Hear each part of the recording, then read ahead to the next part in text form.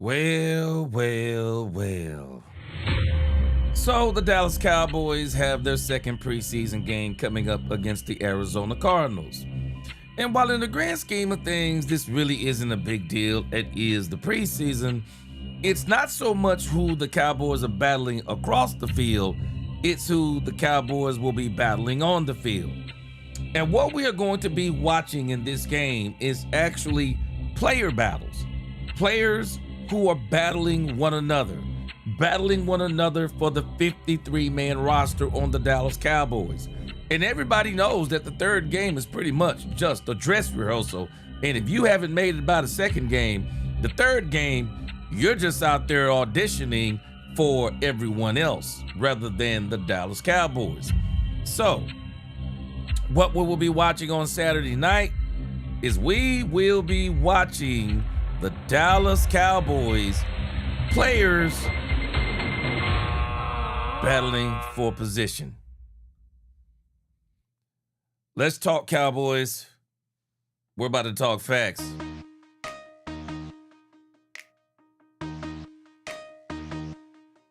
Let's go. Yep. Let's go, Cowboys fans. Welcome, Cowboy fans and Cowboy haters alike. I'm the G, and I'm the host of Let's Talk Cowboys, where we talk facts. And as you come into this live stream, please hit that like button, share, subscribe, hit that notification bell so you know the next time we post another video or go live. And if you haven't become a channel member subscriber yet, what are you waiting on? We have a lot of great things coming up on this channel this season. Now let's talk facts. Now, this is what we are going to be talking about today. Move forward, but I think this is more a very interesting topic to start this thing off. Probably not. We're going to be talking about down none the other street, than we'll Jimmy Johnson. To that point, I regrettably back in the day found a roommate on Craigslist, the first house I bought. I'm like, shoot, let's But today we're going to talk about Jimmy Johnson. Hindsight, terrible we're going to listen to a couple of game He was one of the best roommates ever. We didn't have a ton in common. And John Fun in the same house together. My best friend who lived with me, we fought all the time. They're basically just going to tell us how camp, from their perspective, how camp went. That's why you got to And then give us some player battles we need to be watching. Myron, So I want to catch both of these on 105.3 The Fan in case you haven't checked these out. Traffic. Yep. You still go to the same We're going to listen to the barbershop. remainder of the player interviews from yesterday. It's not that long. We only have about 3 interviews. But I'm very interested in hearing Caleb Downs. Then Kevin Clark from ESPN. He's going to give a preview of the Dallas Cowboys schedule and how he believes the Dallas Cowboys are going to finish their schedule this year. And I'm sure we're going to have a whole lot of that stuff going on as the season gets closer and closer. They hate each other anymore. I don't think they ever hated each other. We're going to get to our game disagreements of the Arizona Cardinals versus the Dallas Cowboys. We're going to get to that preview so that we can start looking at some of these battles that are shaping up for the Dallas Cowboys and kind of start getting a feel for who may or who not make this team. So, man, show won't be long today as it normally is, but nevertheless, we are still going to have a great show next. Let's talk Cowboys. The media is there and let's they go. ask those questions. I just don't know those two to be contrived like that. Like, hey man, let's meet.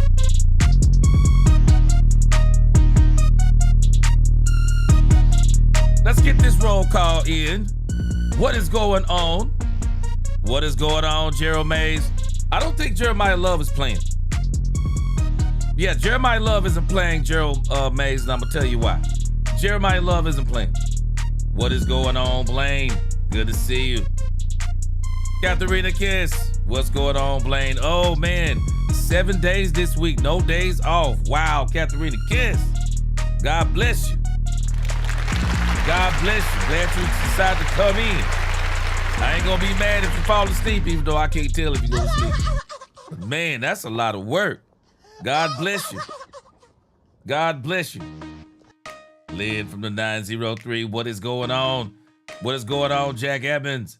Big Moss Dog. What up, Big Moss Dog? Larry Stroud. What's going on? Demetrius Noel. What is going on? What's going on, Blaine? April Showers. April Showers, what's going on? Good to see you. K Choice in this thing. What up, K Choice? Andre Johnson from them Johnson boys. What's going on, Andre? What's going on? What's going on, Shaft Huff? Good to see you. Thomas Gold Ring. What up, Gold Ring? Good to see you, man. Hail Mary, what's up? Timmy Terry. Debbie Johnson, what up? Everett. Ty Howard, what's going on? What's going on, Kelly Rome? What up, Doobie?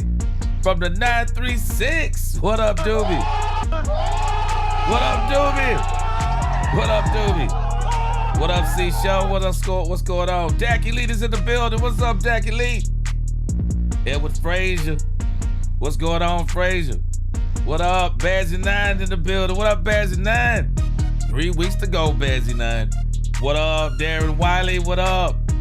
Ice Cold Cowboy. I knew I felt the breeze, man. I knew I felt the breeze in here. What up? Let's talk Cowboy. Wait, he says talking in the background? Hold on a second.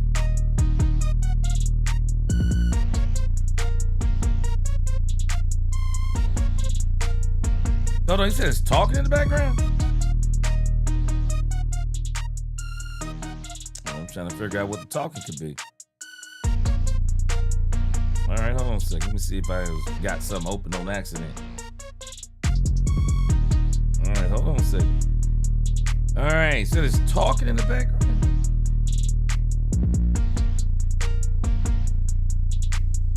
All right, I don't see anything going. All right, y'all here talking? I don't see anything going. Okay, Dion, you said I got video playing in the background. All right, let me know if it's off. Hold on.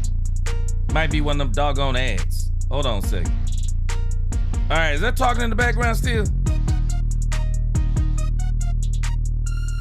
All right, we got a story. All right, we got it. All right, sorry about that, guys. All right, what's going on, Gerald Jackson? Miss Matrix back in the building. What up, Miss Matrix? What's going on, Everett? Alfred Love, Stephen White. What's going on? Good to see everybody. All right, sorry about that background noise. What's going on, Nigel? What's going on? John CB, you right, we're gonna be a problem. You are definitely right, we're gonna be a problem. What up, Adrian Woods? Appreciate you, Miss Matrix. Trying to get back to being able to stay up after staying up all night. What's going on, them KJs? All right, let's get this thing going. Appreciate y'all rocking with me today. Sorry about that at the beginning. All right. Let's get into this show today. Man, let me tell y'all something. Jimmy Johnson, I don't know, Cowboys fans. Y'all got to forgive me. I'm just very protective of our Dallas Cowboys, even though I don't think they need protection. I'm just very protective of our Cowboys, man. And Jimmy Johnson, and I love Jimmy Johnson, but boy, Jimmy Johnson got me hot right now. Here we go. Jimmy Johnson got me hot right now. And I don't understand some of this stuff that some of these ex-Cowboys do. Miss Major, you said you slept in at 9 a.m.? You slept in. I feel you. I stayed up and then I dozed off and I don't know what time I woke up. It was about 2 or 3 o'clock, so it's all good though. Jimmy Johnson has got me livid right now. I know we all love Jimmy, but Jimmy's on some bull junk right now. And I don't even know what the context of this is, but Jimmy Johnson decided to release something over here on X, and I don't even understand what it is. It's, does this explain Cowboys' responsibilities? I don't even know what this is. I don't even know the why behind this. I'm serious. I don't even know the why behind this. It doesn't even make sense to me. This is what Jimmy Johnson released. And it looks like it's a part of his contract. I don't know what it is. It's a part of his contract, I guess. It says, I guess that says here, I was trying to see here this. Oh yeah, Johnson, let's go back. Johnson shall have the following duties and responsibilities. It says no assistant coach, trainer, equipment man, or strength coach shall be fired or employed by employer without the prior approval of Johnson. Johnson shall have the right of prior approval with respect to the acquisition, releasing, and trading of all players of the Dallas Cowboys. Johnson shall have complete control of all assistant coaches, players, trainers, and equipment men during training, practice, preparation for, and the actual playing of the games, notwithstanding the foregoing neither the assistant coaches or the players. And that's what he posted. And so it seems like to me that Jimmy, once again, that Jimmy is trying to relate to everybody that he was in control. You know, I think there's one thing, though, Jimmy forgot to put in that thing as far as Jimmy Johnson's responsibilities. I think Jimmy Johnson forgot to put in there, while no one could be fired without his approval, he forgot to put in there where he couldn't let go without his approval. Yeah, he forgot to put that part in there. And I'm telling y'all right now, it's stuff like this. Don't just blame Jerry. Jerry is to blame too. But don't just blame Jerry for the dynasty of the 90s Cowboys, the dynasty that could have been. I believe Jimmy and Jerry together could have won more than 2 Super Bowls. Jimmy and Jerry together were the perfect combination. Jerry was building the Cowboys' name. Jerry was building the Cowboys, because people don't realize this. People were mad when Jerry bought the team. Do y'all know that the Cowboys, and somebody's got to tell the truth. Do y'all know the Cowboys were absolute trash when Jerry bought the Cowboys? You can't handle the truth. The Cowboys were trash. The Cowboys were not on as long of a drought, but the Cowboys were on a very long drought from their last Super Bowl. They were on a very long drought. And, we were listening to Mike Florio the other day. And Mike Florio was saying that in the first 30 Super Bowls, the Dallas Cowboys competed 16 times in those first 30 Super Bowls.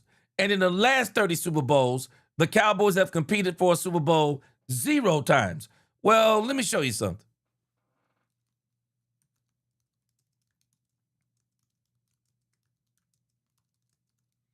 See, people don't like telling the truth. But we're going to tell the truth today. The Cowboys were trash by the time Jerry bought the Cowboys.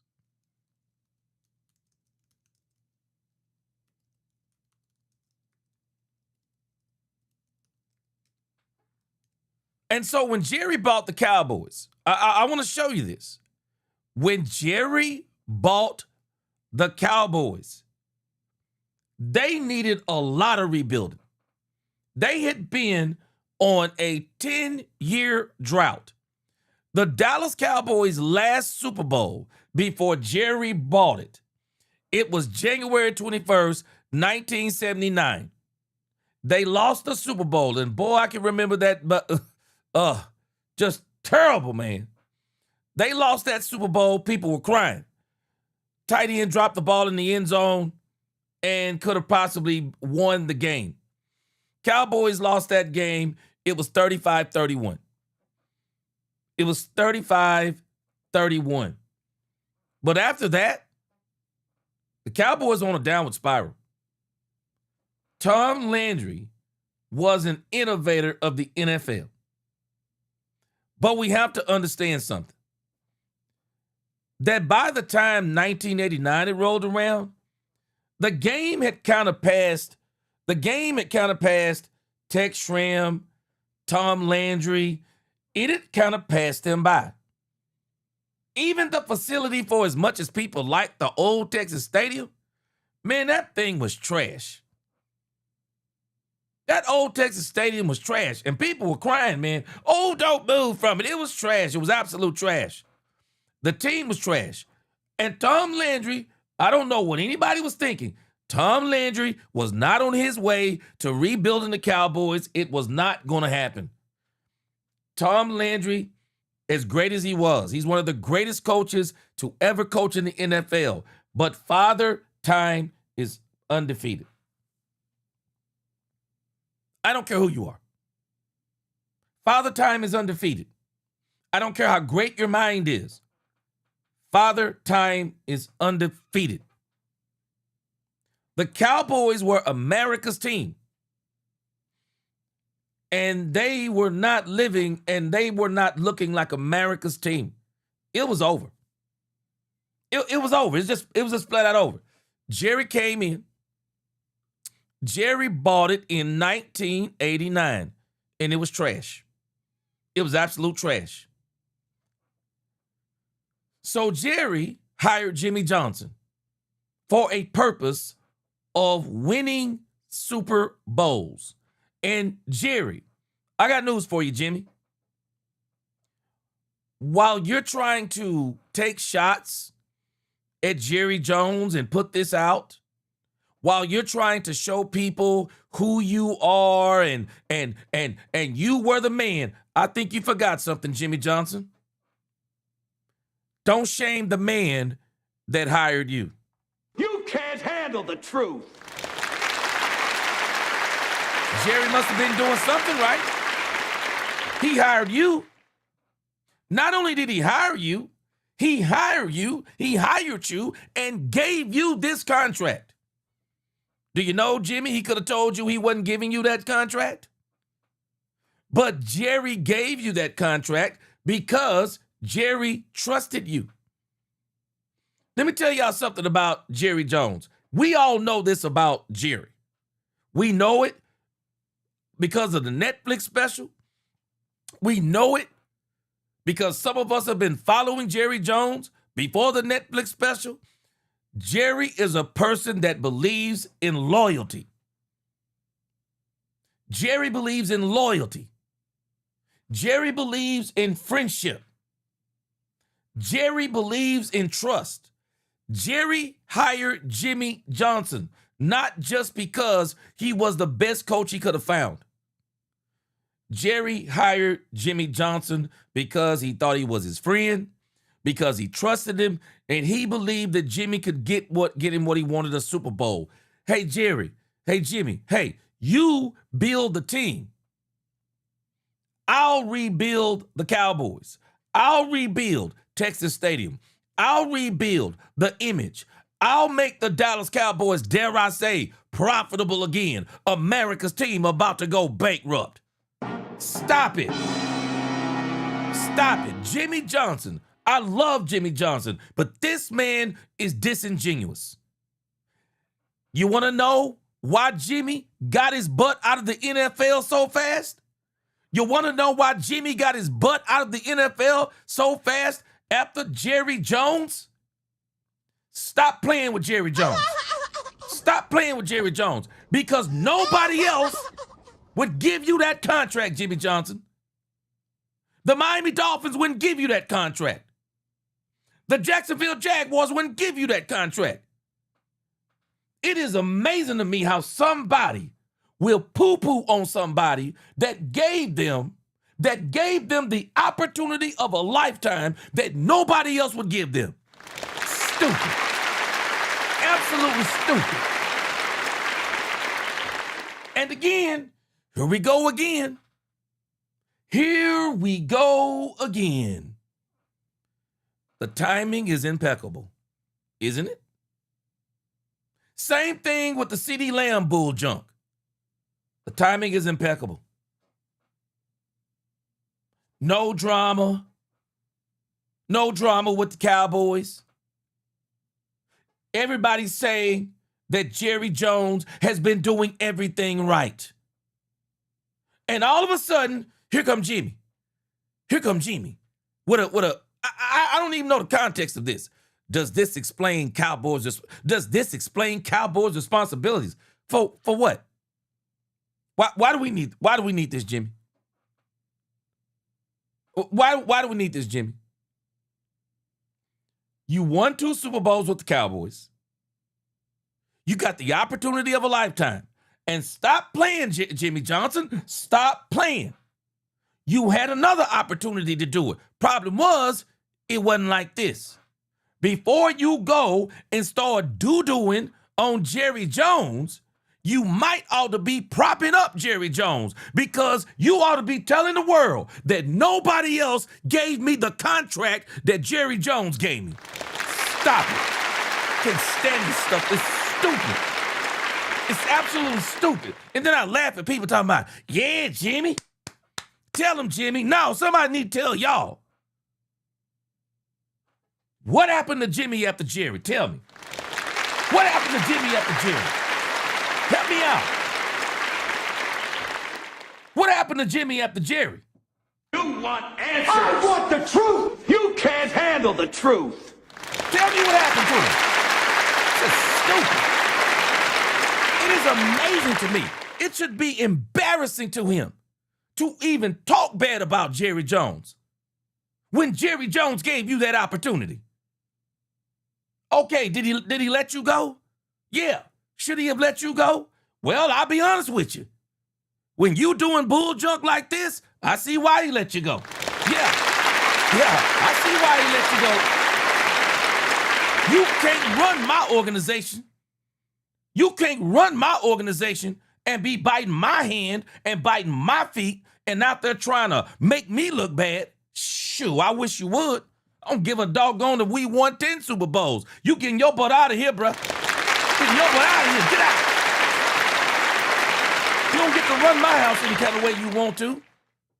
You don't get to run my house any kind of way you want to when I gave you permission to run my house any kind of way I want to. But then you're going to go tell the world that I'm not like I'm not the one who gave you the keys.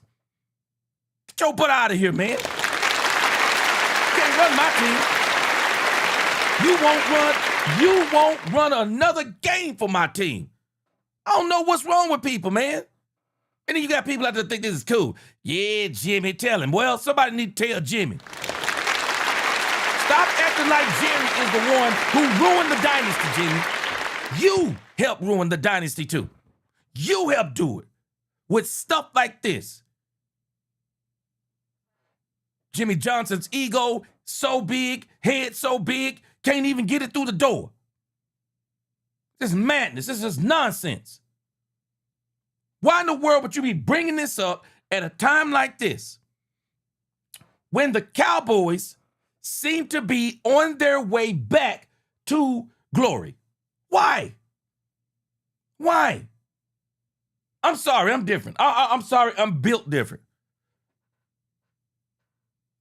It's not that I wouldn't be saying that there was some issues with me and Jerry Jones, but what I'm not going to do, man, I'm not finna badmouth Jerry Jones for nobody if I'm Jimmy Johnson. I'm sorry, but going to Miami should have woke him up. Jimmy, you so good. You so good, Jimmy.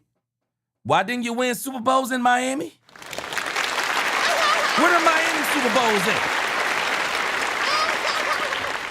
Where are Miami Super Bowls at? Because I'm going to tell you this. Okay, hold on a second. So if you were all that in a bag of chips and it was all you, okay, well then go let it be all you again with another team. But you know why he couldn't do it? Because the man isn't giving Jimmy the credit. He won't. The man isn't giving Jerry the credit. Newhouse said Jerry for years refused to acknowledge Jimmy. Newhouse, I would too. I'm sorry, Newhouse, I would too. You not gonna bite my hand, not if you work for me. I don't give a doggone what you done. You will not bite the hand and then think that I'm supposed to bow down to you. This is the same bull junk, and why Troy Aikman is all in his doggone feelings. Troy Aikman wants to talk bad about Jerry Jones, talk bad about Jerry Jones, talk bad about Barry Switzer on the team. Talk bad, brought disruption in the locker room. Even Emmitt Smith and Michael Irvin was going against Troy Aikman on this. Some of the team was going against Troy Aikman. You want to talk bad about Jerry Jones, Troy Aikman, and then think he going to put you in the front office? Shh. It's a joke. He ain't working in my front office. Nah, folk who don't like me don't work for me. That's one thing I'm not going to do. Folk who don't like me don't work for me. For as good as you are at your job, I can find me somebody else that's as good at your job and won't be so disrespectful. Man, this is crazy. This is crazy. I know why Jerry didn't acknowledge Jimmy, because Dave Onstad and them, they told the story. Jerry comes up to Jimmy and says, in the bar, we did it. And Jimmy don't want to even hold his glass up. Don't even want to acknowledge what the fact that Jerry even signed him. Nah, bruh, you don't get no acknowledgement from me because you didn't acknowledge me. I won't acknowledge you because you didn't acknowledge me, because it sounds like to me that's how you want it. It sounds like to me that's how you want it. Why now? Why now? Now watch this part. I thought Jerry and Jimmy buried the hatchet. Everybody keeps blaming Jerry, but I'm blaming Jimmy too. And this ain't no 70-30. This is 50-50. I'm telling you it's 50-50 because, wait a minute, hold on a second. Jerry apologized. Jerry put him in the ring of honor. Jerry, in some form and fashion, they say he was on some kind of doggone, he was on some kind of advisory council. Hold on a second, what you say here? Brandy, don't just make this about Jerry. Okay, so what has Jimmy done?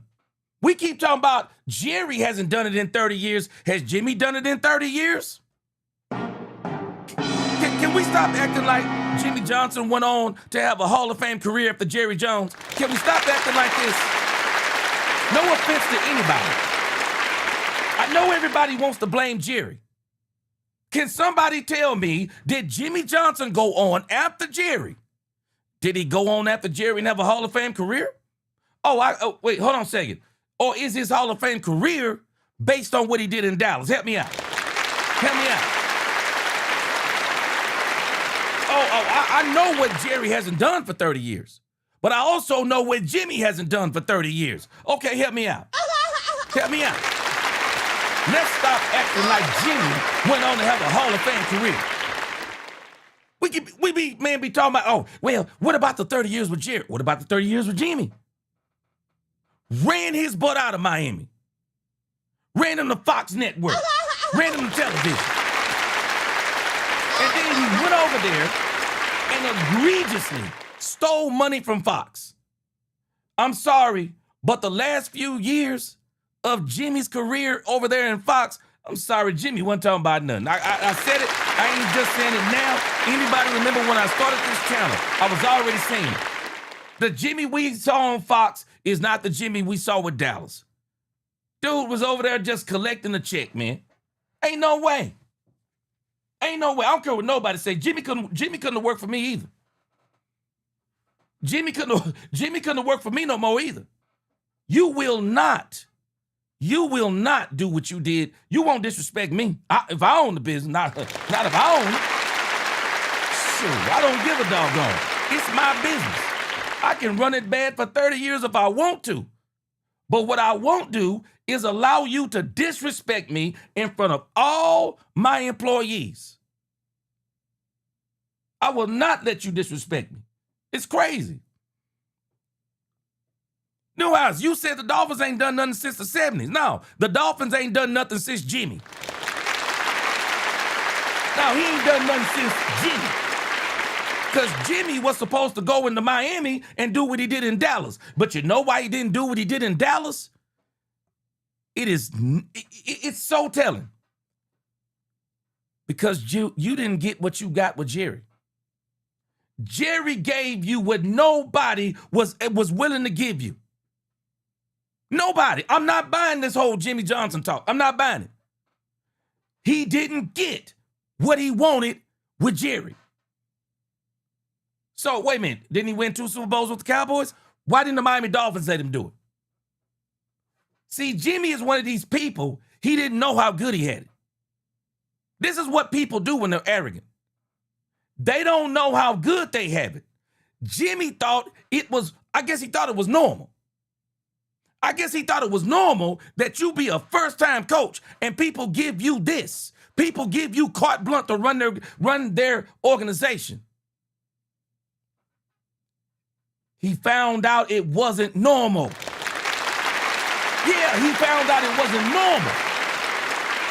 He went to Miami and found out real quick he wasn't running nothing because Dan Marino was running things. Stop it. Dan Marino was running stuff over there. Stop it. Jimmy, for as many times people tell me the Cowboys hadn't done nothing in 30 years, what has Jimmy done in 30 years? What has he done in 30 years? Absolutely nothing. He's done nothing in 30 years but run his mouth on Fox, tell jokes, and collect a check. It's crazy to me. Both of them needed each other. They needed each other. And that's the part that Jimmy didn't understand. It is obvious this isn't on Jerry only. It's on Jimmy and Jerry. And let's stop making this 100% Jerry. Stop making it 100% Jerry. Man, Jimmy ain't right. We want to make it all about Jerry. Jimmy is as egotistical, but I'm going to tell you this. He may be even more conniving than Jerry Jones. Because I'm going to tell you something about Jerry Jones. Jerry Jones is old school, tried and true, handshake, trust, all these things. I don't really know what Jimmy is. Sound like to me that Jimmy just for himself. Because I'm still trying to figure out something. Why now? Why now? Miss Matrix, you said didn't he leave the scene? Why did he leave the scene? Why did he leave the scene, Miss Matrix? That's the part people don't want to deal with. Why did Jimmy leave the scene? Don't let Jimmy fool you. Jimmy realized after the Cowboys. See this contract that he posted? He doesn't realize it, and a lot of people ain't acknowledging it. It's an indictment. It's an indictment on him. It's an indictment because you're doo-dooing on the man who gave you something that no other team was willing to give you. He gave you something that no other team was willing to give you. Total control. Total control. Jimmy is not solely responsible for those Super Bowls. I don't care what percentage you give it. I don't care what percentage anybody gives it. Jimmy is not solely responsible for those Super Bowls. He's not. He's not solely responsible. Jerry Jones was a part of that, period. Jerry was a part of that. And in the grand scheme of things, if Jerry did nothing but hire Jimmy Johnson, that's enough. It's enough. It is absolutely enough. And I got news for you, Newhouse fam. I appreciate your comments. But you got to understand the human psyche. So y'all help me out. You give a coach this kind of control. You give a coach this kind of control. And that same coach, you give that kind of control. That when it comes down to now we've won 2 Super Bowls, and I say, we did it. And that same coach say, no, we didn't do it. So you tell me you're going to do this again?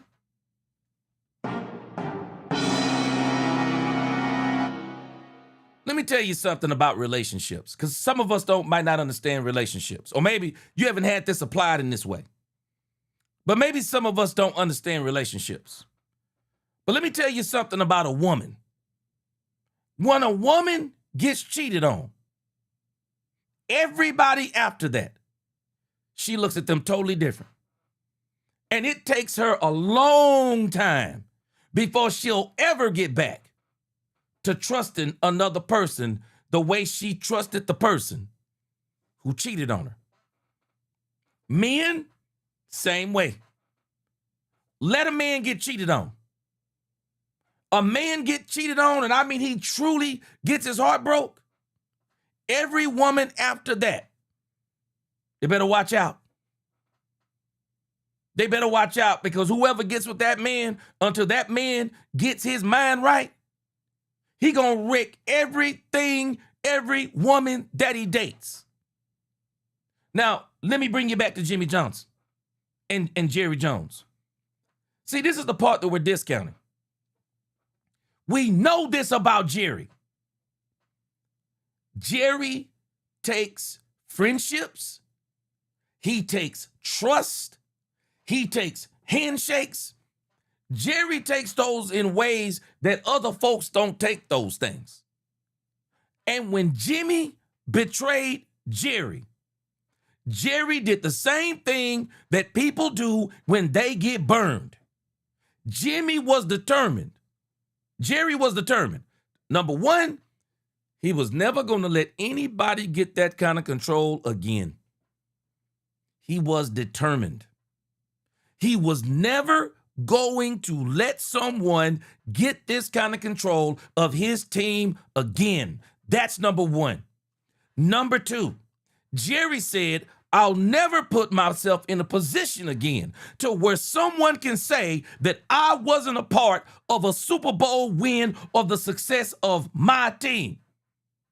You want to know why Jimmy did that? Jerry did that, I mean? Jimmy Johnson. Jerry has been on a dumb mission.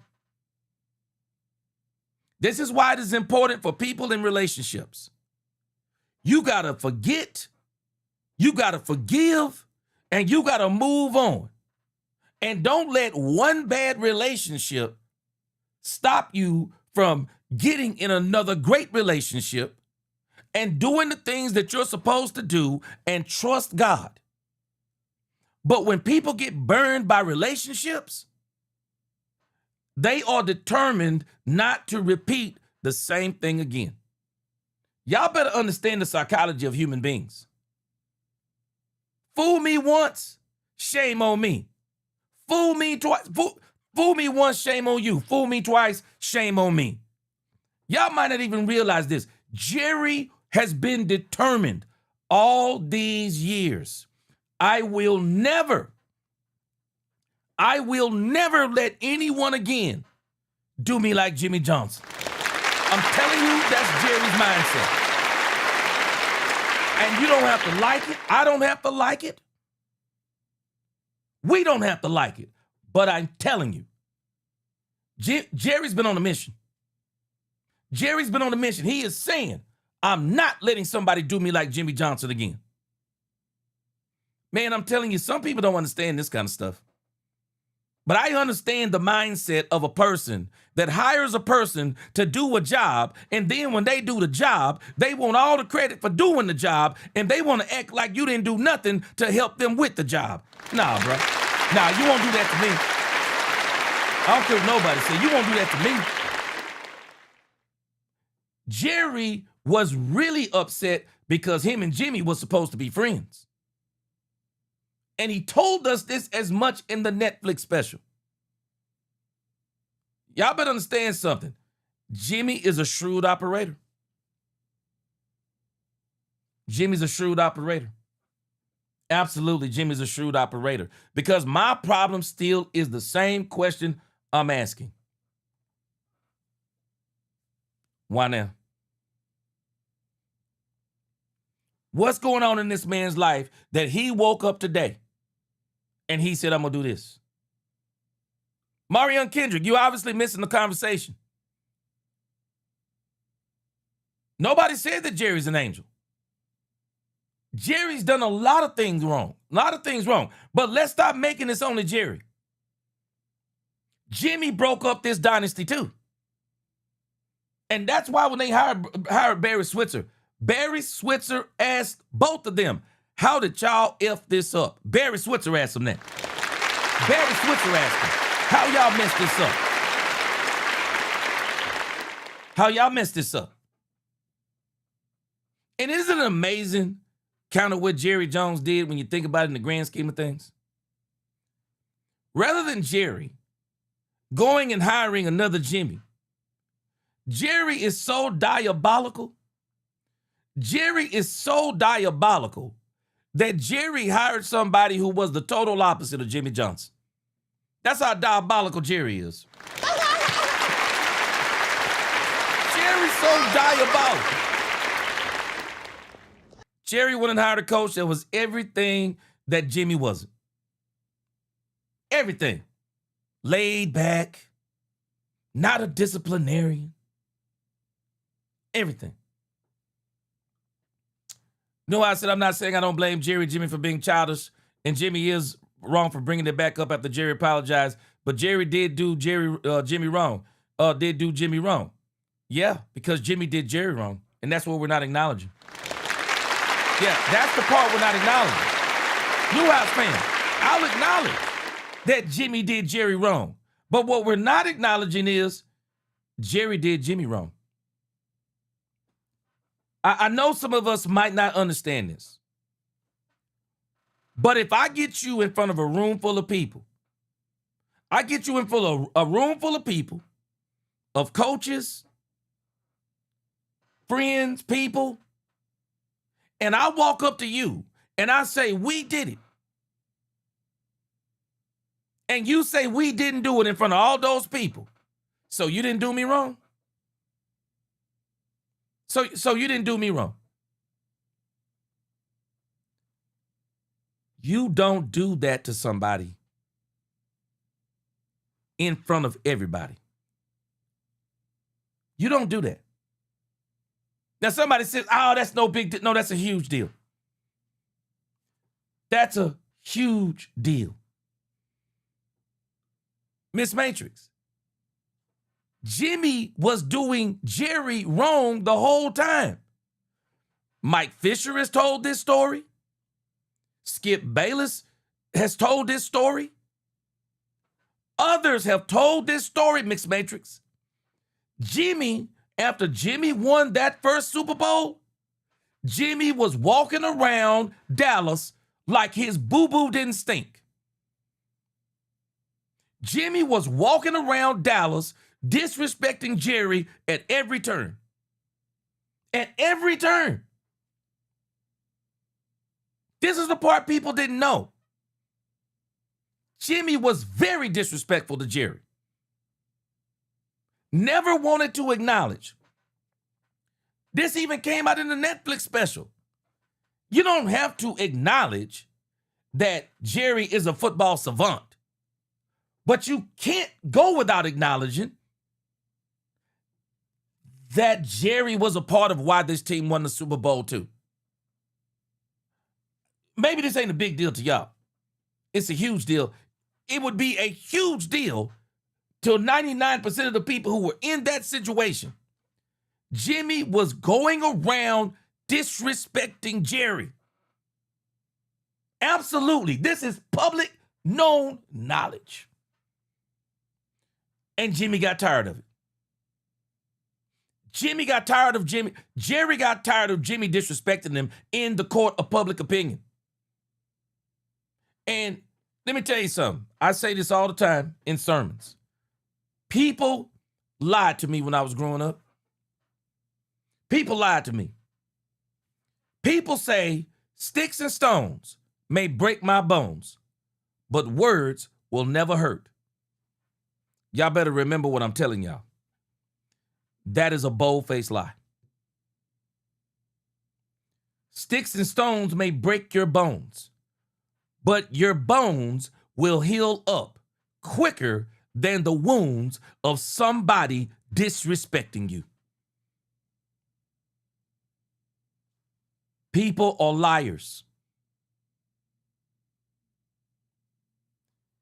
You can fight a man and he'll forgive you quicker than you say something against that man or disrespect that man in front of people, in front of his peers, in front of people that he loves. That man will forgive you for violence before he will forgive you for disrespecting him with your mouth, saying things about him. Y'all better understand what I'm telling you. There are people who still don't talk on Thanksgiving because of something that somebody said about them 15 years ago. I'm telling you right now, I totally understand.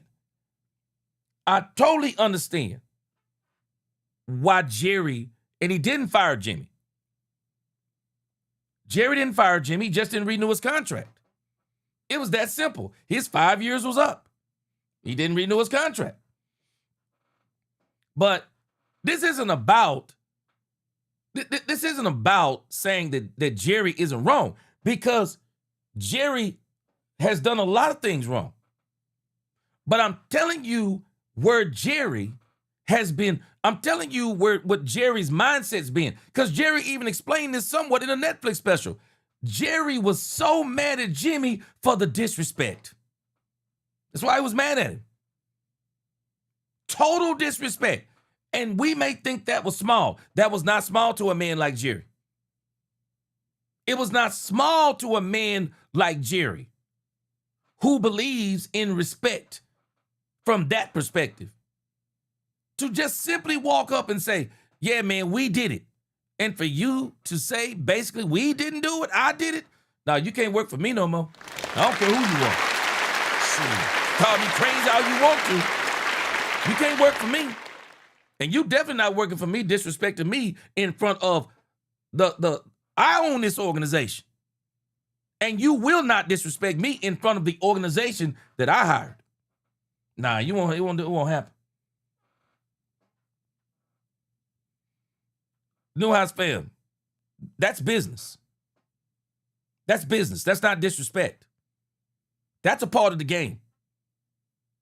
Jerry ain't the only one who has let go of Amari Cooper, DeMarco Murray, and Dalton Schultz. He ain't the only one. Other teams have let go of players, and sometimes in even more cutthroat ways. Releasing players ain't the same thing as what transpired between Jimmy and Jerry. It's not the same thing. It's not the same thing. What's happening with George Pickens, that's not the same thing as Jerry and Jimmy. That's not the same thing. I own this organization. I own an organization. I will not let a man disrespect me in the organization that I own. Not me. I won't do it. I won't do it. And this is why now I think this Netflix special was therapeutic for Jerry Jones. I think Jerry Jones has done, if there's anything that Jerry has done right over the last few years, Jerry reconciled with Jimmy. But it's obvious that Jimmy is still in his feelings. It's obvious that Jimmy is still in his feelings. Jerry put his name in the ring of honor. Jerry apologized. Jerry has moved on. Jerry is in a different place in his life. Jerry is now, watch this.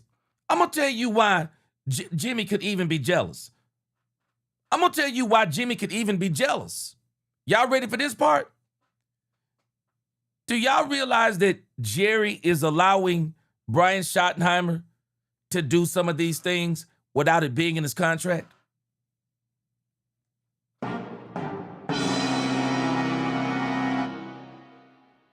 Jerry is letting Brian Schottenheimer do some of these things without that being in his contract.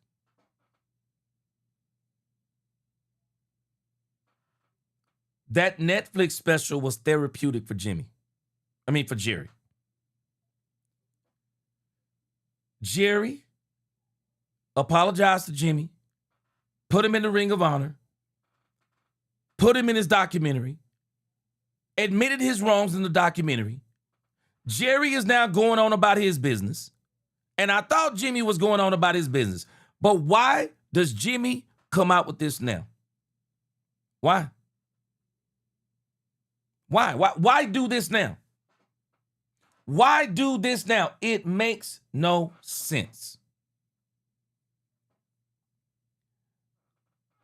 Brandy, can I at least translate this part to you? You said this was the team that Jimmy built. So, Brandy, tell me who hired Jimmy Johnson again. Tell me who hired Jimmy. Who hired Jimmy? This is why, for me, I understand why Jerry let go of Jimmy. New House family, let me tell you something. I don't know if you lying or not on Jerry wants yes man, but I can tell you this, Jerry wants respect too. And I don't care who you are. You ain't working for me disrespecting me. I don't give a doggone who you are. I'm telling you. I tell my family that. I'll tell anybody that. I'll tell my sons. I'll tell anybody that. You can't be around me disrespecting me. I don't care who you are. Shoot, I don't care who you are. I don't know where y'all from, man. Y'all from a different spot, man. I don't know where y'all from. You ain't disrespecting me and working for me. I don't give a doggone. Go get your own thing then. But in my house, shoot, you ain't disrespecting me. I don't care who you are. I don't care what we done. You're not disrespecting me. And if this don't tell you who Jimmy is, that's why I'm saying people not acknowledging who Jimmy is. If this don't tell you who Jimmy is, Jimmy's a shrewd operator. Because I thought this was beyond Jimmy now. I thought Jerry and Jimmy were way beyond this. This is nonsense. Total nonsense. Shoot, Jeremy Best said, I ain't finna let no ninja disrespect me either. I don't give a doggone who you are. I'm built like from West Dallas. I understand for real. I don't care if the president of the United States, shoot. Does say it. I don't give a doggone what anybody talking about with me. Nah, bruh. You will not disrespect me and work for me. Brandy, you said that one comment. Brandy, you said besides that one comment? Brandy, does there need to be another comment? When I basically tell you to your face that you didn't do nothing, you need another comment?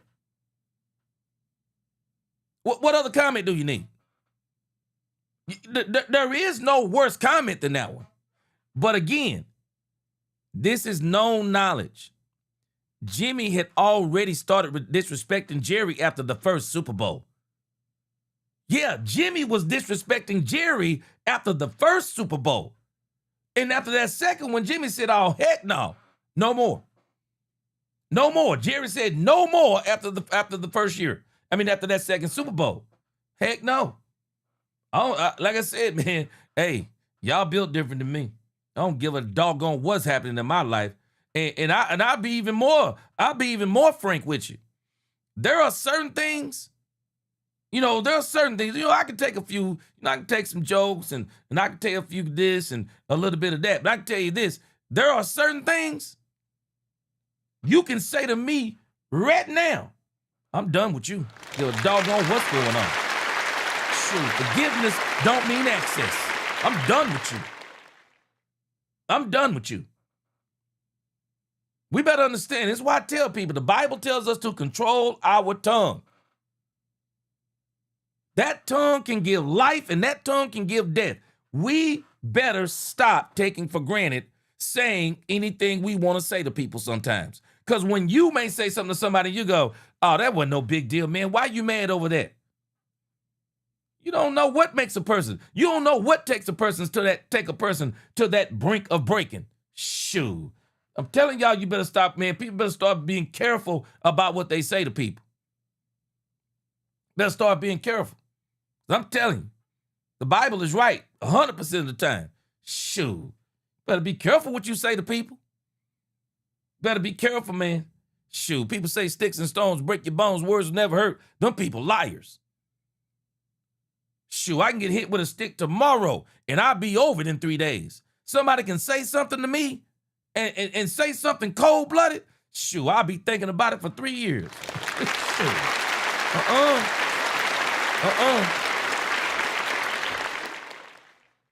But again, this lets you know how Jimmy is. I'm still confused. Why now? Why now? Why now when Jerry is actually doing so many things right? Why now? Hey, Xavier. Now, hey, I appreciate your comment, but Xavier, can I add to your comment? Can I add to your comment? You said if Jerry was like Kraft, Dallas would have won more Super Bowls. Now, this is where you're not actually being correct. You said Jimmy was Belichick with Dallas. And that's where I'm going to tell you, you might have made a mistake right there. You know how I know that Jimmy wasn't Belichick? Can somebody tell me when was the last time you heard anybody say Bill Belichick disrespected Robert Kraft? I'll wait. I'll wait for anybody to tell me, when did Bill Belichick disrespect Robert Kraft? When? I bet you it wasn't when he was coaching. When? The only time we can even think of Bill Belichick even remotely disrespecting Robert Kraft is when Bill Belichick put in his mind he was getting rid of Tom Brady, and Robert Kraft, for the first time in their relationship, stepped in and said, you're not getting rid of Tom Brady. Get rid of Jimmy Garoppolo. And what did he do? Gave him up for a box of Cracker Jacks. But there is no public knowledge. There is nobody telling you that Bill Belichick ever disrespected Robert Kraft. When? Tell me. Somebody tell me. Tell me when they disrespect. Tell me when Robert Kraft disrespected. Tell me when Bill Belichick ever disrespected Robert Kraft in the court of public opinion. Shoot. Jimmy and Jerry are both dumb. They're both dumb. But Jimmy, and I even think Jimmy even referred to this in the Netflix special. I need to go back and watch it now. But I think even Jimmy said that he regretted it. I think even Jimmy said he regretted it. Because Jimmy realized he did something wrong. I'm telling y'all right now, man, y'all better take this as a life lesson if you haven't took it now. Boy, y'all better understand something. Stop thinking you can say anything to people and they gonna get over it. Keep thinking this. Folk don't get over words like people think, man. They don't. I'm just telling you, they don't. People don't get over stuff the way people do. The way people think they should. They don't. Man, people can say something. And I'm still right here, though. Why now? Why now? Why now, Jimmy? I'm still confused. Why now? So many things are going right for the Cowboys, including Jerry Jones doing so many things right. And I'm telling you, this is the part that bothers me about what's going on with the Dallas Cowboys. People continue to search for ways to say that nothing has changed. They keep finding, they want to find a way to say, no, Jerry ain't changed. Cowboys not moving different. No, this is the same old Cowboys, same old. They keep looking for reasons. And we've already seen Troy Aikman has been on full attack on Jerry Jones because he didn't let him work in the front office. Now here we come with Jimmy. And I'm thinking Jimmy and Jerry is beyond this stuff. And here they go again. Here they go again. Here come Jimmy again. But you know, I'm gonna tell you something about Jerry. Jerry gonna be the bigger man in this situation. I guarantee you, Jerry is gonna be the bigger man in this situation. Jerry isn't gonna go take his name off the Ring of Honor. Jerry's not gonna do that. Jerry not gonna get on social media and shoot back at Jimmy Johnson. Jerry is not going to do anything, and I guarantee you, somebody's going to ask Jerry about this pretty soon. Y'all watch what I tell you. Somebody is going to ask Jimmy. They're going to ask Jerry about this in the near future, and Jerry's going to take the high road. Jerry's going to take the high road. Jerry's going to talk about how he appreciated. He's going to talk about how he loved Jimmy Johnson. He's going to talk about how Jimmy was instrumental in those Super Bowls. Jerry is going to take the high road on this, as very well he should. Somebody's got to show some maturity. Same way Jerry hasn't been shooting back at Troy Aikman. You want to know why? Because y'all over there crying and I'm a billionaire and I still own the Dallas Cowboys. And by the way, Jerry is saying I'm on my way back to another Super Bowl.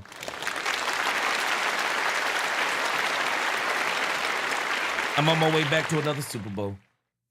There Will Be Blood said, I've commented twice on this matter of Jimmy. He knows and sees and hears about how the Cowboys are moving like the 90s Cowboys. That's why the timing is impeccable, G.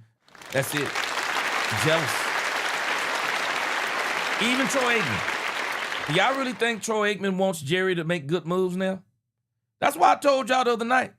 I said, man, I bet you Jerry right now is saying, okay, Troy, I'm going to show you how to do this, son. Y'all remember when I said that the other day? Yeah, I'm going to show you how to do that, son. Let me read these super chats real fast. April Showers, appreciate that $5 super chat.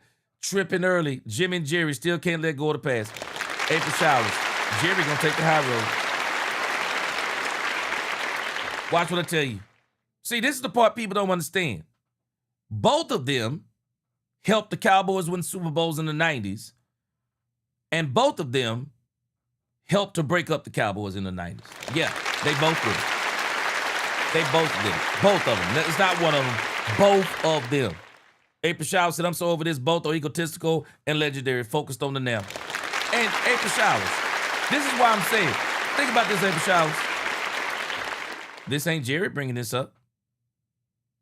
Why did Jimmy wake up and choose violence? What happened? Why did Jimmy wake up and choose violence? I don't understand it.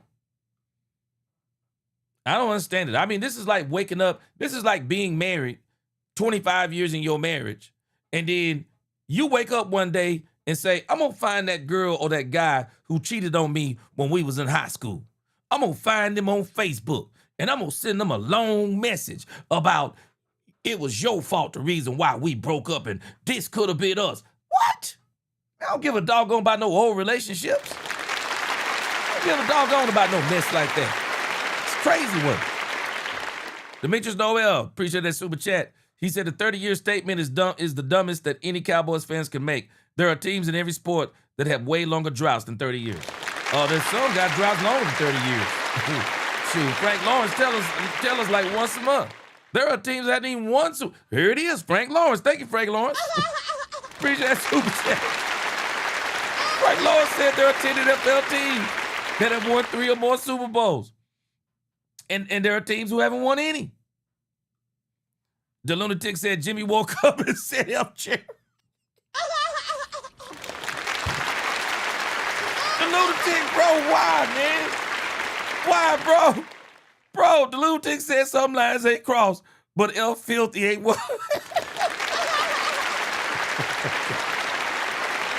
Yes, sir. Dak fan for life said, I'm with you, G. Jimmy was dead wrong. Bro, I still don't understand why. Why dig up them old skeletons, man? Why dig up them old skeletons? Man. Now, I don't know about that part. Did I say Jerry is him? Wait a minute. Did I say that? I don't remember saying that part. No, I don't remember saying that part, Miss Matrix. Nope. I got the same energy for Jerry Jones, Miss Matrix.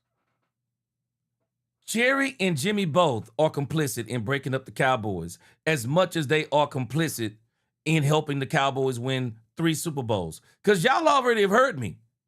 I give Jimmy credit for that 3rd Super Bowl, too. I do. I don't hate Jimmy Johnson. Jimmy Johnson, to me, will always be an all-time great coach. Shrewd operator, but all-time great coach. It is his ego also that broke up the band. Jerry ain't the one that broke up the band only. They both broke up the band. What is so hard about saying that that me and Jerry won the Super Bowl? What's so hard about that? You know how I know what I'm saying is true? Has anybody not noticed what Brian Schottenheimer keeps doing? How many times do you hear Brian Schottenheimer talk about the success of the Cowboys, and he says, me, Jimmy, Steven, Will McClay, we all did it. Brian Schottenheimer makes a point every time he talks about the great things the Cowboys are doing. What does he say? Jerry is helping us do this. That's a man that has intelligence. That's a man that understands the mistakes of the past. If y'all hadn't noticed it, Shotty has went out of his way to make sure there is never no disrespect for Jerry Jones on his watch. There is no disrespect for Jerry on his watch. And a lot of people, I made a video about it. Y'all remember? Christian Parker. Clearly, they tried to get Christian Parker to hate on Jerry. And Christian Parker dropped a megaton bomb on him. He said, yeah, Jerry's got a clear plan for how he wants this thing to go. And I have nothing but, yeah. Yes. They all are on the same page. They know that it's easier to get bees with honey than it is vinegar. Now, like I said, I don't understand what's going on with Jimmy. Jimmy just woke up and chose violence this morning. Jimmy just woke up and chose violence. But it's a shame that a person is still dealing in this kind of nonsense. Alfred Love, appreciate the super chat. He said, why now? Yeah, because Jimmy believed the Cowboys about to win a championship without him, and Jerry gonna be on top. Say it, Alfred. Say it. I believe the same thing. The devil always come around when everything going right. Man, come on, man. The devil always come around when everything going right. It's the only thing that makes sense. Gerald Jackson said, when you on your purpose, there it is, expect chaos. And Gerald Jackson, I preached a sermon one time, talked about the devil attacks you in your purpose. Yeah, Jerry has his organization going in the right direction. He'll stay the course. Jerry don't care nothing about what Jimmy's doing.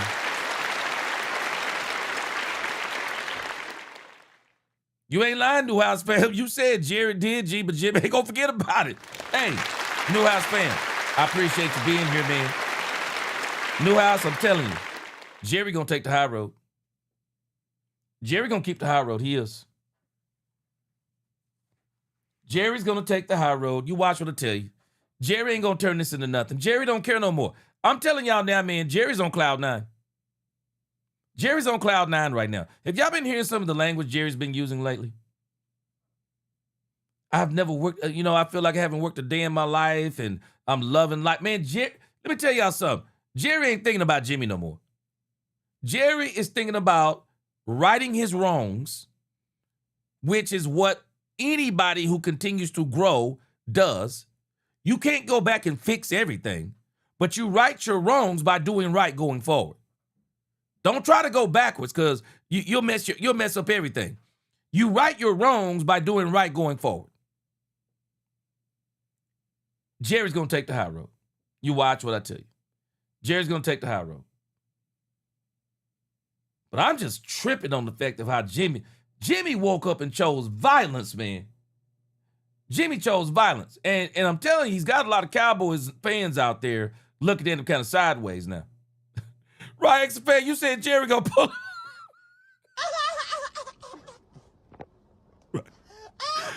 Oh, boy. What'd you say, Roxy fan? He said Jerry will pull up. Hey, Roxy fan, people must stop playing with Jerry Jones. Shoot, Jerry Jones know where Harry Hines is, bro. Let's stop playing. I heard Jerry Jones on road over there with Harry Hines a few times. Shoot, you better stop playing with Jerry Jones, boy. But Jerry gonna take the high road, man. Jerry gonna take the high road. Hey, Queen, you hit it right on the head. Jimmy know the curse has been broken.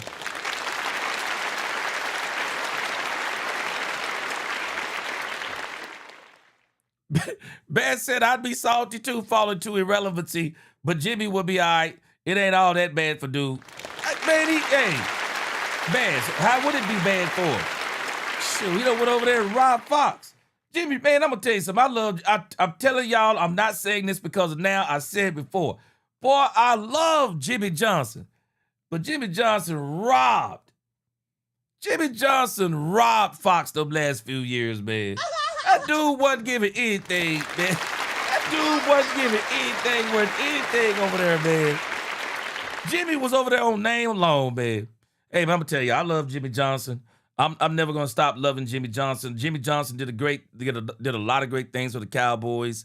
But even Jimmy said he wished he could go back. But, man, sometimes you get them old honorary people, and they just sit around. Man, I was talking about this, matter of fact, in a sermon a couple of weeks ago. Man, some people just be mad to be mad. You ever met people like that? Just be mad to be mad. Just be sitting around one day and be going, I remember when somebody did this to me. Man, come on, man, get over it, bro. Come on. Get over it. Cowboys fans moving on. And again, I believe y'all are hitting on the head. I think that's a part of it. He's realizing the Cowboys fans are moving on. And dare I say, Cowboy fans are loving Jerry Jones right now. Yeah. There's a lot of Cowboys fans loving Jerry Jones right now. Shoot. Boy, Jimmy Johnson keep on playing with Jerry Jones. Jerry Jones might go get Max Crosby. Keep on playing. Keep on playing. Shoot, keep playing with Jerry, man. Keep on playing with Jerry. Jerry go make a suplex move. Go make a suplex move and make sure the Cowboys, he might go get him about 3-4 players. Just wreck everything for the next 5 years. Go playing with Jerry. Shoot. Jerry about to get him one, y'all. I'm telling you right now. Jerry about to get him one, bro. Jerry about to get him one. Shoot. Man, Bad said Jerry got a blue and white belt out of his back pocket. Hey, let me tell you something. Boy, Jerry about to get him one, bro. Jerry about to get him one. I'm telling you right now. Marcus Manchero, I'm telling you, man, there's some people who aren't happy unless they mad, bro. Man, I'm telling you, people just sometimes just wake up mad for no doggone reason, man. Shoot, send you something on Facebook out of the blue. You think you all that. I don't even know what you're talking about no more, man. I don't even know what you're talking about. Anyway, I'm gonna go move on. But Jimmy had me hot, boy. Jimmy had me hot, boy. New House fam, you know you wouldn't have slapped Jerry by now. Man, Jerry invite you on that private jet, bro. Wine and dine you and tell you a story or two, tell you ain't no hard feelings. Shoot. Man, next thing you know, Jerry be giving you stock trade advice. Shoot. I guarantee you. Frank Lawrence said, G-Man, I keep posting the same thing over. He said 12 teams with 0 Super Bowl wins. 4 of these have 0 conferences, championship wins, but the Dallas Cowboys are in a drought. He said, get out of here. Shoot. Man, the lunatic said, I'd love Jerry Moore if he said, if them pigs, the lunatic, I'm going to tell you right now, let Jimmy Johnson Let Jimmy Johnson and Troy Aikman keep on pushing this man buttons. Let him keep pushing this man buttons. Shoot. Man, they gonna have Jerry out in these streets doing all kinds of stuff. Cause Jerry ain't gonna do no talking. I'm gonna tell you right now. Jerry ain't gonna do no talking. Jerry is gonna do his talking the same way he's been doing it. He gonna keep doing the right thing. He gonna keep doing the right thing. You watch what I tell you. Man, Jerry ain't thinking about this stuff. I'm telling you. Jerry ain't thinking about this stuff. TJ Tyler, what up? He said the only reason why Jerry woke up is because they did him and lined them up like they're dead in the house party movie. All three slapped him in the back. Hey, I'm going to tell you something, TJ. I think he got tired of losing. And I think he realized he ain't got a lot of time left. Yeah, Xavier, I agree with you. No amount of money is worth being disrespected. I agree with you, bro. I agree with you on that. Shoot, I'm with you, man. I can't do it. See, Simdom Golden, he said, I would never be a Jerry Jones fan, even if they do win. He should have done something right 30 years ago. Well, man, that's a long time to hold on to it, Simdom Golden. It's a long time to hold on to that. But I can appreciate what Jerry has done for the Cowboys. I can appreciate it because they were terrible when Jerry bought the Cowboys. All right, man, let's get on over here. Yes! Here we go! I appreciate we had fun with that little subject matter right there. Let's move over here, see if we can get, we might not be able to get both of these in, but let's see if we can get, let's get Nick Eatman talking about the Dallas Cowboys.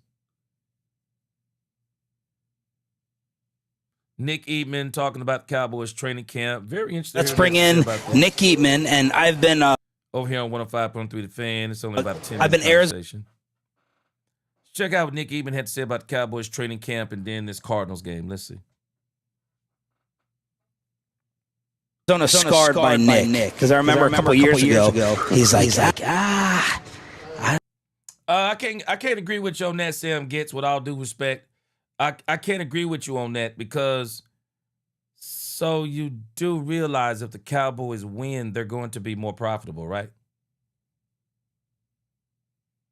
Profitability just comes with winning automatically. So profit isn't Jerry's issue. Profitability isn't Jerry's issue. The Cowboys were rated as the, once again, number one rated most valuable franchise in the world again. No, everything Jerry does with the Cowboys is going to be profitable no matter what. But the Cowboys will actually be more profitable if they win. So for me, that doesn't register because if Jerry was actually after profitability, Jerry would have been already doing everything he could do every single year to win a Super Bowl. So I don't get that part. No, I said, let Jerry not acknowledge me. I'm slapping him.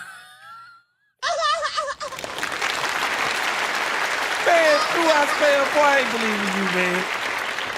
Man, you see Jerry Jones, boy, you'd be starstruck. You'd be starstruck, man. You'd be so starstruck. And then Jerry come up and shake your hand and tell you, man, let's go out to eat, man. I ain't believing that for a second, man.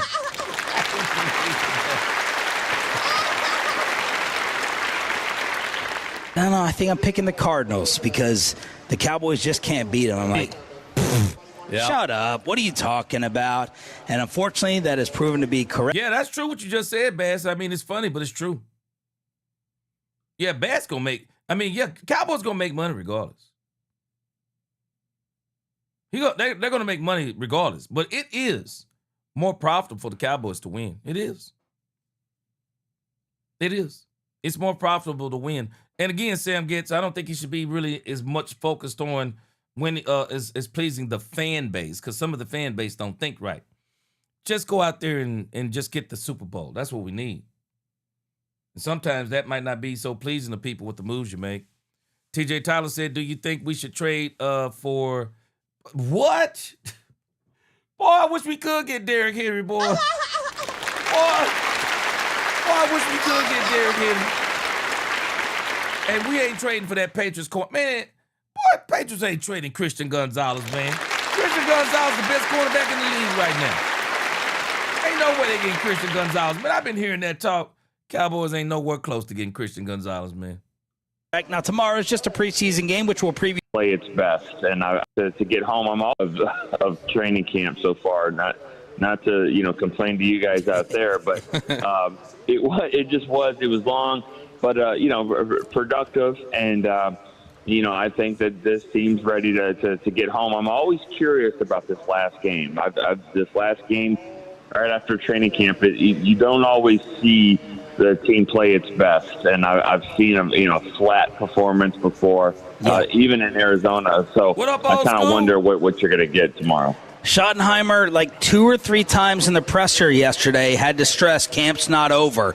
And I was getting the feeling that he was having to, guide some people emotionally, like, we're going to be back soon, like, we're going to be back home, but we still have to go to Arizona first. So that kind of reminded me of that as you said that. He also went through his list of surprises so far in camp. Who jumped out or who exceeded expectations? Who jumped out to you amongst that list, if anybody?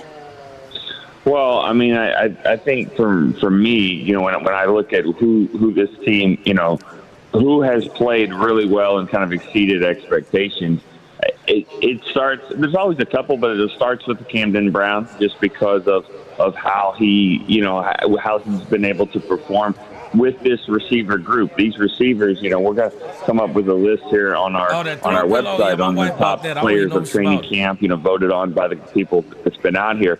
And it's, it starts with the receivers. Receivers have been great. But Camden Brown's a guy that's been able to work his way into the reps and taking the stuff from a good offseason to a really good training camp and then taking him to the game. So that's been the main guy for me that's come out and really done well. But your offensive linemen too, in the middle, the BBs and Tyler Smith and Tyler Booker, those guys right there.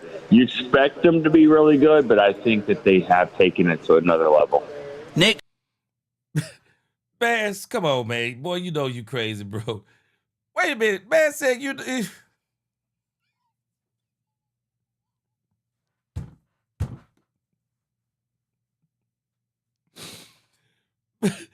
Bass, I already see what you're talking about, bro. Bass, boy, stop it, bro. Boy, stop, boy. Bass. When that's your last name, is there anything you could do? What other name could you name him? I mean, it's his last name. Come on, Bass. I mean, what could she name him? Because she's not gonna name him Don't.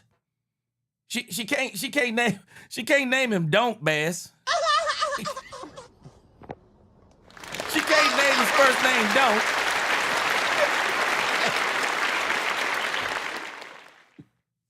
I mean, that's the only name.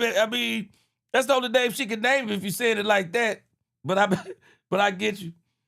Yeah, that's tough. That's tough right there. Shoddy, I raised an eyebrow or took note. He really highlighted Mingo's camp, and he talked about MVS in terms of, special teams. Did either of those comments make you hesitate? Jeremy Betts, you don't think she could name him? You don't think she could have named him Don't? I don't know. That's the only name, because Bass, I know what Bass is talking about. I mean, the only name she could name him would be Don't. I mean, does she like him anymore? I mean, what else can you name him? And automatically putting Camden Brown above them? Well, I think that there's some politics going on at this point, with who's doing well and also trying to see how this roster is going to shake out. Like, I'm not talking about them specifically, but I will tell you that there are some guys on this team. I think the roster is good enough where there are some guys that are probably gonna get traded to other teams. I'm not saying necessarily. Oh, you can't win, can you, Miss Majors? You can't win, then. You can't win with this. Miss Major said no, G cannot, because he would be D. Eatman even worse. I give up. Boy, I give up on y'all on this. Boy, I'm gonna leave this alone, boy. I can't even win on this one right here, man. I can't even win on this right here. Did y'all hear what Nick Eatman just said? Nick Eatman just said that there is some politics going on. Now, I didn't want to say this yesterday, but y'all remember when I pointed out, why would Brian Schottenheimer try to downplay Camden Brown? Downplay Camden Brown and say, Mingo has had a great camp. You know what? I haven't heard anybody saying that Mingo's had a great camp. I've heard some people say he's had a good camp, but not a great camp. Camden Brown has had a great camp. An absolute great camp. And it's not just what we saw in the game. All the media members have been saying for the last few weeks, Camden Brown, Camden Brown, Camden Brown. We've been even watching the highlights. Camden Brown has been, he's been killing even the first team. I'm telling you what I think the Cowboys are going to try to pull off, and I don't think they're going to be able to do it. I don't think they're going to be able to do it. And Justin Harris, I think you kind of where I am, because I said this the other day. They want to hide. They want to try to pull off with Camden Brown what they pulled off with Ryan Flanoy last year. Let me tell y'all something. I heard somebody say the other day, I won't say their name. And no disrespect to the person, I just won't say their name. Don't want no beef or nothing like that. But they were saying that there's a Camden Brown on every NFL team out there. Where? Where's a Camden Brown? Every team out there? Stop it. That is crazy work to me. Camden Brown, I'm telling you, Camden Brown he almost reminds you of a bigger George Pickens. And I'm not talking about where George Pickens is now, but where George Pickens was when he came into the league. He's got some ways to go. But it is obvious. Anybody looking at Camden Brown, I'm just telling us, this person was saying, oh, yeah, if the Cowboys put Camden Brown out there in free agency, oh, he'll pass waivers and he'll be able to put on the practice squad. Try it. Because it sounds like to me, that's what's being set up. That they're going to try to put him on the practice squad. Try it. Okay, go ahead and try it. I could be totally wrong. Try it.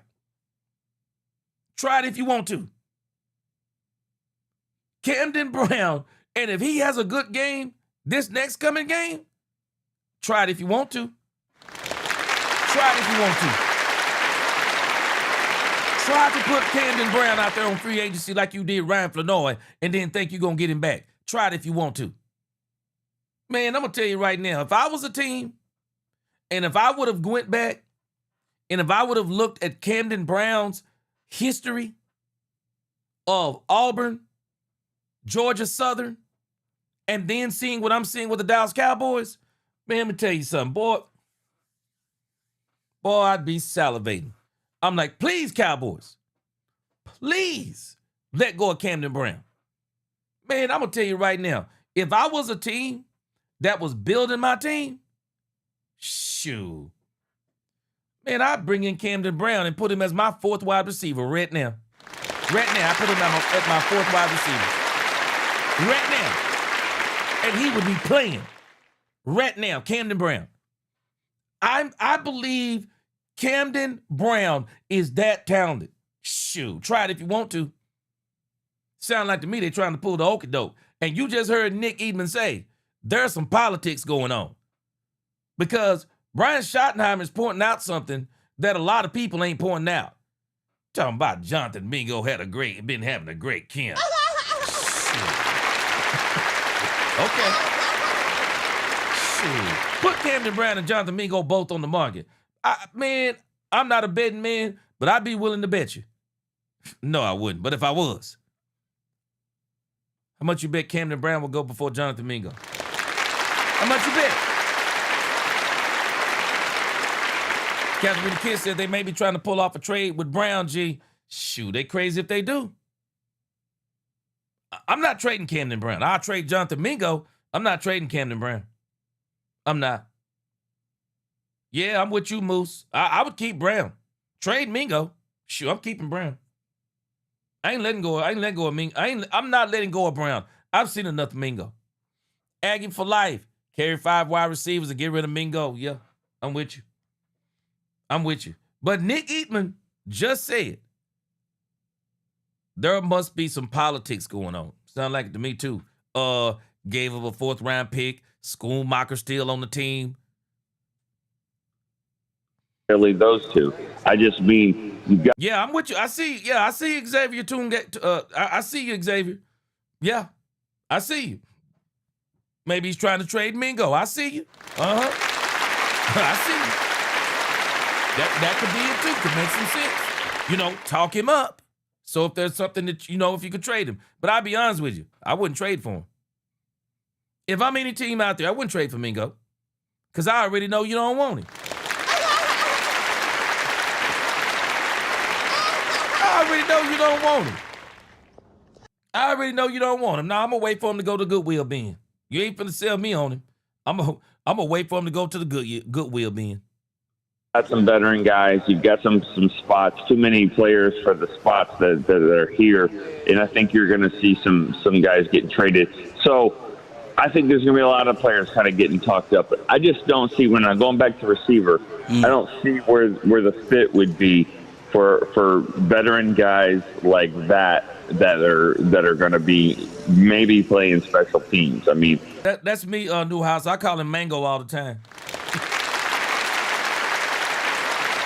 How you can say that he's not, I don't know how you can try to figure out. If those other 2 guys have a spot, then they're going to keep 7 then, because he's on the team. You just can't bring a guy like that onto your roster and him do so many things and then try to think you're going to get him on a practice squad or stuff like that. So he's on the team. I don't see a spot for MVS. I just don't see where that makes sense. Mingo is, to me, he's battling right now, and maybe there's a shot, but I don't think there's a shot for both of those veterans. There it is. He just said the same thing. He just said the same thing. No, you don't let go of Camden Brown. You're crazy if you let go of Camden Brown. You're crazy if you do it. Frank Lawrence, appreciate that super chat. Lawrence said, I disagree with all trade talk. Keep our picks. Whoever pick and draft for the Cowboys, Downs, Lawrence, Jay Sean, Devin, Trigg, Camden, let them cook. Yeah. And Frank, I'm gonna be honest with you. I don't think Dallas is going to give up any trade capital the way people think, because I got a strange feeling the Cowboys are going to take this offensive tackle situation serious. We're going to talk about it here in a moment. We're going to talk about it here shortly. But yeah, man, you got to keep Camden Brown, man. Miss Major said, "Who's hard up enough to trade for Mango?"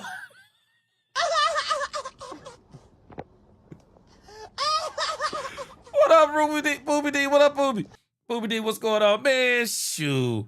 Boy, nobody. I'm telling you, I ain't no way I trade for Jonathan Mingo. That joke is hitting the bargain bin before I go pick up Jonathan Mingo. Nick Eatman, brought to you by the WinStar World Casino and Resort, proud to be the casino of the Dallas Cowboys. Please game responsibly. Nick, why is Camden Brown not Andy Jones, John Vea Johnson, or Trayshawn Holden, any one of these receivers who have blown people away in the past? Why do you think he's different? I think he's different because he's checking the boxes on a lot of things that you want for a receiver. Number one, can he catch the ball and make a play? I mean, maybe that isn't number one, but that's the number one that we've seen out here. Can you go make a play? Those 2 touchdowns were not good passes. They weren't plays that are just always the quarterback put it right in his hands. He had to go fight for it. He had to go make the play. One of them, he was battling two defenders. Wasn't even a great pass by Sam Howell. He fought and made the play. The other one was just one-handed snag. in the back of the end zone. He's got good speed. It's just a level of awareness at that position that he's taken it to another level. I mean, I love the fact that he's done it out of camp. He went to the game. He did it at the game. He came back this week and has had another really good week of practice. So it seems like every single time there's a moment, he's kind of excelled. So when you name some other. Hey, he's not the only one talking like this. I heard Voch Lombardi. Shout out to Voch Lombardi. I heard even Voch Lombardi talking about George Pickens. Heard Brian Broaddus talking about George Pickens. Talking about Camden Brown. And the reason why I'm saying George Pickens is Voch Lombardi said something very interesting. That when it comes to George Pickens, and I know where Voch is. He don't want to get into the debate of he don't want to get into the minutia and the arguments of who's better between CeeDee Lamb and Pickens. But I think he made a very interesting point. And I said the same thing the other day. When Dak Prescott can't find anyone, he's going to throw it to George Pickens. Not because he's open. He's just going to throw it up. George, go get it. There's nobody open. George, just go get it. I'm just throwing it up. Voch Lombardi said Camden Brown is similar. He's that type of receiver that when nobody is open, he's open. It's the same thing with George Pickens. When George Pickens isn't open, he's open. Camden Brown is showing some of them same traits. When he's not open, he's open. He's 7-11. He's open. So throw it to him. And he made I thought it was very interesting. We're going to talk about it more when we get to our preview.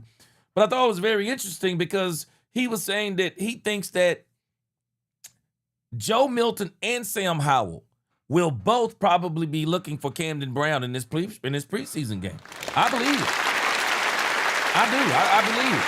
The only way they won't be looking for Camden Brown is that by design they call plays away from Camden Brown. But you can hear Nick Eatman. I mean, shoot, he going in on Camden Brown because he's been here watching it.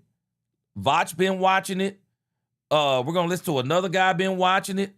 I mean, these people are watching this and they're like, nah, you're not gonna let this guy hit the open market. He's gonna stay there. I mean, Justin just made a great point. Man, Philly need a big wide receiver.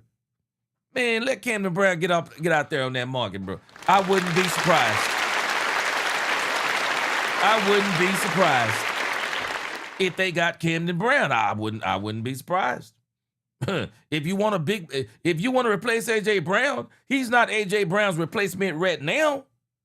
But if you want a bigger receiver, high point the ball, hands, speak fast enough, and he hungry, shoot, man, we better keep Camden Brown.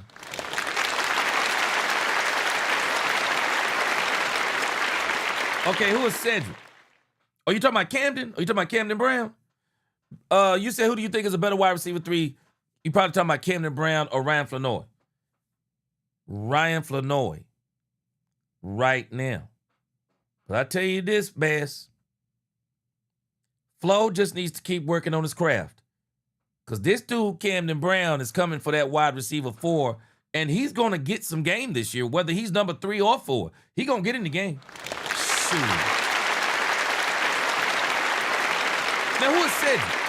Cedric for now. Who is Cedric, Newhouse?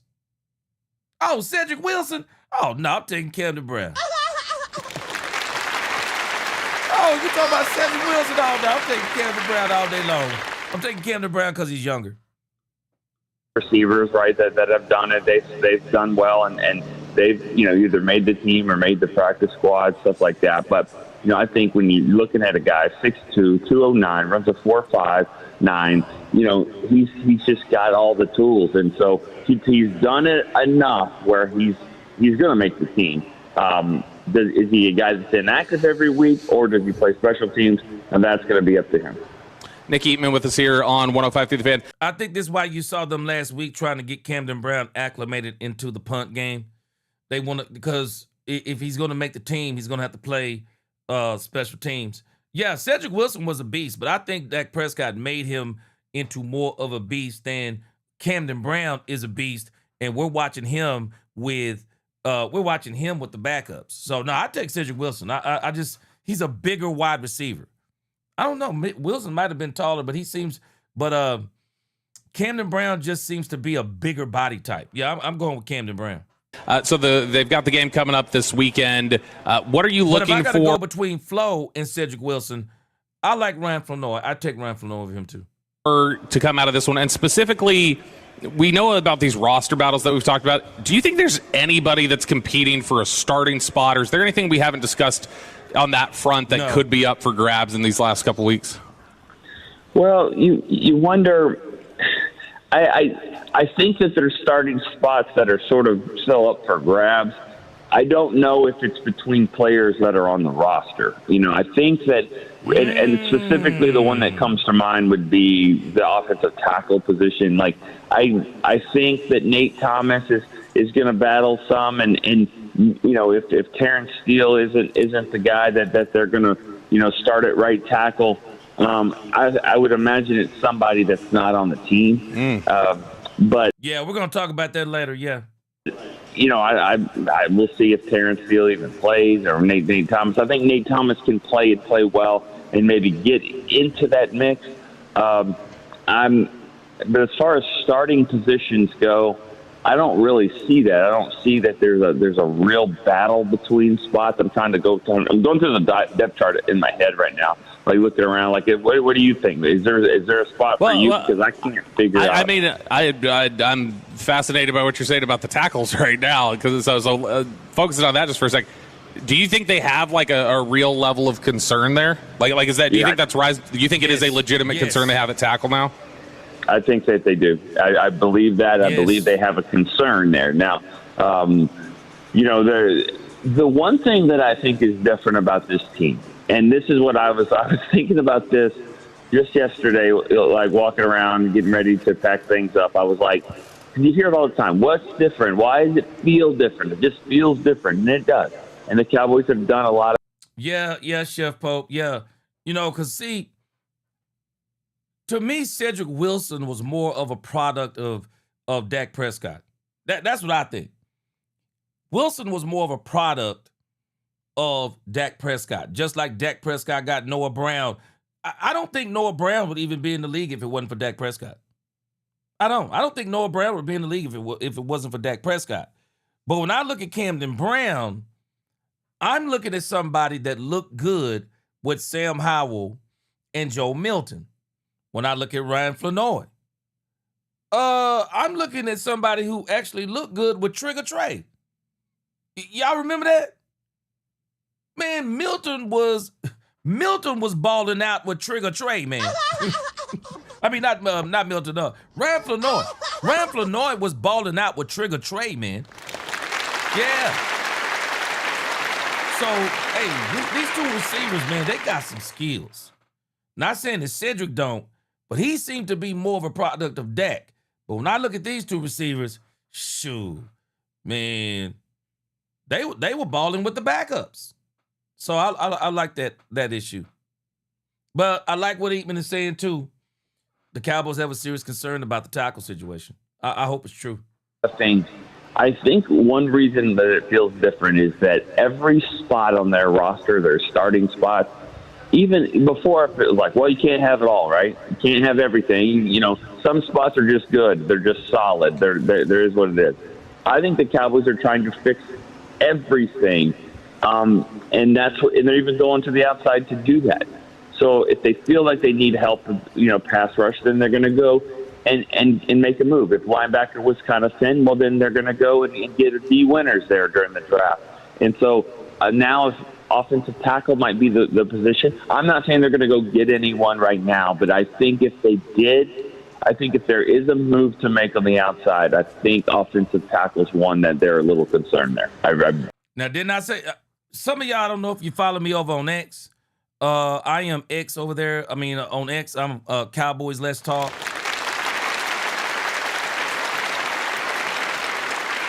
But I was saying this on X about, somebody had responded to me and was talking about Max Crosby over, getting Max Crosby, whatever the case may be. And y'all heard me talking about this the other day. Priorities.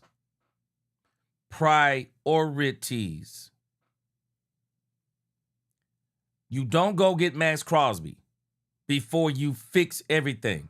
What did I tell y'all the other day? Some people don't know what over the top means.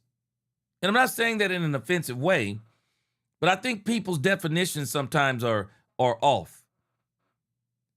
Over the top, as far as a team goes, is when you have fixed everything. You're not hiding nothing. You fixed everything. And then you say, now I'm going to take this defense over the top, or now I'm going to take this offense over the top, and I'm going to go get this player that is going to be what we want because we already have everything that we need. You're not over the top if you go and get something that you want, but you're lacking in something that you need.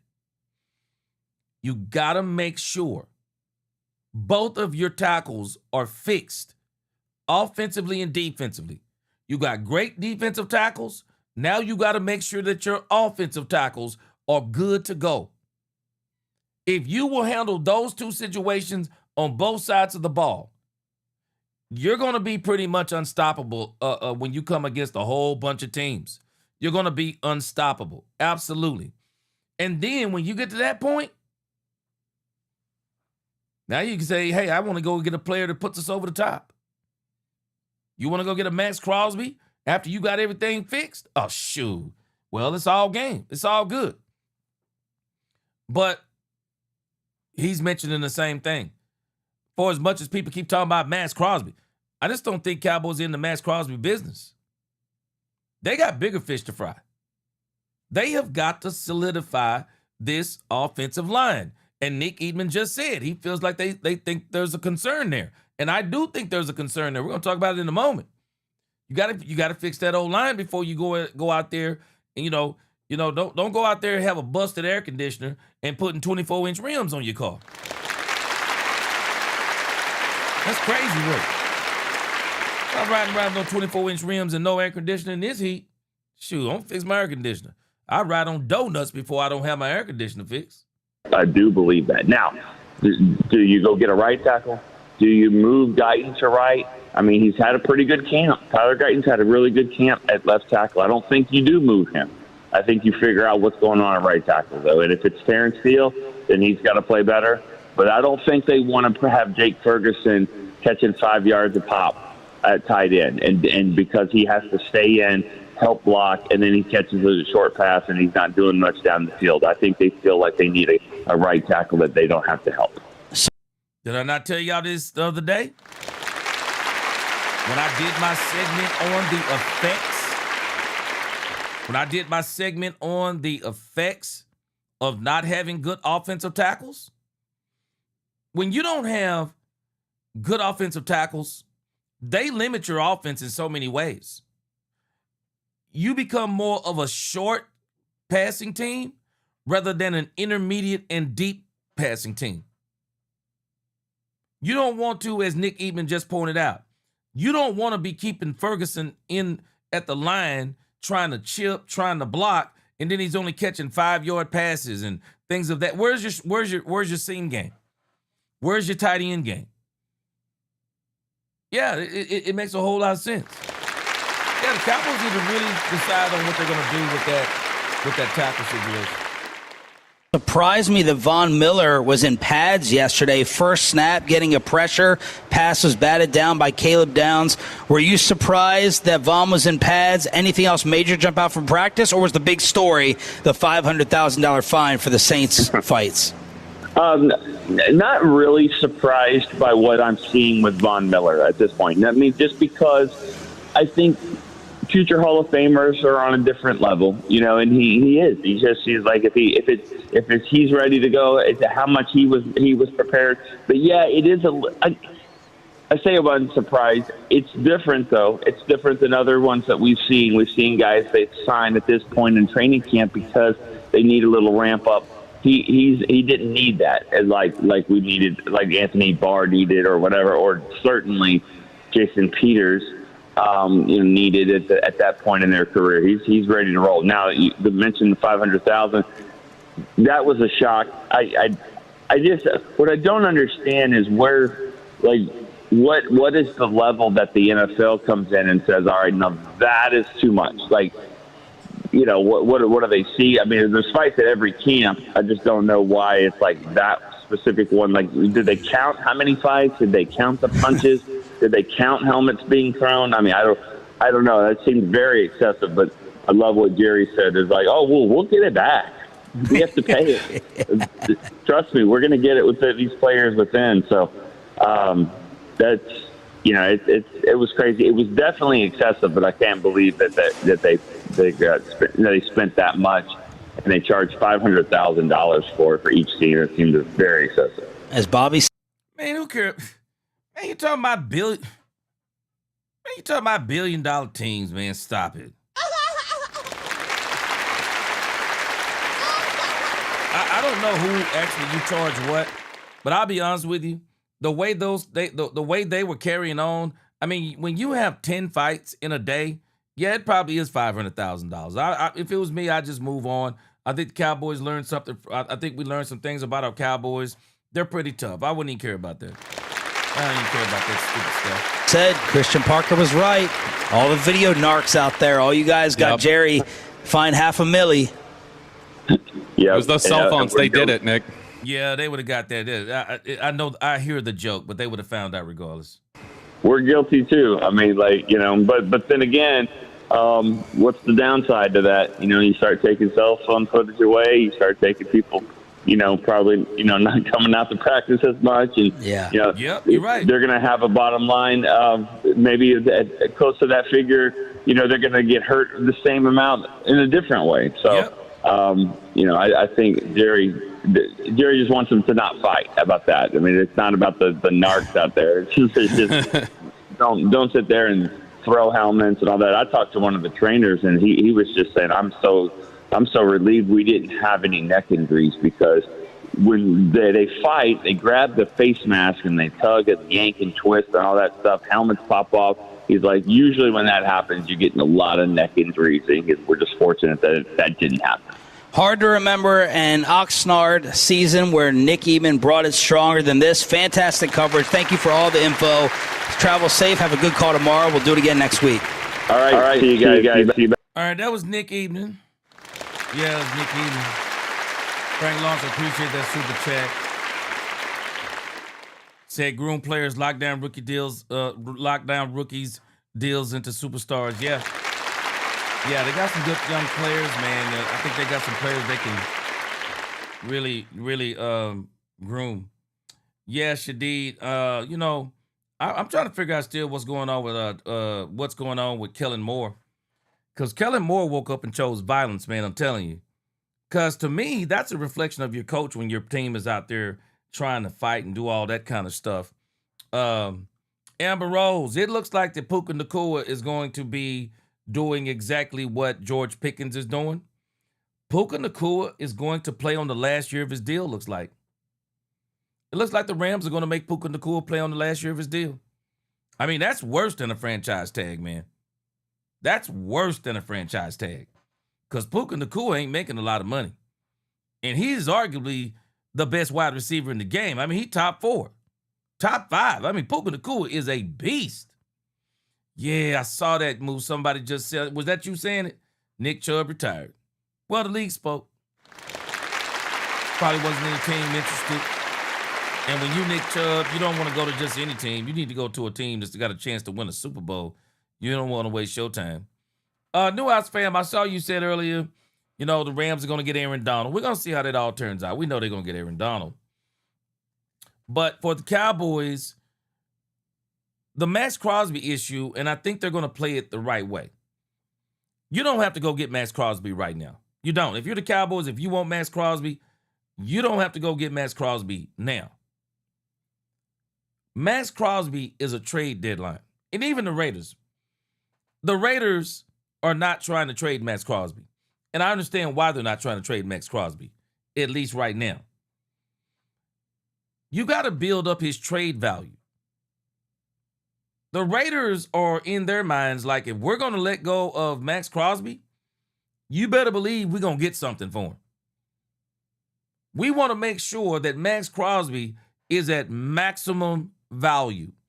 Because at the end of the day, I don't think there's a team, I don't know, I could be wrong, but it seemed like the Cowboys were the next team in line with a first and a second round pick. So that means that there were no other teams interested in doing that. But now that you've kind of gotten this little injury thing that they're talking about, well, I'm pretty sure that price may have changed, even though with the Raiders it hasn't changed. So if you're the Raiders, it actually behooves you. You got to let Max Crosby play some games so that you can prove to everybody that Max Crosby is actually healthy. His knee ain't going to give out on you. And even then, it's no guarantee. But you want to see his performance for at least 8 games. So Max Crosby is not even in my vision. That's a trade deadline thing. Because you want to get him at the maximum time. You probably want to get him around mid-season. He would help take you into the playoffs. And by the time you get to the playoffs, he'd be ready to go, raring to go, if that's the case. But maybe your record is different by the time mid-season comes. I know none of us want to think like that. I don't even want to think like that. You never know what's going on with you by that time. So at the end of the day, Max Crosby, I believe that's going to be more of that's going to be more of a trade deadline thing. And for right now, I think what the Cowboys are going to focus on is, I think they're going to give some attention to this doggone offensive line. Because it don't matter if you get Max Crosby. If you get Max Crosby and you can't block Myles Garrett and you can't block Myles Garrett and what's the guy name on the Rams? Young? Shit. Yeah, Max Crosby. Yeah, Max Crosby all you want to. Yeah, Max Crosby all you want to. Because if you can't block their team, it don't do you no good. It don't do you no good. So you gotta make sure your team is good. Dak Elite, Aaron Donald, the old Rams player, he's coming back. Looks like the Rams old defensive tackle is coming back. That's what everybody's been saying. They say he's coming back, and he's been working out with him. So it's pretty obvious that he does plan on coming back. Yeah, he's been working out with him. Let's see here. We're heading for preseason game tomorrow night. This is a guy named John Owning for Football Focus. Okay, I was wondering who this is. All right, this is John Owning for Football Focus. This is John Owning for Football Focus. And let's kind of see what he has to say about the Cowboys camp. Check this out. 9 o'clock kickoff here on the fan, and joining us now. Longtime Cowboys analyst. You can find his new project on Substack, the Blue Star Bulletin. It's John Owning. That we wanted to happen has happened, but I think the lion's share, the majority, has definitely happened. So I'm definitely trending optimistic as well. What are you hoping to see tomorrow night here as far as the depth?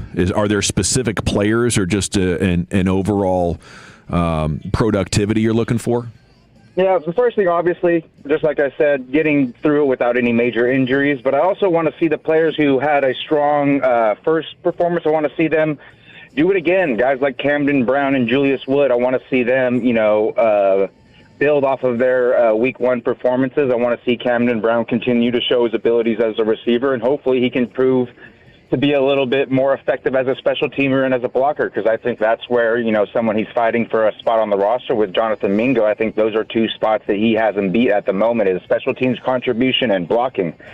So if Camden Brown can show some progress in those elements, I think that will just strengthen his case to make the 53-man roster. And as far as Julius Wood, I think he just needs to continue to do exactly what he did in Week 1. He had a strong special teams performance. Really liked his ability to defend the run coming from the roof, run in the alley, those type of things. I thought his spacing was really good in coverage, even though he wasn't tested a bunch. So maybe see him get tested a little bit more in coverage and see how that fares. But really happy with those two. And then another guy who I'm really excited to see is hopefully we get to see Devin Moore, because he was battling a little injury for the first week. So hopefully to see him play and see some better cornerback play as a whole. So hopefully, those three are the three guys I'm kind of keeping an eye on. Obviously guys like LT Overton, all of the rookies, keeping a close eye on this. Hopefully you can see progress week over week. How much does Camden Brown's athletic limitations, limit his ceiling as a pro? Like, what are realistic expectations for best case scenario with Camden Brown? I think they limited a little bit, but one thing that I've been impressed with just going over the first game was that he does a really good job of generating separation despite not being a speedy receiver. And obviously it's against, backups, so it's not something that will correlate 1-to-1 when he's going against starting caliber or just like game day caliber cornerbacks. But he does a really good job of attacking cornerbacks' leverage. So when he's running an in-breaking route, right before he breaks, he'll kind of step towards the cornerback's leverage towards the outside and then break it off and use a subtle push-off to create more cushion so that he can create more separation coming out of his break. And then he does a really good job with changing pace with his routes. His releases seem to be pretty good at this time. So I think that as far as like a ceiling, I would say, if he can become something that's like, kind of like on the Jonathan Mingo route, if he can be someone who can become like a third or fourth receiver for you, I think that would be huge because he's proven his ability to be a ball winner in contested catch situations. So he could be someone who's like a red zone, end zone threat early on in his career. I'm really bullish on his potential. I think he's kind of a diamond in the rough and could be potentially the next, undrafted receiver that the Cowboys kind of unearth in the same vein as the Miles Austins of the world. John, we were just kicking around Terrance. Isn't it amazing how they keep talking about Camden Brown? I'm telling y'all, man. I said this the other day. I don't care what anyone says. Cowboys, man. Camden Brown has the Cowboys in a chokehold. Camden Brown has the Cowboys in a chokehold, man. They can tell me anything they want to about Mingo, but you're going to take a serious chance if you let this won't be like Trayshawn Holden. People are not looking at Camden Brown the way they looked at Trayshawn Holden last year. No, they're looking at Camden Brown in a whole different manner.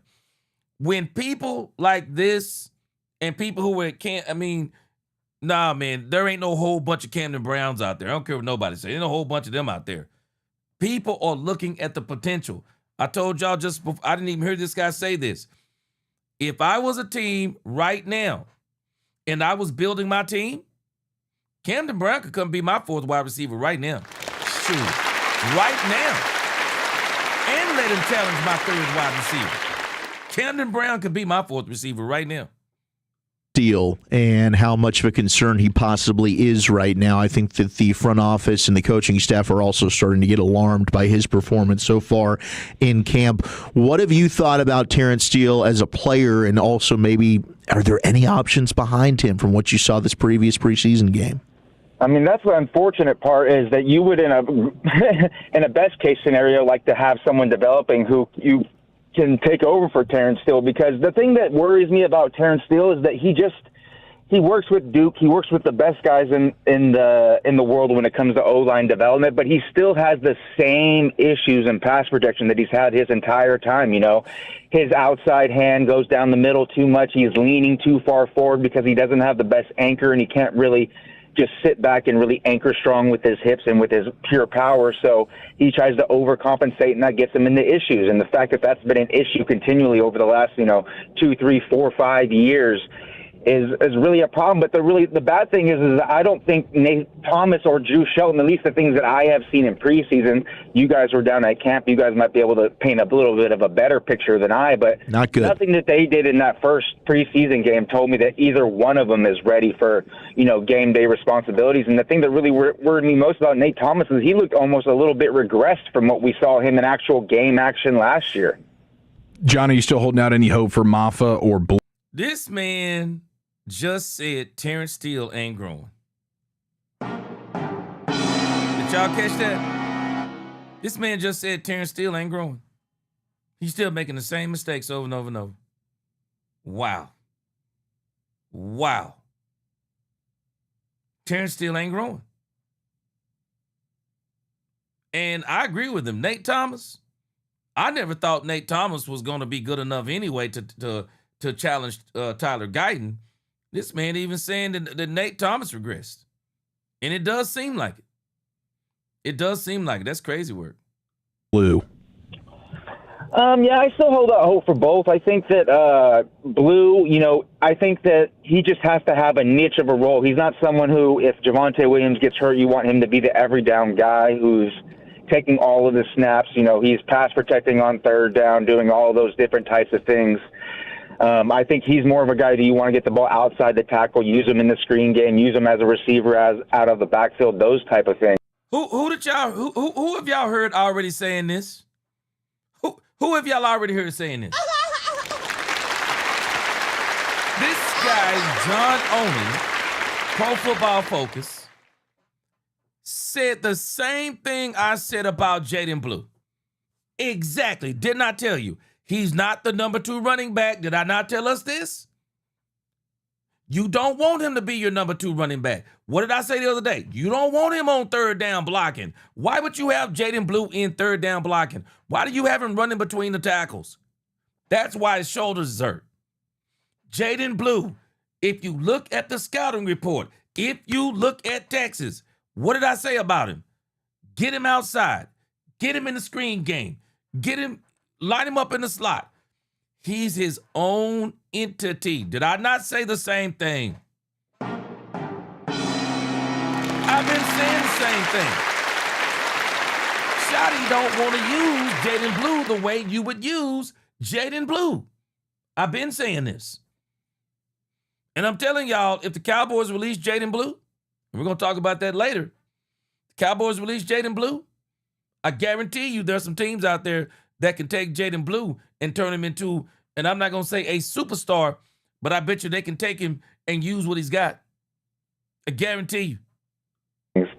And Phil Maffa, I just think he's pass protecting on third down. Are you still holding out any hope for Maffa or Blue?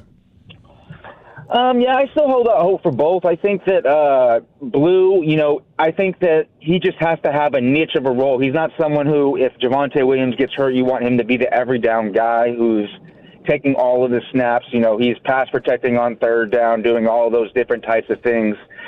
I think he's more of a guy that you want to get the ball outside the tackle, use him in the screen game, use him as a receiver out of the backfield, those type of things.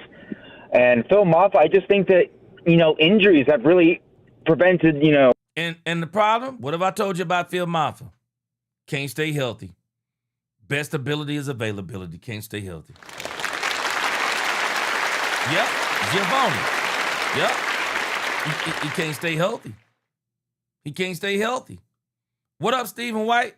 Bazzy 9. Yep. I've been saying it all along, Bazzy 9. He's not running back too. He's his own thing. I've been saying this. It don't take a rocket scientist to realize what Jayden Blue is. Phil Maffa is the one that you would want to be the Javonte Williams backup. Man, he can't stay healthy, man. Can't stay healthy. Me or really anybody else, because I think it's really hard in training camp environments to really evaluate running backs. It's just hard to know exactly who he is at this point, Not to say that I still have hope, but I'm just getting worried that the injuries are just going to keep ruining any progress that he does make. It's John Owning with you here on The Fan. Find his work now on Substack, Blue Star Bulletin. Jayden Barham, is he going to play, and are you buying the idea that maybe he could be the starting Mike? I hope he can play. I certainly hope so, because I think that his physicality brings something to the defense, would bring something extra to the defense that they don't really have at that second level, just the size and that physicality and the ability to take on pullers when they walk their inside linebackers to the edge, ability to take on and discard blocks. I think that is something that could be really meaningful. Now, I don't think he's going to be the week 1 starter, but I definitely think he's someone who, we get to week 6, 7, 8. I don't think he takes the spot of Jamarion Overshown. Overshown is going to get his opportunity to be the Mike. Overshown will get his opportunity to be the Mike. 9, maybe coming out of the bye week, he's someone who can step into a starting role. I have just really, really high hopes for him and very optimistic about his future, because in addition to all of that, I think that, obviously I'm just going off of the little clips that we see in camp, but he seemed, more comfortable than I thought he'd be, dropping in the zones and relating to crossers and doing all of those little things that you need to do as a linebacker when you're in coverage. So that was my biggest worry coming out, and him playing just a true linebacker role, but it seems like he's a little bit further along than what I believe coming out. So I'm very bullish on him. Do I think he's going to be the week 1 starter? Probably not. I think that's going to be Overshown and D. Winters, but I would not be surprised if you saw him earn a starting gig as we get into the middle. Overshown will be the Mike. They're going to give him his opportunity. And then Jayden Barham, we'll see what happens on down the road. But they're going to give him his opportunity to be the Mike. Let me see. So, hey, Frank Lawrence, we're going to talk about Malik Davis in a minute. 4.8 yards per carry playing against NFL starters. What do you want his ceiling to be? 6 yards per carry. Malik Davis, my running back, too. I think that's actually what they're telling you. They want more. I think that's exactly what they're telling you. They're part of the team. So the addition of Von Miller, I think you were more so along with Brian in terms of what you saw early on, going back and watching him. But as you've kind of done more homework on what went down last year, I know Eric gave us some of the numbers on the double teams that you put out there. What are you thinking about Von? Yeah, I think the best thing that I think Cowboys fans can hold their hat on is that he's going to be in a much better pass rush environment with the Cowboys than he was with the Commanders. He's not going to be getting, he was still chipped on, 15.7% of his pass rush snaps, and that was like 23rd among all edge defenders last year, which is crazy for a guy who was winning only 9.5% of his pass rushers, and he's still getting that much attention just based on his reputation alone. I think this year with the Cowboys, because of all the talent we have on the interior and the fact that we do have some adequate talent on the edge, and Rashawn Gary and Donovan Ezrawaku and those guys, I don't think he's going to be getting nearly as much attention, whether it's double teams or chip blocks, so that should allow him to be a little bit more successful.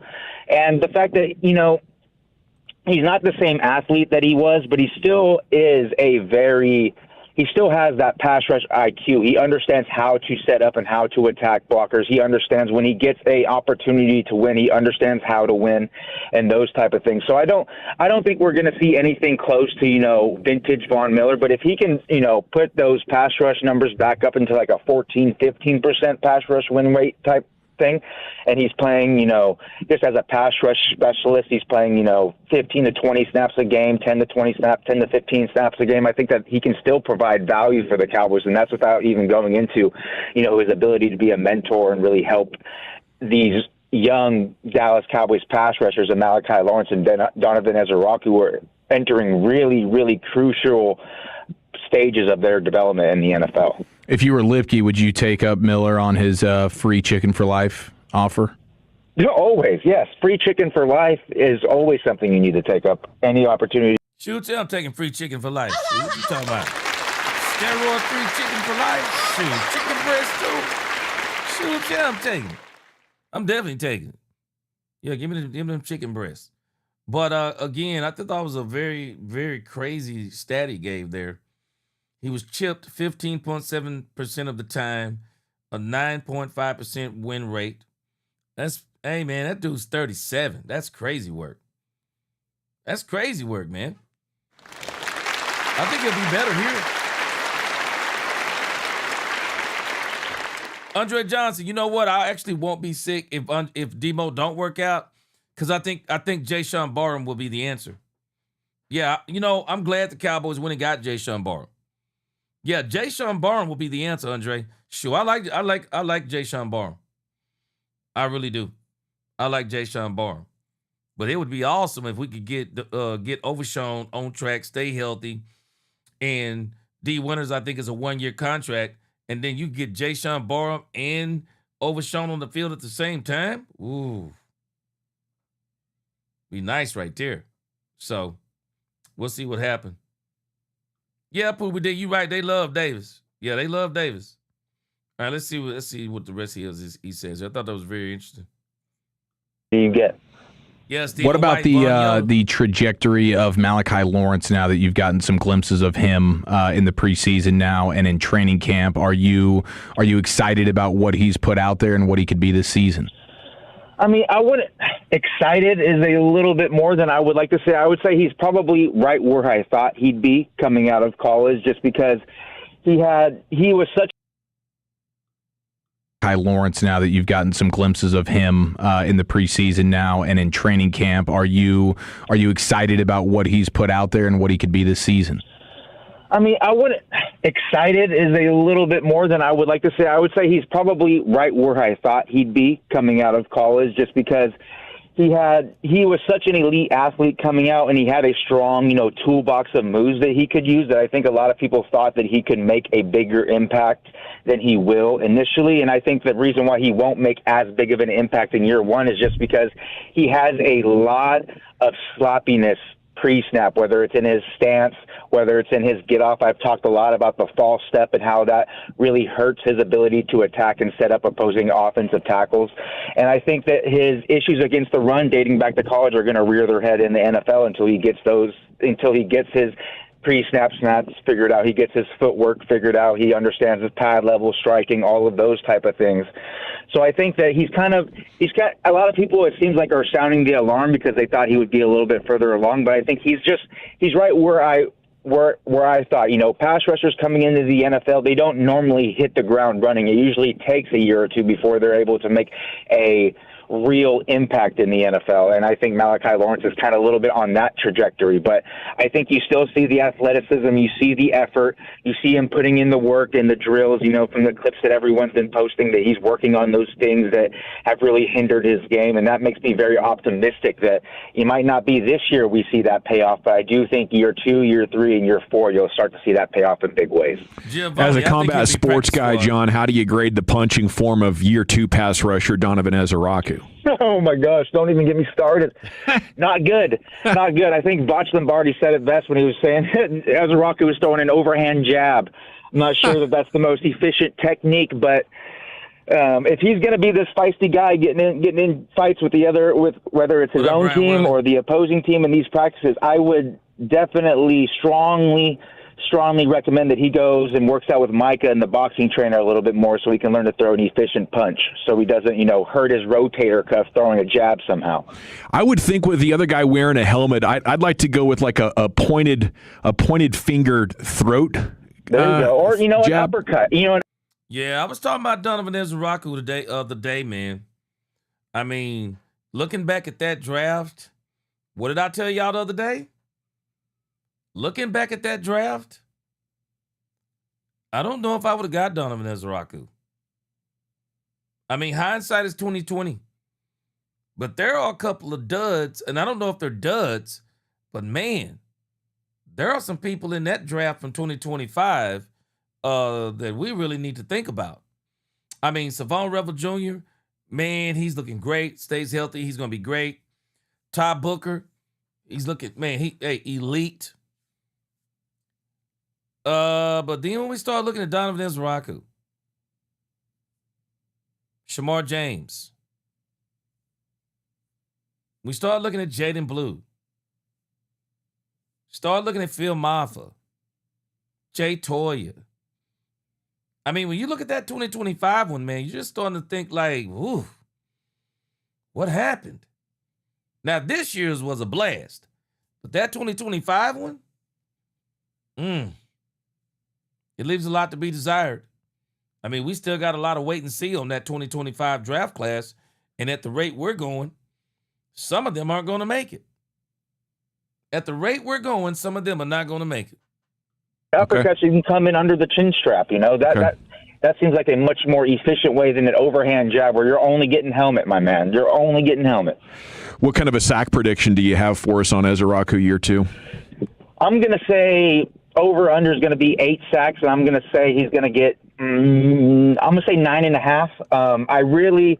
That snap, I know it's just one snap, obviously, but from us on the outside, we're peeking through keyholes to try to see, progress. And the snap that he had against Nate Thomas where he hit that outside hezzy, basically that Allen Iverson crossover outside to inside and made, Nate Thomas fall on his face. That's the type of, you can see that his work with BT Jordan is really starting to pay off because that is a movement complex that BT Jordan really stresses with his guys. You could see Von Miller when he was warming up doing those little hesitation moves.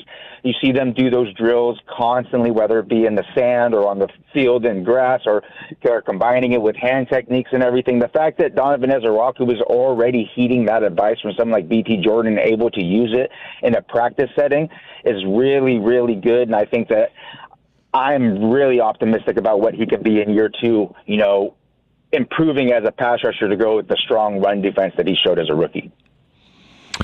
Okay, he's optimistic about Donovan Ezeraku. Okay, that's why I said I'm going to reserve judgment. It's only 1 year. He played hurt a little bit last year, so I really want to see what he does.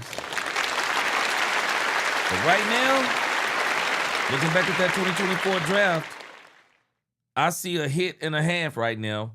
Possibly could be 2 hits because Savon River Jr., I'm telling y'all, Savon River Jr., man. Oh, if he was healthy, we never would have got him. We never could have got Savon River Jr. healthy.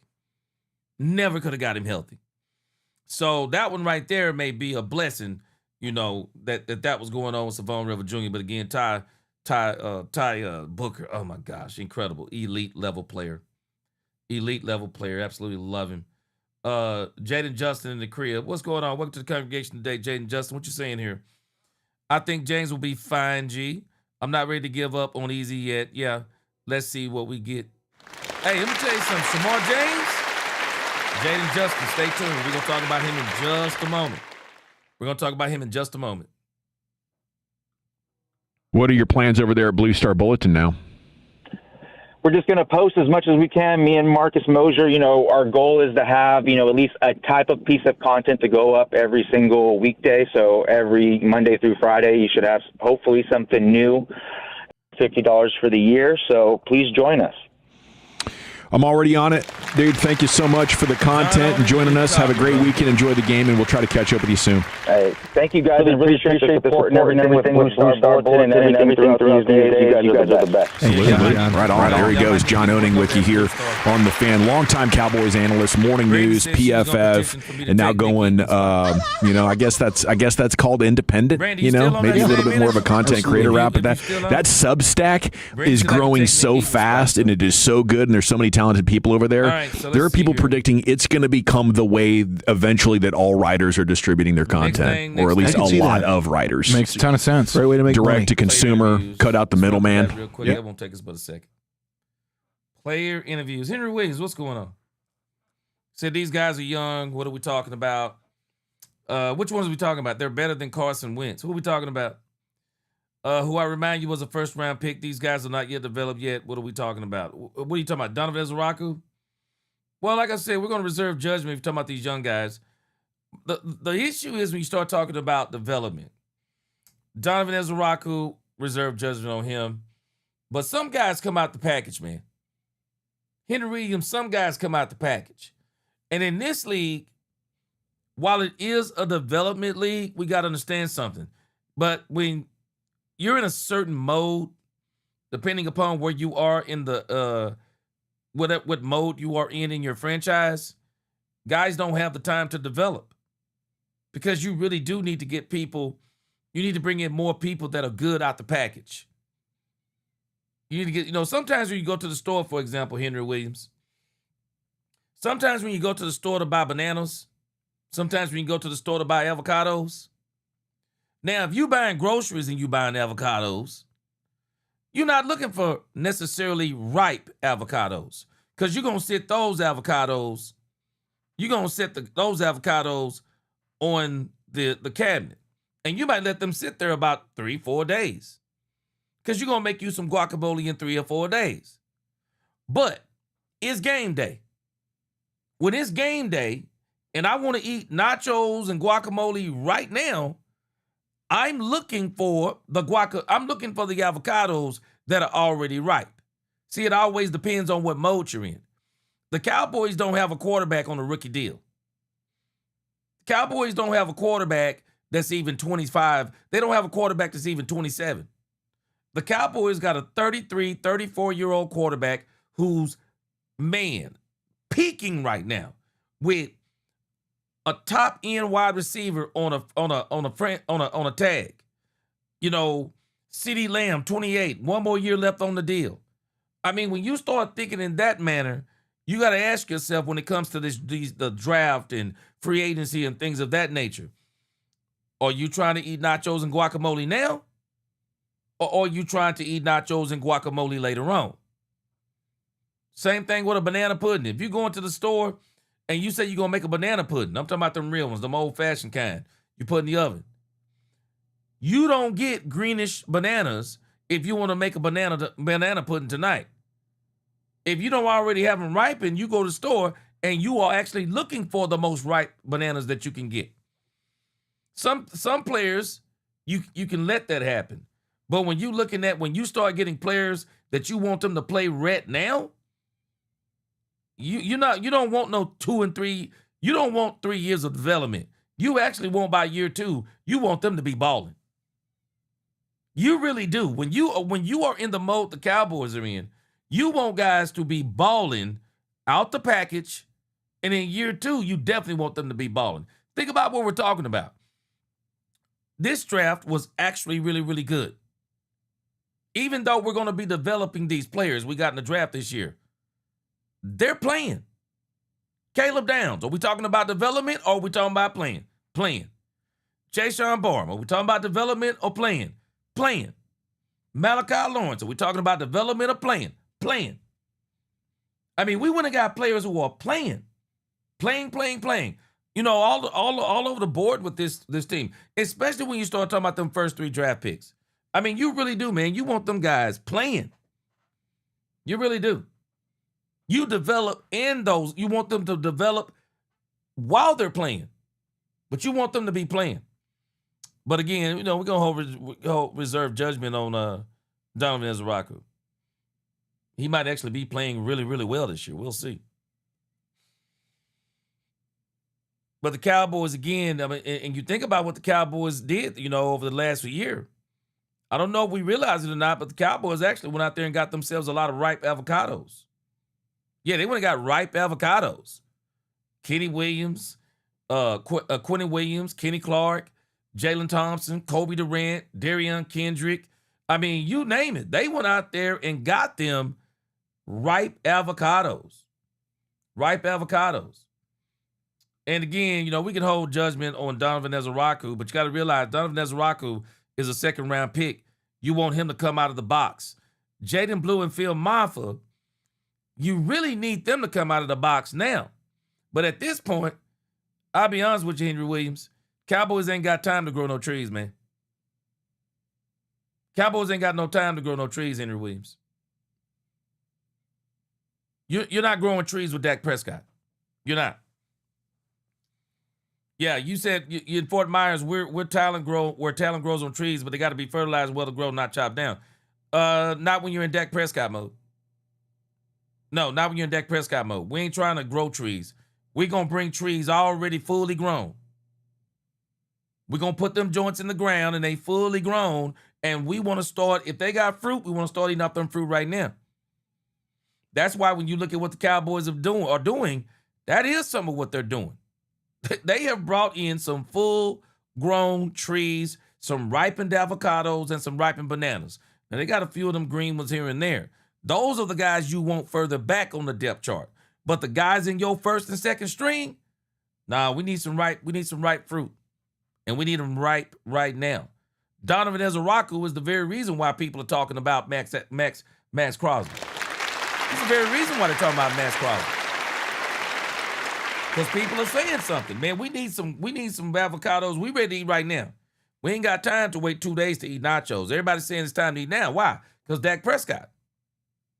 Man, Dak Prescott 33, 34. Man, he ain't just got time. But again, we're talking about Jayden Blue and Phil Maffa.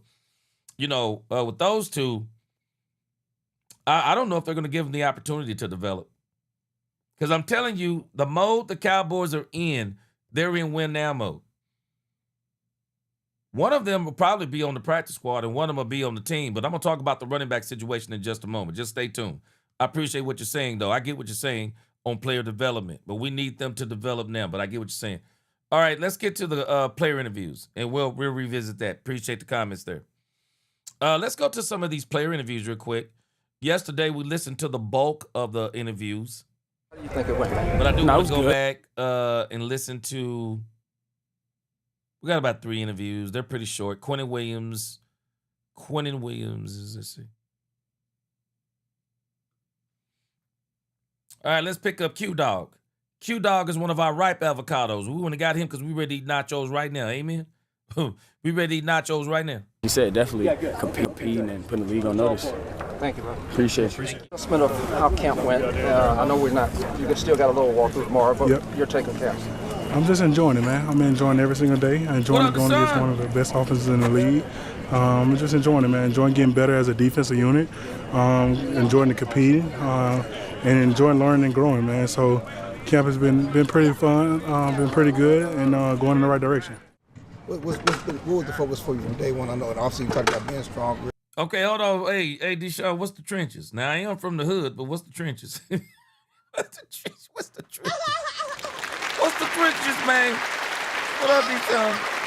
Now, I'm from the 903, so I'm not from the, Dallas anywhere up here. I'm from the 903. Did you accomplish everything you hoped to accomplish? Yeah, for the most part, I feel pretty good right now, and my strength levels are where I want them to be. My technique is becoming more sound by the day, and I'm feeling more comfortable at the left tackle spot. So, I'm telling y'all why they love. I'm telling y'all why they love Tyler Guyton. I'm telling you why they love Tyler Guyton. Guyton is an absolute freak athlete. He is absolutely a freak athlete. If they can get him consistent, stay on the field, stay healthy, I do believe he will dominate. I like the fact he says he's getting more comfortable at left tackle. Yeah. My biggest concern for him is injuries. That's my biggest concern. Got his elbow taped up, but if he can stay healthy, stay on the field. All right, Chef Pope. Y'all make sure y'all congratulate Chef Pope. Congratulations. Chef Pope, 11th anniversary. Chef Pope, hey man, you done hit all pro status now, bro. You done hit all pro status in that 11th season, bro. 11th season, you all pro status, veteran, all pro. Keep going, bro. Keep going. Today, to even be married 11 years is an accomplishment in this doggone society. Yes, sir, Deshaun. Shoot, yeah, that boy Javonte Williams, I said it yesterday, I'm going to say it again. He's exceeded my expectations. He actually has. The man is a beast. Focus for you from day one. I know, and obviously you talked about being strong. Did you accomplish everything you hoped to accomplish? Yeah, for the most part, I feel pretty good right now, and my strength levels are where I want them to be. My technique is becoming more sound by the day, and I'm feeling more comfortable at the left tackle spot. So, yeah, things are working out. That's it, Jeremy Betts. Yeah, good camp.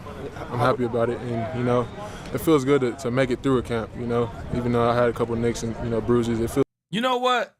I got to give it to him this time. Yeah, I got to give it to him. I really do, man. I got to give it to Tyler Guyton. Got the elbow issue. But in the grand scheme of things, Tyler Guyton stayed on the field the entire training camp in Oxnard, California, and OTAs. Yeah, man. All right. Okay. I feel you on that. So, we asked that for Tyler Guyton. He stayed on the field. Yeah, still trying to get him to stay healthy. He's still got the elbow issue. Hope it don't turn out to be anything serious as the season goes on. But he just got to keep it going. He's definitely an athlete, though. I know why the Cowboys are trying to seriously, as Henry was saying earlier, they are continuing trying to develop Tyler Guyton because he's an athlete, and they feel like if they can get him consistent, he can be one of the best left tackles in the game. Just gotta stay on the field, stay healthy, keep growing, and dominate.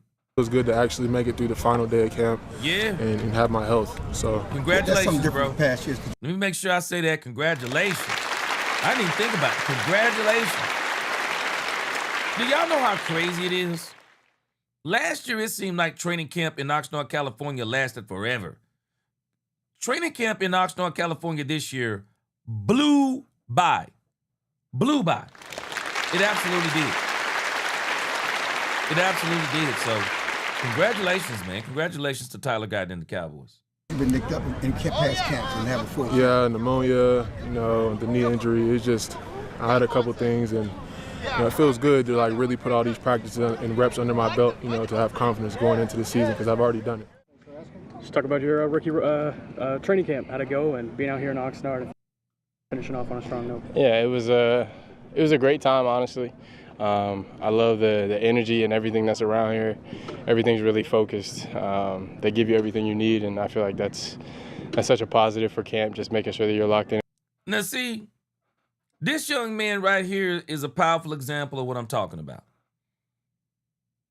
There are certain players that when you get them, you need them to be out of the package good. No microwave, no oven. Out of the package good. It don't mean they're not going to continue to grow and develop and even be better than what they are today. But there are certain players, man, you just get these, you get these guys and you say, man, out the box, bruh.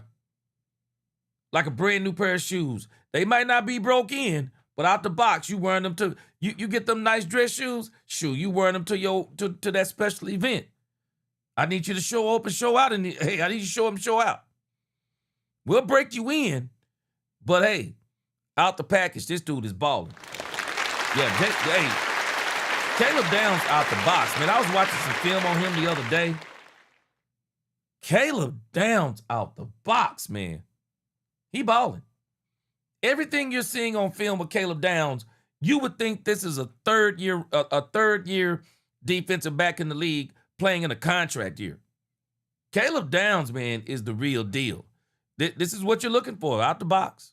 Focus. So I feel like it went well, learned a lot, got more confident. That's the biggest thing, and just ready to go compete. What would you say you learned the most? What I learned the most? Just about myself. I mean, that's the biggest thing, just learning about yourself, learning who you're going to be on the field, what type of energy, what type of technique you need to play with. So just learning about who I need to be. Can you talk about the trial by fire? You're going against CD, you're going against Pickens, and going against Chris Olave. How does it help you get ready for the regular season? Yeah, it's that's where confidence actually comes from. Man, that boy Chris Olave, and Caleb Downs was hanging with him. That boy Chris Olave, boy, shoot, that boy was cooking. Boy, that boy Chris Olave was cooking. Lamb and George Pickens been cooking too. And they have cooked some on Caleb Downs. But, man, I love Caleb Downs because, shoot, Caleb Downs, he hanging there with him. Same way he did with Olave, man. Caleb Downs is the type of kid, he makes you have to make that great catch. Yeah, he makes you have to make that great catch for sure. He out the box. Yeah, hey, Henry Williams, man, he out the box, bro. He out the box, too. He out the box good. You're right, everybody's not. Unfortunately for the Cowboys, Henry Williams, they need more people out the box. And fortunately for us, Henry, I think we got some of them. Jayden Barham, I think he's out the box. Malachi Lawrence, I even think he's out the box, even though I think he needs some development. Tell me if you agree or not. I think he needs some development, but I also think Malachi Lawrence is out of the box. He out the box. Jayden Barham, out the box. So, and again, I really believe if Savon Revel Jr. wasn't injured, I think Savon Revel Jr. would have been out of the box. Savon Revel Jr., man, this dude is different. This dude is different. So we've done a good job on the draft. It's just last year, that draft, some of these guys, I don't even know if they're going to be any good even after we do develop them. And Atinchong, you just made a You made an example of one of them in Schoonmaker. I don't think enough development is going to help him. And we heard the guy earlier. We heard Owning say earlier that Terrance Steele, with all of the development, he still ain't developing. So we're gonna see. But Caleb Downs, Henry, he one of them ones out the box, bro. Just being in the situations, doing it actually at the level that you're gonna have to do in the game. I feel like that's a big thing. Going against against the Rams, going against Puka for a couple of reps, it's all just trying to get me to where I need to be my best. Did you see your confidence growing daily? I mean, clearly you had a great defense on CD today. I mean, I don't know if that was the case at the beginning of the camp, but it seemed like your confidence and your play is just growing every day in practice. Yeah, I feel like the more reps I take, Mike Tyson says success breeds confidence and confidence breeds success. So I feel like those two work together, and when you win at things and you do good at things, it allows you to feel more confident. And then when you succeed, it just continues to grow from there. How much do you talk to the other receivers and say, what are you seeing from me? What are you looking at, those kinds of things? I've had multiple conversations with CD about that, just the techniques that I'm playing, how he says I'm adjusting and everything. I feel like that's what allows me to continue to grow my game, is just to know what they're seeing from me, how I'm making them react and read and react together, and I feel like that's learning and allowing me to grow as a player. What was last weekend like, putting the uniform on? And I know it's preseason, but stepping into a game as a Dallas Cowboy for the first time.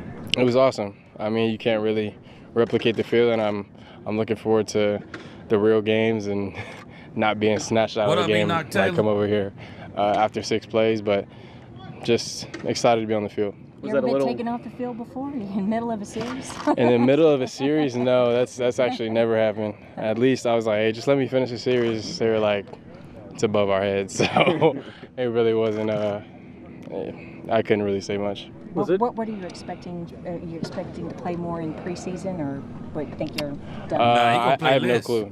They told me the day before the game last week, and I'm guessing they'll tell me tomorrow. So you're going to probably play less. Success is a big thing for you, and you just want to improve every day. Defensive Rookie of the Year, though, is it something that's on your mind that you would love to accomplish? Bro, this dude's a clown. Honestly, I'm just focused on today. That's the biggest thing. And if I want to get there at some point, I got to play my best today. There's a lot of people that just want to put that pressure on him to be the Defensive Player of the Year. I mean, we're going to see. But I'm telling y'all, man, if you go over there and check out what Bain over there in Tampa Bay, man, boy, I'm not even exaggerating. I'm telling y'all, Bain got a chip on his shoulder the size of Mount Rushmore. I'm telling y'all, man, Bain heard people talking about his hairline. Heard people talking about his alligator arms. Brought up the whole accident thing. Trying to sabotage this man in the draft. And I think it may have been by design. Some teams would have were loving that he was going to drop all the way down to the 20s or the 30s. Ruben Bain has been balling. He's been staying an extra 45 minutes, hour, 30 minutes at practice by himself working out. I saw it the other day. I think Ruben Bain Jr. is going to be the defensive player. I think he's going to be the rookie defensive player of the year. I really do. And that ain't saying that Caleb ain't going to play great, because I think Caleb is going to play great because I think Parker's going to put him in a great position to play great. But, oh my gosh. Ruben Bain Jr., man, shoot. Man, I don't know if there's anybody that's got a bigger chip on their shoulder than him.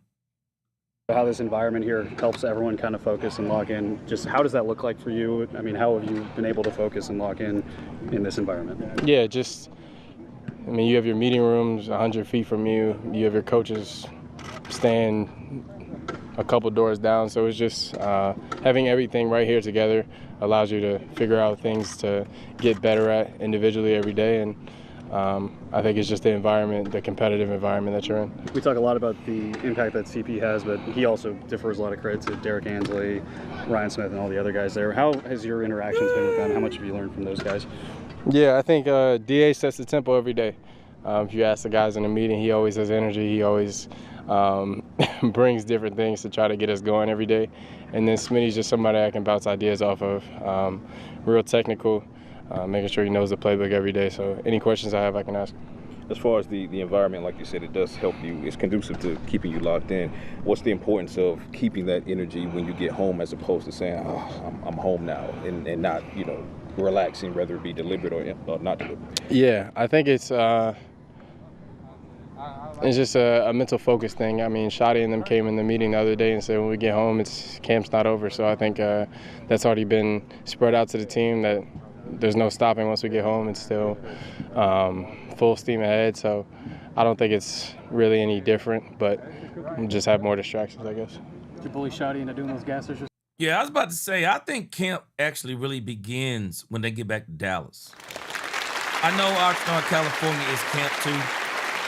But I really believe that now, especially when you start talking about rookies, the reality is about to set in. As Bazzy 9 said, we're 3 weeks away from the first game of the season. Reality is setting in for the Cowboys, especially the rookies. And even when you think about the veterans on this team, Dak Prescott, I guarantee you, the anticipation for this season. I'm telling y'all, man, Dak is smelling the Super Bowl this year. I don't think Dak is thinking as in terms of, because next year we're going to be better than this. I don't think Dak's thinking like that. I don't think Dak's thinking like that. I don't think Jerry's thinking like that. If there's two people who I know they're not thinking like that, it's Jerry and Dak Prescott. Jerry Jones and Dak Prescott are more on the page than I've ever seen them in Dak Prescott's 10-year career. Jerry Jones and Dak Prescott are on the same page. They're both expecting Super Bowl. And Dak Prescott this year, it seems and sounds like to me that Dak Prescott, above anyone else, is expecting a Super Bowl. So the real deal to me, I believe, it starts when they get back to Dallas, because that's like coming back to reality. Yeah, it's now starting to be real. You're back to reality. The season's about to start. All the talk is about to go out the window. It is going to be time to put up and shut up when they get back in Dallas. And I'm telling you, man, the anticipation for this season, not just for the fan base. If y'all think we're excited, shoo. Man, Dak Prescott seems like he can't wait to get on that field. He's ready to go to the Super Bowl, I'm telling you. Sometimes in life, man, I've been preaching some lessons over the last few weeks. I've been teaching and preaching some lessons about, even in my own personal life, about wanting to achieve certain things. But sometimes you don't achieve what you want to achieve at a certain time because God is saying you're not ready to achieve it. You're not where I need you to be mentally, spiritually, for you to get what you want. Sometimes, man, we're young, dumb, immature, talk too much, hot-headed, and we want the whole world. You might want the whole world, but you're not ready for the whole world. And not only you're not ready for the world ain't ready for you. But you got to get yourself to a point, man, that when that opportunity comes and your mind is right, your body is right, everything aligns, man. And you get it when it's time for you to get it. And I believe Dak Prescott says it's time to get it. You can tell by the look on his face. You can tell by the way he's playing, carrying himself, the way he's talking. No, Dak knows. He ain't hearing nothing. All this old quarterback rankings and MVP year. Dak ain't hearing none of this stuff. This man, I'm telling you, he's blocked out everything. This man is saying the time is now. Because Jerry is doing what he's supposed to do right now. I'm where I'm supposed to be right now. We got the team, the players, everything is lining up. I'm telling you, man, Dak is saying right now. It ain't no 2027 for Dak. It's right now. And I told y'all last year, and I'm telling you again, you are about to witness something that you young folks, y'all have never seen it, and I may actually be seeing something that I've never seen. But the Cowboys are about to go on a ferocious run. You are about to watch a team that is about to go on a ferocious run for the Super Bowl. They're going to make moves. They're going to make moves. They're going to get players. They're going to let players go. They are about to go on a ferocious move. They are trying to get this chip. And they're not talking about next year. They're talking about this year. I'm telling you, man, I'm about to enjoy every single moment of this season. Every single moment. And out there in California, that's cool. But when they get back here, it's real now. It's real. You are back in the belly of the beast. You are back in the middle of the Dallas Cowboys media, social media, content creators, everything. All eyes on you now. All eyes on you. And when all eyes on you, it's time to perform. Straight up. I don't see it as bullying. I just see it. I think it's just peer pressure. You get Smitty, you get DA. I mean, he can't be the odd one out. And he's in there working out every day, so I used to make jokes about him, so he had to come run with us. Did you have a role last in the skits? We heard.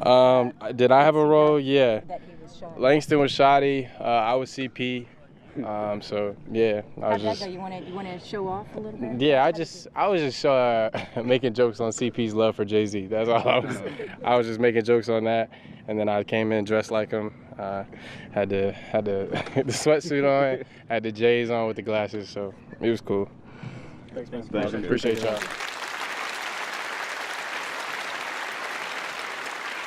Hey, let me read some of these comments real quick. I like a couple of these comments, and then we'll get to, let's see where we are. We'll get to Kevin Clark, and then we'll do a game preview, and then we're going to be out of here for the night. But let me read a couple of comments. I see some amens in there. Yeah, some amens in here. Preach. Appreciate y'all being with me tonight, man. Appreciate you. Refund, say, he's nice, your stuff, G. Appreciate you, man. Yeah, Baz said Dak and Jerry are both thinking in time frames. Oh, you know what, Baz? People don't realize something, Baz. Jerry Jones and Dak Prescott, they're not the same age, but they are the same age. They are.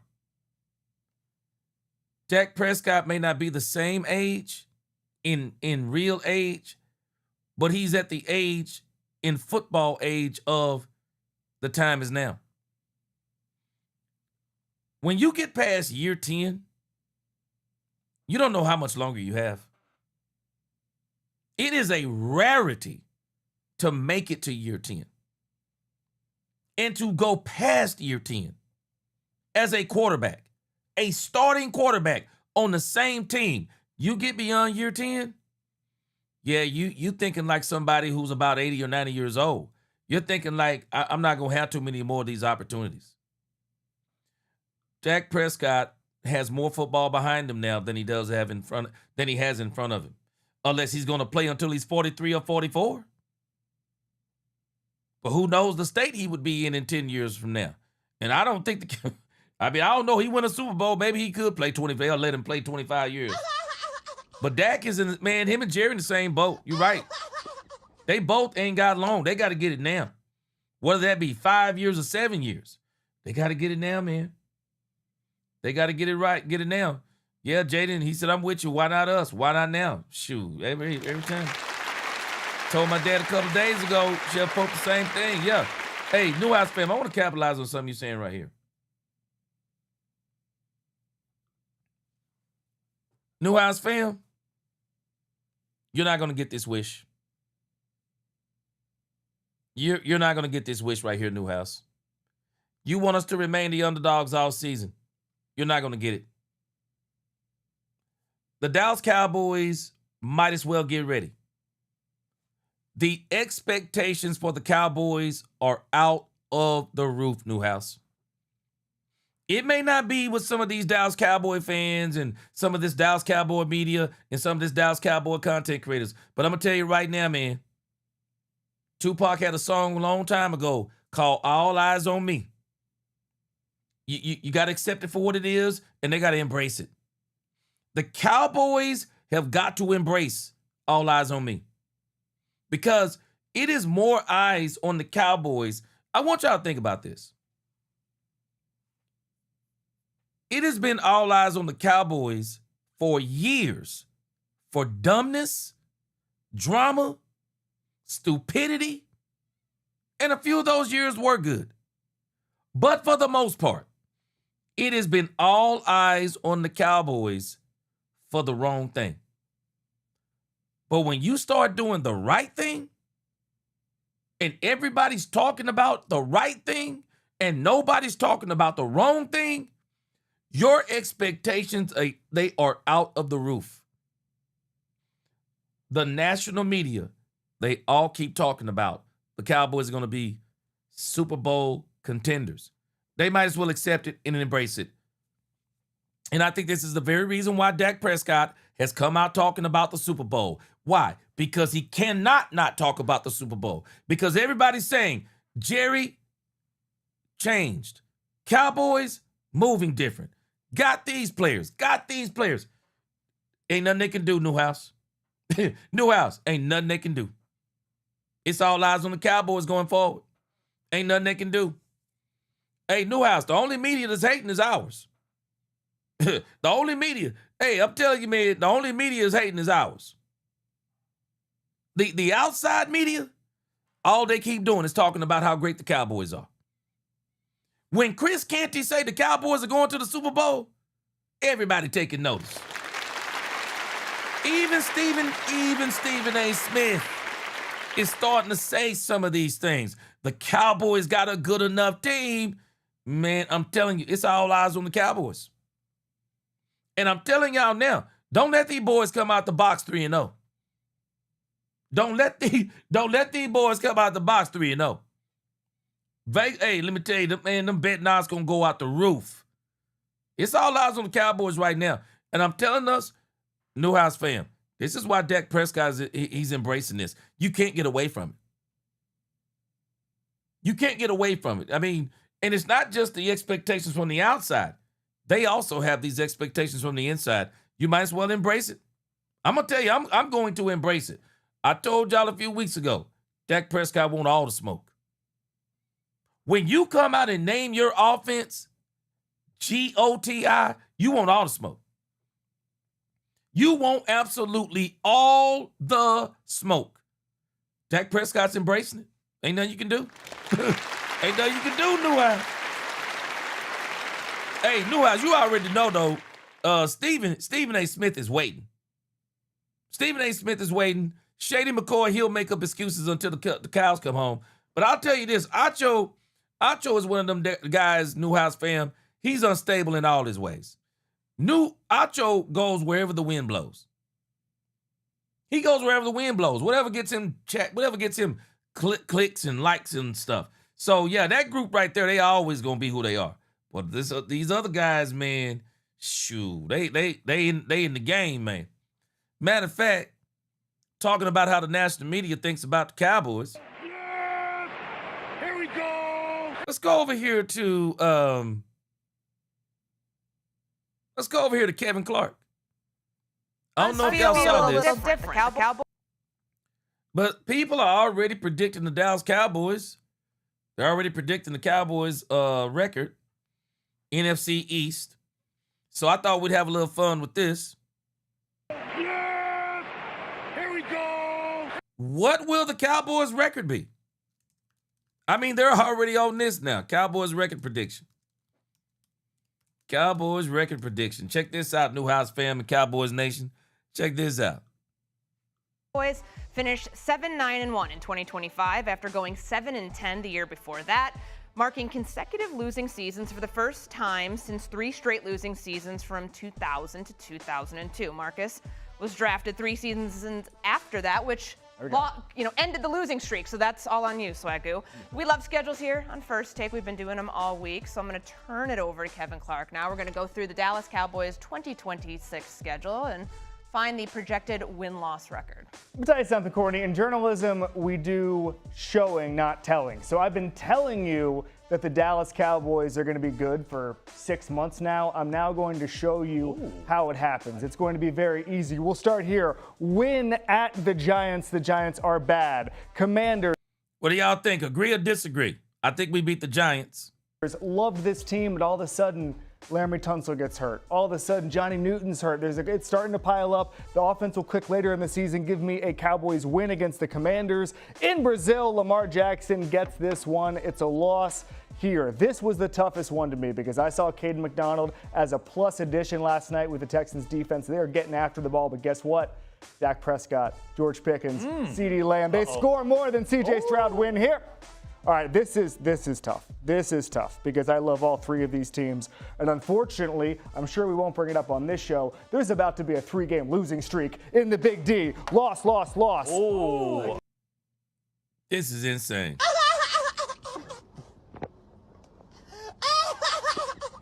So you really think the Cowboys going to lose to the Buccaneers at home?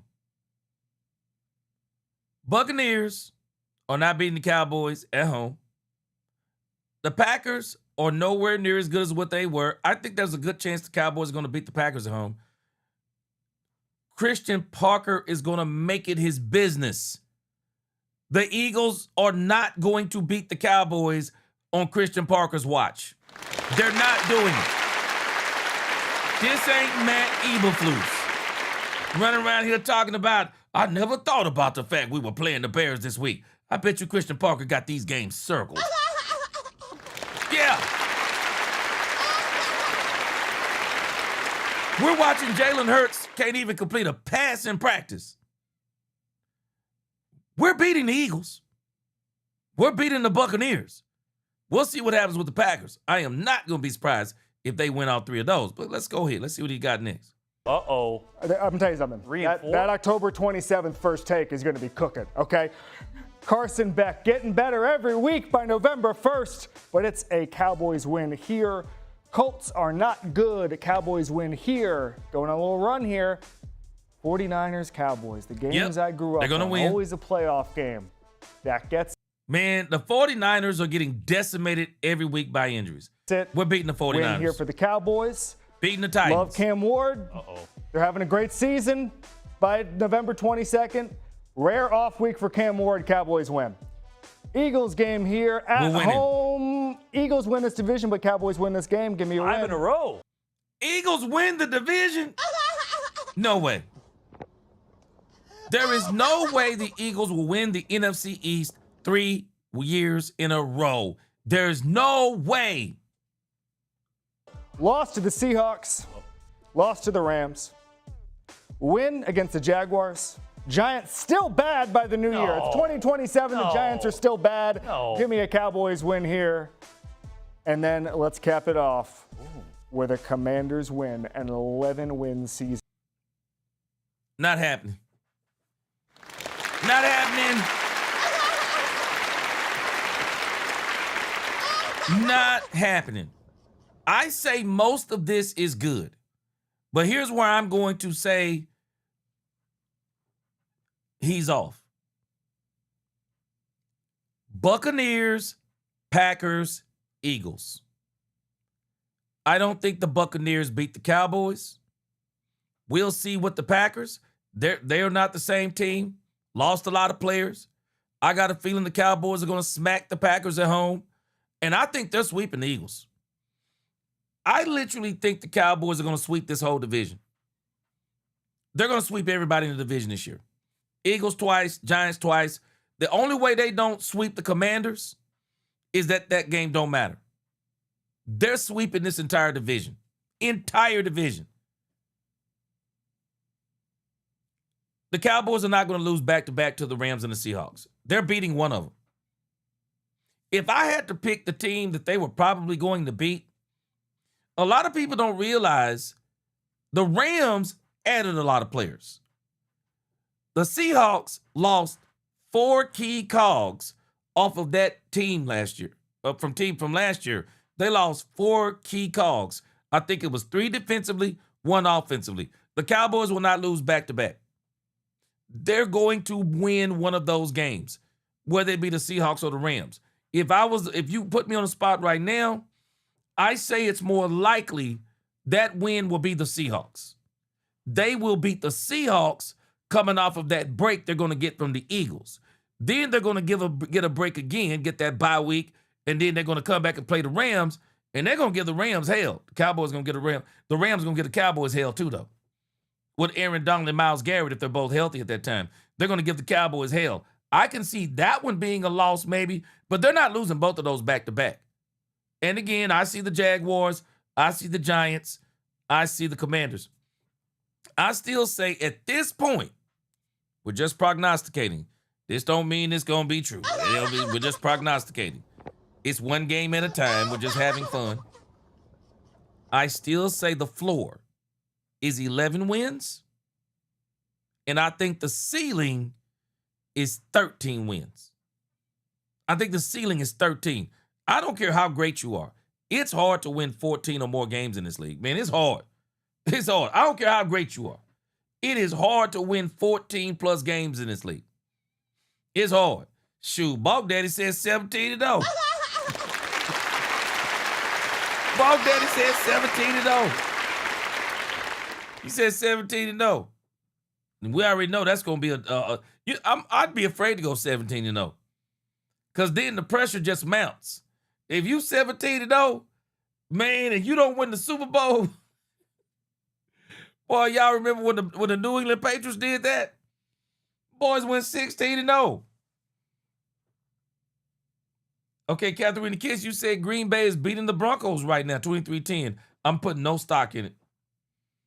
I'm putting no stock in it with them. I think the Green Bay starting defense, it's gonna be a problem. Yeah, Golden Line Eagle. I'm with you. Drug test, man. Drug testing, bro. Man, don't doggone way. I don't see no 10 wins. Uh-oh, Newhouse fam said this.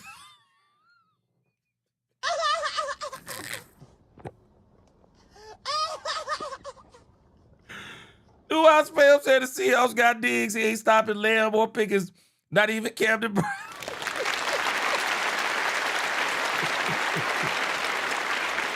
Boy, man, them boys desperate. They desperate, man. They didn't pay that cornerback, bro. Yeah, Jayden Justin, I think they're gonna split it. I'm gonna tell you something. The Rams are gonna be a handful. They are. The Rams, there's no, if they stay healthy and we stay healthy, the Rams are gonna be a handful, man. They are. Bad said he said the Seahawks got them a demon. Yeah, hey, the Rams gonna be a handful. The Cowboys are gonna be racing the Rams to get the number 1 seed. The Rams are gonna be a handful. Cowboys are winning the division. There's no doubt about it. I think they're winning the division. There's no way the Eagles will win it 3 times. Miss Major said, y'all Diggs looked terrible last season, but we thought the same thing about D-Law. Look what he did to us. Yeah, he didn't do nothing to us, did he? I don't remember us playing the Seahawks. Did we play the Seahawks last year? I can't remember. But we're going to play them this year. I'll tell you this, Miss Matrix. If I'm Dak Prescott, shoot. Boy, I'm going after Trayvon Diggs with all my life, man. I ain't even playing. I'm going to Trayvon Diggs with all my life, man. That literally might be a day every time I see Trayvon Diggs. Y'all remember that game against the Denver Broncos? Denver Broncos when they played the Dallas Cowboys last year, and Triquez Bridges got that interception early in the game. Sean Payton made it his business after that interception. Everywhere you saw Triquez Bridges, you saw Bo Nix throwing the football. Yeah, that's how I'm going to be if I'm Dak Prescott. Because if I'm Dak Prescott, I ain't going to forget that practice in Dallas when Trayvon Diggs called Dak Prescott a bitch. I ain't going to forget that practice. I ain't forgetting that practice. Shoot, my wife still bring that up.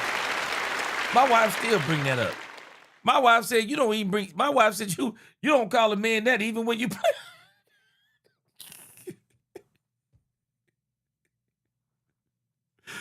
My My wife said you don't call another man that even when you playing, boy. Boy, you don't call another man the B word, man.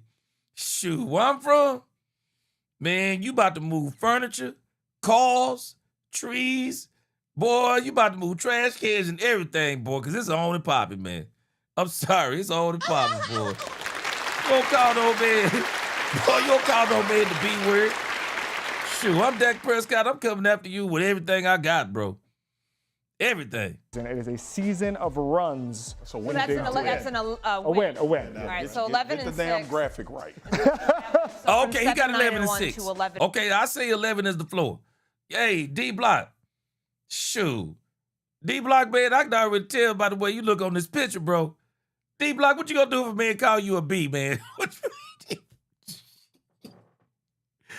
D-Block, you got shades on in that picture, bro. You gonna leave the shades on when you get busy. I'm telling you. D-Block, what you gonna do, man, call you the B word, bro? Hey, man, I don't think there's no room to be calling the man no B word. I don't care what you doing. Hey, man, that's when the laughing stop, man. You call the man the B word. 6 this year. Swagoo, what do you think? I like everything. I think they beat the Bucks. Yeah, me too. The Packers, to me, is a toss-up in that game as well. I said the same thing. Micah said he want to be ready, but he may not be. Yep. Or he may not be full Micah Parsons. I think that's a big deal. I love Jordan Love. I love what this offense can do, but I would take Dallas offense before I took the Packers offense. It's just going to be about execution. That's the only two I would change. The other ones I'm pretty much in agreement. Did you have them beating the Bucks, or you have that still? I have them beating the Bucks. Okay, so you have them, based on that, that's a 13-4 is a lot different than 11. So y'all are feeling pretty good about this. 13-4. Did I not? I say, hey, the floor is 11. I say the roof is 13. It's hard to win more than 13 games in this league. It is. It's hard to win 13 games. Shoot. Shadid, he said, you can't even call my sister that, bro. Shoot. You ain't playing. Man, I don't care if you playing. Shoot. You play around and call your wife that. Shoot. Find yourself divorced. I don't care if you playing, boy. And calling a man that? Oh, nah. Nah, that's some serious stuff right there, bro. This defense. Because on paper, I agree, they look really good on paper. My whole logic is this defense. Okay. This offense is gonna score 30 points a game. Yeah, that's right. They're gonna do that. That's right. And one thing I don't think people have talked about enough with Dallas, this young offensive line, they gonna make a push to be one of the best in the league. Now that right tackle position is still, but I think this young offensive line is gonna be really, really good as well. Here are the difference makers. Number one. Sure. Hey, D-Block, boy, hey, man, I can tell by the way that avatar look, boy, you like you can play football on that avatar, bro. Shoot. Ain't nobody call no man, no grown man, no B word. Shoot. LaDot 61, he said, 15 wins, book it. I hope it's the truth. But again, boy, hey, I'm telling you now, man, to win more than 13 games in this league, it's tough. It's tough, man. That's a task to win more than 13 games in this league. It's tough. Shoot, you mess around a team, be 1 and you meet a team and they be 1-13 and beat you. It's tough. Yeah, D-Block, he said 13-4. He think that's about right. That's kind of where I am too. 13-4 is the roof, and I think 11-6 is the floor. A full season of Quinnen Williams, number 1 in the NFL at getting pressure after a double team. That's really hard to do. You got to be a big boy and be strong for that. Quinnen Williams can do that. And then Caleb Downs. He can play at every level of the defense. He can line up the line and scrimmage, play linebacker, and obviously play defensive back. I just think he's an eraser at every part. Man, this dude on the left, I don't think he really care how he look in that suit. But he don't look right in that suit, man. He kind of standing wrong, shirt out, man. Come on, man. You on TV, bro. Come on, man. Dude saying like he don't even care he got no suit on. Come on, man. Every place you need him to be. If any rookie can have a massive kind of culture-changing impact to one side of the ball this year, it's going to be Caleb Downs. I think the corners are the key to Dallas, to be honest with you. Everything else to me feels good. I think the Giants get them on one of those. You think so? Like the Giants, Division I don't game. think the Giants gonna be bad. But I don't think they're there yet. Myron, how do you see it? I don't think the Giants there yet. I think Kevin's close. It's a 5-game losing streak. Oh! They go to the Texans. They lose those games. Here's the thing about these young pieces we're talking about on defense. When are they ready? New defensive coordinator, a bunch of young guys. Are they going to be ready by October 8th and they're going to look like the defense maybe we'll see later in the season? I don't think anybody's sure. I don't care if the Cowboys go 2-15. Christian Parker is not letting the Eagles beat the Cowboys. I'm telling y'all, this is not Matt Eberflus. Christian Parker talks noise to his own team. We really believe that when he sees the Philadelphia Eagles, he going to be like, oh, man, that's my ex-team, man, and, that's my ex-team. And what? Shoot. BTA. Yeah. BTA, bro. So I think it's going to take them some time to actually reach their potential. That is a treacherous stretch right there of games for any team in the NFL. Somebody said he like a substitute teacher.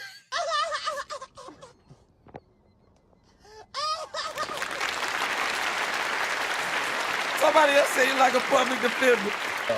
I think things fall apart right there for So Dallas.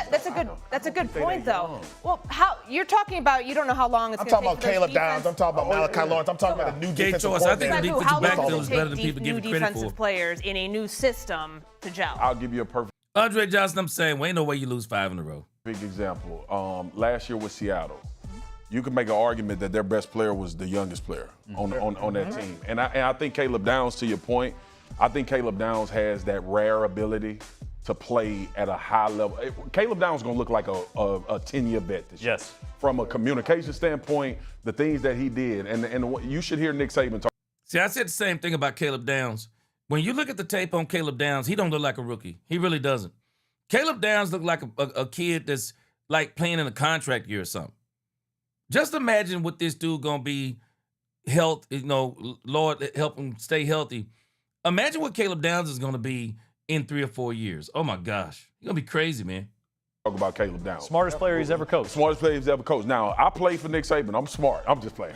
but what I do believe about this defense, and I don't think this defense is about youth. I think this defense has been missing leadership, and they've been missing critical down playmakers. Yep, said the same thing. Miss Major said lose 5 in a row. Who are we, the Jets?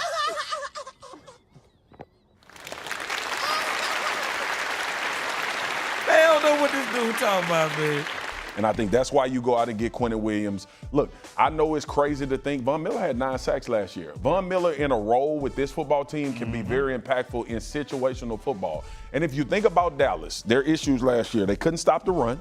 That was number one. So you go shore that up. DeMarion Overshawn, we'll talk about it in a few weeks. Couldn't stop the pass either. Oh, yeah, for sure. But I'm saying, but when you don't. Do I spell, boy, you crazy. He said this man look like a Burger King district manager.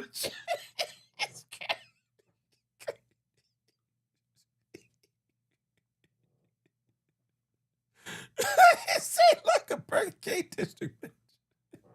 I agree. Defense that can get the ground game, stop and make people one-dimensional. Well, on the defensive front, too, couldn't get after the quarterback, which then hurts them on the back. See, I talked about the same thing, man. The big thing the Cowboys were missing to me was leadership. They've had players in the past, but they were missing leadership. And that's one of the biggest things I think they've added. K-Choice said Downs already knows the defense, which I don't think we give him enough credit. Hey, man, applause, bro. K-Choice, we've watched defense after defense that didn't even have the defense down. And we get a rookie come in, he already got the defense down. So you know he going to have people in the right spot, man. Back in, they're much better. Personnel, and it's a defense that requires dogs. It's still about people. Top quarterback. We talk about these schemes. It's still about people. You got to have people. I want to talk about. And clearly they didn't have the right personnel. Right. They upgraded. So real quick, so you have them 11-6. Is that winning the division, or are you? No, Eagles win a bunch of games. Eagles have too much talent. But I love this. I love this Cowboys team. I agree with that. Yep. And I want to talk about Overshawn. I think the Eagles are regressing. I really do. I think they're regressing. Shannon Sharp said, the moment you mention retirement, you're already retired. Saquon Barkley did not look the same last year. Teams have already figured out Jalen Hurts can't throw in too high safety. He can't throw in that sweet spot between the linebackers and the safeties. He can't get that in. He can't get it in the middle of the field the way that he needs to. He can't do it. Brandy, you know we still live. What's going on, Brandy? Where you been? I thought you were still in here. No wonder when I was talking to you later, you didn't say nothing. Everybody knows Jalen Hurts is struggling. That Philadelphia Eagles team, I'm telling you, they're regressing. They are regressing. The Cowboys are ascending and the Eagles are descending. They are. Dak Fan for Life, he said we didn't lose 5 games in a row last year. Man. Yeah, that was the first guy, Brandy. He said the Cowboys going to lose 6. He said they're going to lose 6. They done went through different ones. Yeah, K-Choice, I believe you too on that too. Eagles have a fractured locker room. Carter is a head case. They have lost a lot of leadership. Hey, K-Choice, and one of their biggest leaders, I think we're starting to realize it, Christian Parker. Christian Parker was one of their biggest leaders, and we got him.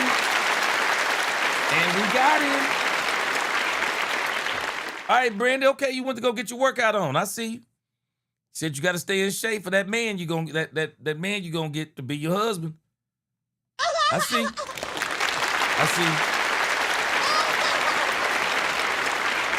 For a second. So Bijan Robinson was on my show a couple weeks ago, and we do a segment called Badasses, and he said Overshown is the player who made him who he is. Bijan Robinson, the most dynamic player, said in practice in Austin, they would just go against each other, and when he's healthy, this is what Bijan said, he's going to be the most dynamic players in the world. I'm telling you right now, I got 2 kids at Texas right now, and I've had conversations with that staff. Before that injury, which devastated everybody, he had. Yeah, I'm with you, Dak Fan for Life. Philly offense will not be that good. I agree. I'm with you. I agree. I don't think it's going to be that good. I don't think it's going to be that good. I think the Philadelphia Eagles, because of Howie Roseman and how good he's put together talent over the last few years, I think he's really good at it. But I don't think his quarterback is the issue now. And I think a lot of people are realizing it. His quarterback is his issue. Yeah, Brandy, that's my problem. Only problem is I ain't working out. I'm trying to start back working out, Brandy. And I don't actually like a lot of cookies and cakes. But the problem is, even if you eat a couple of cookies every week or a couple of cookies every 2 weeks, you ain't working out. You might as well eat a whole bag. So I got to get back to working out myself. The older you get, the more you want to work out, actually. 3 or 4 times a week, man. Hit them weights. Has the potential to be a top 5 linebacker in the NFL. They believe that he's that good. Dallas believes that he's that good as well. I believe Overshown is that good when he's if he can stay healthy, I think people are going. He's going to make a huge difference for this team, especially in your point, covering tight ends, being able to be in the hook curl. Just a superior athlete. All right. Couldn't get the kids to go to LSU. No. Demetrius Noel, you said that FS1 ranked the Cowboys 20th best team in the league? What? My gosh, maybe Newhouse fan right. Maybe these people are hating. Boy, that's crazy work. Hey, from Texas. I'm just looking at this schedule, and I'm just thinking about that October 27th first take, because after that 3-game losing streak, you know Stephen A. is going to. He might have a thing or two to say. Coming into. Listen. This has nothing to do with homie. Y'all know I'm critical of Dallas. If Dallas drops all 3 of those games, it is going to shock me. Me too. It's going to shock me. I don't know why y'all have the Buccaneers beat Dallas. I'd be shocked. I don't know where that's coming from. And to be honest with you, I just don't know. Mind? I think the Bucs are really. I think they have the same level of talent as the Cowboys. All right, I think gotta leave this one here. Straight sites. Still going on. The Cowboys and Saints have each been fined $500K by the NFL. All right, man. Let me tell you something that I saw the other day that is absolutely crazy. Speaking of Baker Mayfield, did y'all see this story that they had on Nightcap the other day? I would cover it, but we're not on Cowboys After Dark. But Baker Mayfield's family, did y'all see that? Baker Mayfield's father and brother, allegedly, I'm going to say allegedly. Baker Mayfield's father and brother, allegedly. Do y'all realize they stole $12 million from Baker Mayfield? Did y'all see that? This is the this has got to be one of the craziest stories I've heard in a long time. Baker Mayfield's father and brother allegedly stole $12 million. $12 million.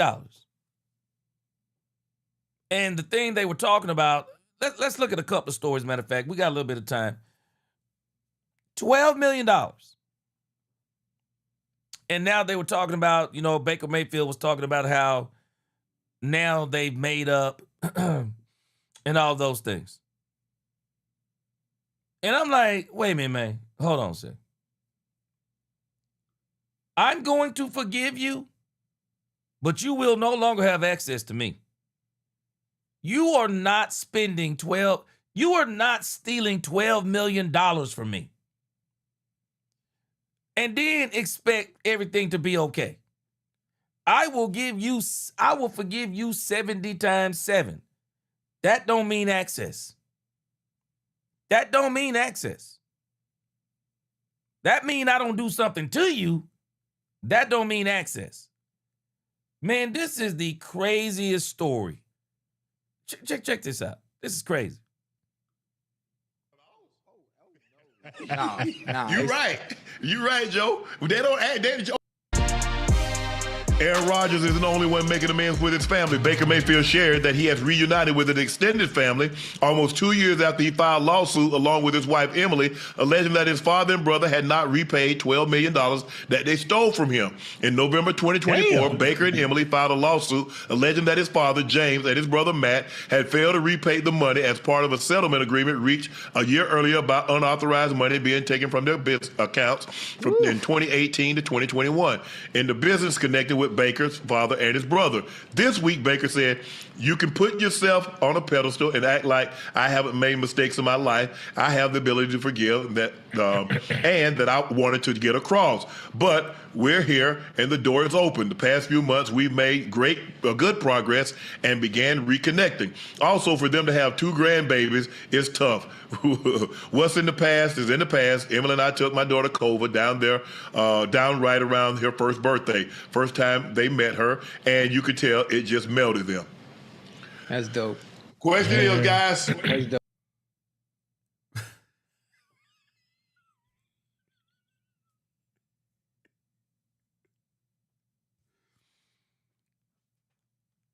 $12 million. $12 million is not a mistake. $12. $12 million.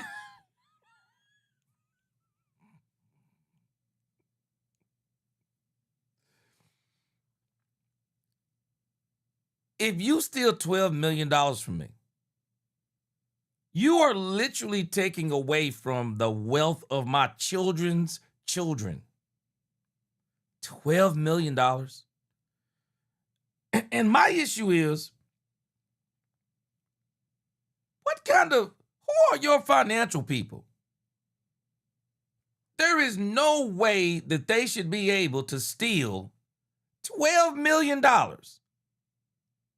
And your financial people don't notice it.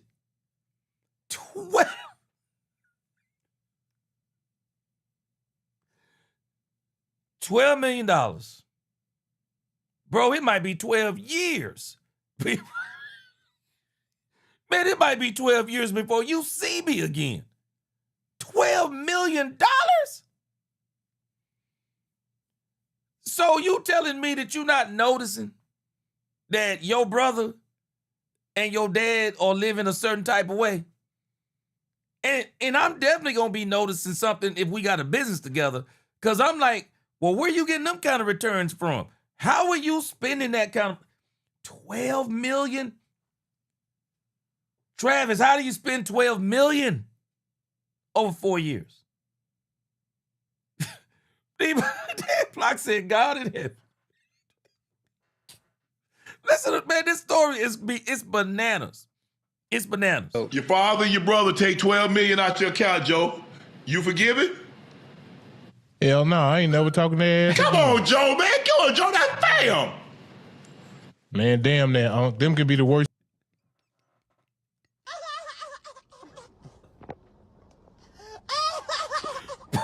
Dude, what? That's crazy. This is the craziest story, guys. I'm not going to play the whole thing, but this has got to be one of the craziest stories I've heard, man. And I'm going to forgive you.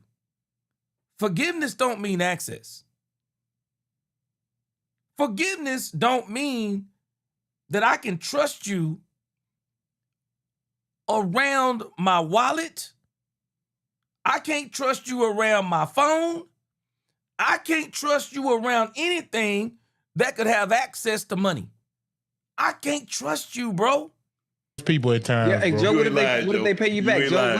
What if you put them on a payment plan? Nah. How you just gonna steal $12 million though? $12 million, Uncle Ocho. What you mean? What they paid me back? I mean, first of all, the mere fact that they stole it let me know they can't pay it back. Because if you could pay me back, you'd have left my money alone.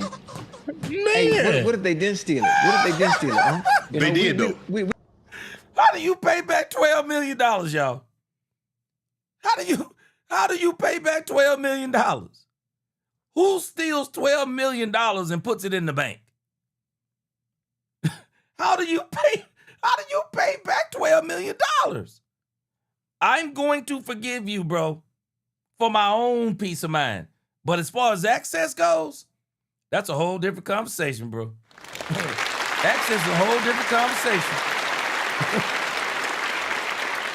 Tired Cowboys fan, he said we're going to have to shoot that face. He said 1-on-1 every time we see each other, bro.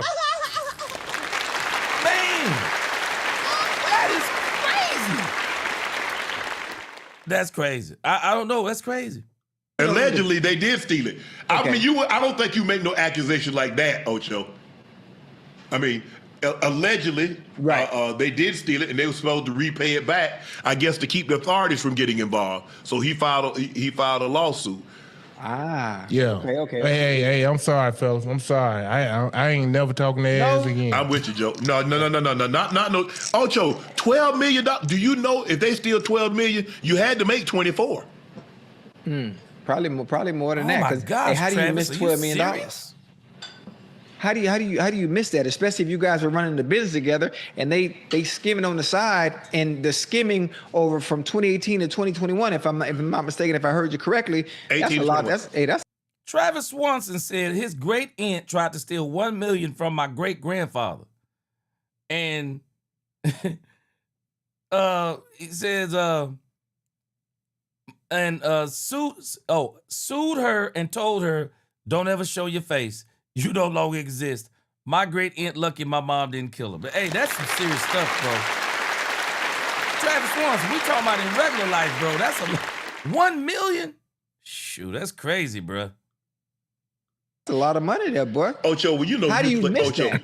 Because when you play in football, you're not paying attention to your accounts like that. You're not. Dude, what? Let me have $12 million in the bank. Shoot. I don't know about y'all. Let me have $12 million in the bank. I'm looking at that bank account. I'm looking at that bank account every night, bro, before I go to bed. I'm sorry. I'm going to read the Bible. I'm going to look at my bank account, read the Bible, thank you, Lord, and go to sleep. Shoot. What you talking about? I got $12 million in the bank. I don't know how to eat people. I don't know what Shannon talking about. I don't know what he talking about. I'm not living like that. And plus, guess what they probably had? Power of attorney. So guess what they can do when they have power of attorney? Go in and write checks, get loans, do stuff at your behest, even though that ain't what I signed up for. And with that being his pops and his brother, man, you just don't expect nothing like that from them, bro. You don't expect nothing like that from them. So when somebody that close, Uncle Ocho, do something like that to you, bro, I'm sorry. I can't do it, bro. I'm going to tell you right now, if I'm making that kind of money, my sons, my mama, my daddy, her mama, her daddy, anybody, They ain't getting no access to my accounts. It's crazy talk to me. Shoot. Man, I'm not giving nobody access to my doggone accounts when I'm making that kind of money. Man, that is some of the craziest work right here, bro. Man, y'all go check this out over on Nightcap, man. Boy, this was the craziest story. Boy, this was the craziest stories I heard, bro. Shoot. You know, man, Bernard Felix, what you doing? Bro, you got $12 million in the bank. I'm looking every night. I'm looking every night. Man, $12 gets spent out of the account. I'm calling up my accountant and I'm asking my wife, who spent $12? I'm sorry. I'm sorry, bro. You get that kind of money. You trusting folks, man, you crazy. You crazy. Shoot, Travis said if they steal that much money, what else are they capable of? Whoa, boy. Travis, boy, you said something. Travis, not only that part, the fact that they're willing to risk the consequences if you find out. Shoot, let me tell you something. Forgiveness don't mean access. Nah, I'm going to stay away from that person for my own sake. That is crazy work, football, Cowboys Nation. That's crazy work right there. That's crazy work.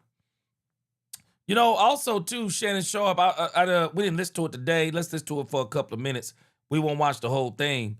But they also talked about this thing with Jimmy Johnson. Let's check this out. Hey guys, it's your favorite dunk here. Go ahead and click that subscribe button so you don't miss an episode of Nightcap. That button right here. Come for the sport, stay for the story.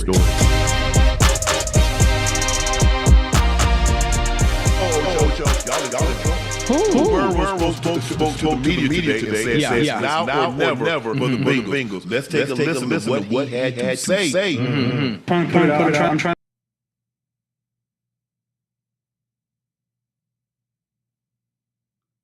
They take on what it means and this year. Yeah. Let you just come in here and practice. Hey, listen. See, the difference is in basketball. Jimmy Johnson woke up this morning and chose violence. He posted a picture of a photo of a clause in his first contract with Jerry Jones referencing personnel control. Jerry been saying it was him in the Herschel Walker. It was him doing all this. Well, y'all can read the contract. Wait, no assistant football coaches, trainer, equipment man, strength coach shall be fired or employed by employer without prior approval of Johnson. Johnson shall have the right of prior approval with respects to acquisitions, releasing and trading all football players of the Dallas Cowboys. Johnson shall have complete control of all assistants. All right, you said I got some feedback? Hold on a second. I don't know why I got feedback on that. All right, tell me who's got feedback now. Assistant coaches, players, trainers, and equipment men during training, practice, preparation for actual playing of games. You know, we talked about this earlier, but even with Jimmy posting this, I don't think this still proves that Jimmy did everything. I want you to pay attention to the clause where it says Johnson shall have the right of prior approval with respect to acquisition, releasing, and trading of all football players. So I want us to understand this. That doesn't prove that Jerry Jones didn't do the Herschel Walker trade. That doesn't prove that. The only thing this could be saying in a sense is, okay, Jerry Jones said, or they both said, let's trade for Herschel Walker, and Jimmy agreed it was a great trade. That don't mean that Jerry didn't have a part in that trade. Again, I don't understand why Jimmy woke up and chose violence on this issue. It don't make sense to me. Standing the foregoing of neither assistant coaches, players. I have a question, huh? What made Jimmy Johnson do this? Because Jerry Jones keeps saying it was him that made the trade for Herschel Walker. When has Jerry said that in the last couple of years? When has Jerry said this? Other than the Netflix special. He keeps saying it. Yeah. Jimmy said... When does he keep saying it? I had final say. This is why Jerry ultimately fired Jerry. Yeah. Right. because Jimmy had complete autonomy. Hold on. I thought they settled their differences with the Ring of Honor stuff. Is this not the same thing I said? Why now? You settled all your differences. Jerry ain't been out here in these streets. That is a bold-faced lie, Shannon Sharp. Jerry ain't been out in these streets talking about it was all me. Jerry ain't focused on that Super Bowl. Jerry is focused on the Super Bowl we're about to get. Stop it. No, because Jerry won't keep saying it was him. To who? He keeps saying the trade that he made for Herschel Walker, that he traded Herschel Walker. Yes. Jimmy made that trade. Because, see, if you let it... See, here's the thing. This is what... Jimmy, I don't care what he says. And Jimmy only showed... I don't believe for a second that Jerry Jones didn't appreciate... That Jerry didn't want to do that trade. I don't believe it. I do not believe Jerry Jones did not want to do that trade. Even if it was Jimmy's idea, I guarantee you Jerry wanted to do that trade. Because the only way you're going to improve that team is the same issue we ran into with Michael Parsons. This is crazy. Yeah, Attention. Attention said, gee, I think Jerry came up with the idea. But Jerry was the one who had to call around and got the... Oh, you said Jimmy maybe. You think Jimmy came up with the idea, but Jerry was the one who had to call around and get the kind of deal. He was the one that ultimately fleeced the Vikings for all the picks. Exactly. They had to do this together, man. I don't know why Jimmy is doing it, because it really don't prove what he thinks that he's proving. But I'm still saying the same thing, too. Why now? We know. A fire cannot burn without oxygen. If people keep talking, if Jerry keep his mouth shut, Jimmy not gonna let it go. Yeah. All Jimmy had to do was toast Jerry. That's all he had to do. Right. But first of all, he wasn't even invited to the party. This is what I was telling y'all about. Shannon Sharp is talking about it. The total disrespect of Jimmy Johnson. Jimmy Johnson is a shrewd operator. Don't even invite the man to the party. And then don't even toast him when he comes to the party. I told y'all. That was the coaches. Jimmy invited the coaches. Jerry invited himself. Cheers. Everybody toasted. Jimmy mean mugging. That's how it started. Well, that's ego. That's ego and pride. That's ego and pride. Jerry Ocho, you was really young, but you don't realize how much credit Jimmy was thought of as Lombardi. Yeah. Of Walsh. Yeah. For real? Yes. Yeah. That team was 1-15. Think about it. He took Troy Aikman. Michael Irvin was already there. So Michael came in '88. He came in the draft with my brother and Tim Brown. All those receivers came out that year. Yeah. But then he goes get Emmett. Then he gets Russell Maryland. All those guys that were coming out, Jimmy had just left the University of Miami. He tried to recruit them. He knew what he needed. Right. All his coaches, they came from the U with him. Harold Hubbard and Wanstead, all those guys. Hey, Dave Wanstead was there? Yeah, Dave Wanstead, yeah. I ain't know that. Okay. See, Jimmy, I think Wanstead might have been with Jimmy when Jimmy was in Pitt. I think it was Pitt. All them guys. So Jerry keeps saying, because see, Jerry keeps trying to reshape history. Jerry wants credit for that. Yeah. That's why he keeps saying, remember he had the Michael trade, reminds me of the trade I did for Herschel. Okay, but he was still a part of the trade. You have got to be an egomaniac that if you can't give somebody credit for the part they played in the trade, I guarantee you Jimmy didn't get on those phones. I guarantee you Jimmy didn't get on those phones. And even the part when you think about what Jerry talked about he did to the Minnesota Vikings. that if they cut those players, they get first-round picks or whatever the case may be, all those picks. What Jimmy posted doesn't prove that Jerry didn't even work that part out. This is nothing but ego.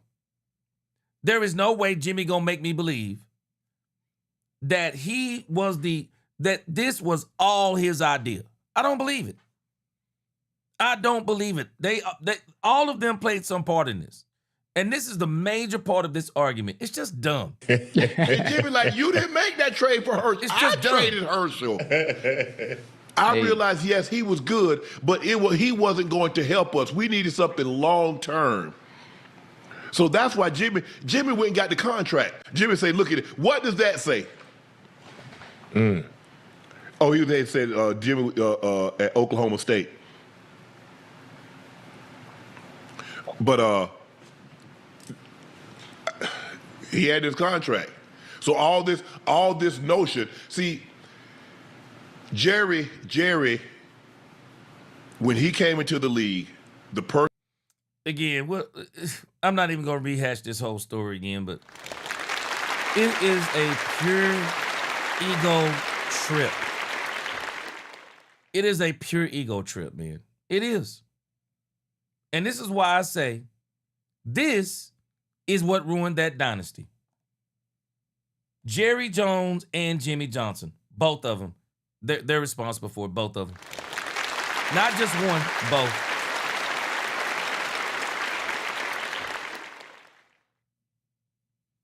Just pure, unadulterated ego, man. Just pure, unadulterated ego. All right, man, let's get into this game. Let's finish this last part here. Let's do this game preview. This is going to be the short form of the game preview. We're going to do the long form of the game preview tomorrow. We're going to do our first pregame show. We're going to do our pregame show tomorrow.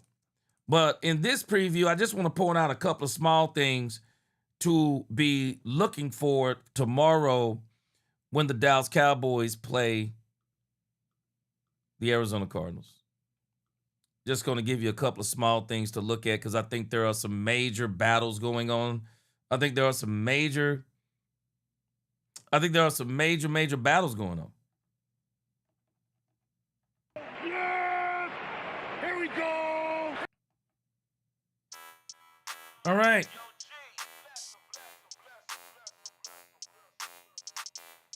Got some major battles coming up tomorrow.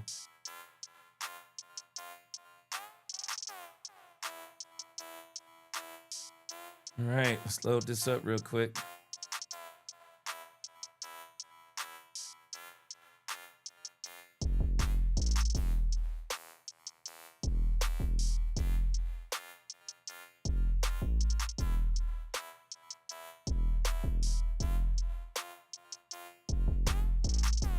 We got some major battles coming up tomorrow. Major battles. All right, so the Cowboys are playing their second preseason game, but the Arizona Cardinals are playing their third preseason game. And so the Arizona Cardinals have already made it clear they've already seen what they need to see from their team. So they're not going to show anything hardly in this third preseason game. So it really kind of makes me wonder, like, what are we really going to be looking at as far as the Cowboys playing against? What are we going to be looking at? I mean, I'm fully expecting the Cowboys to win this game tomorrow.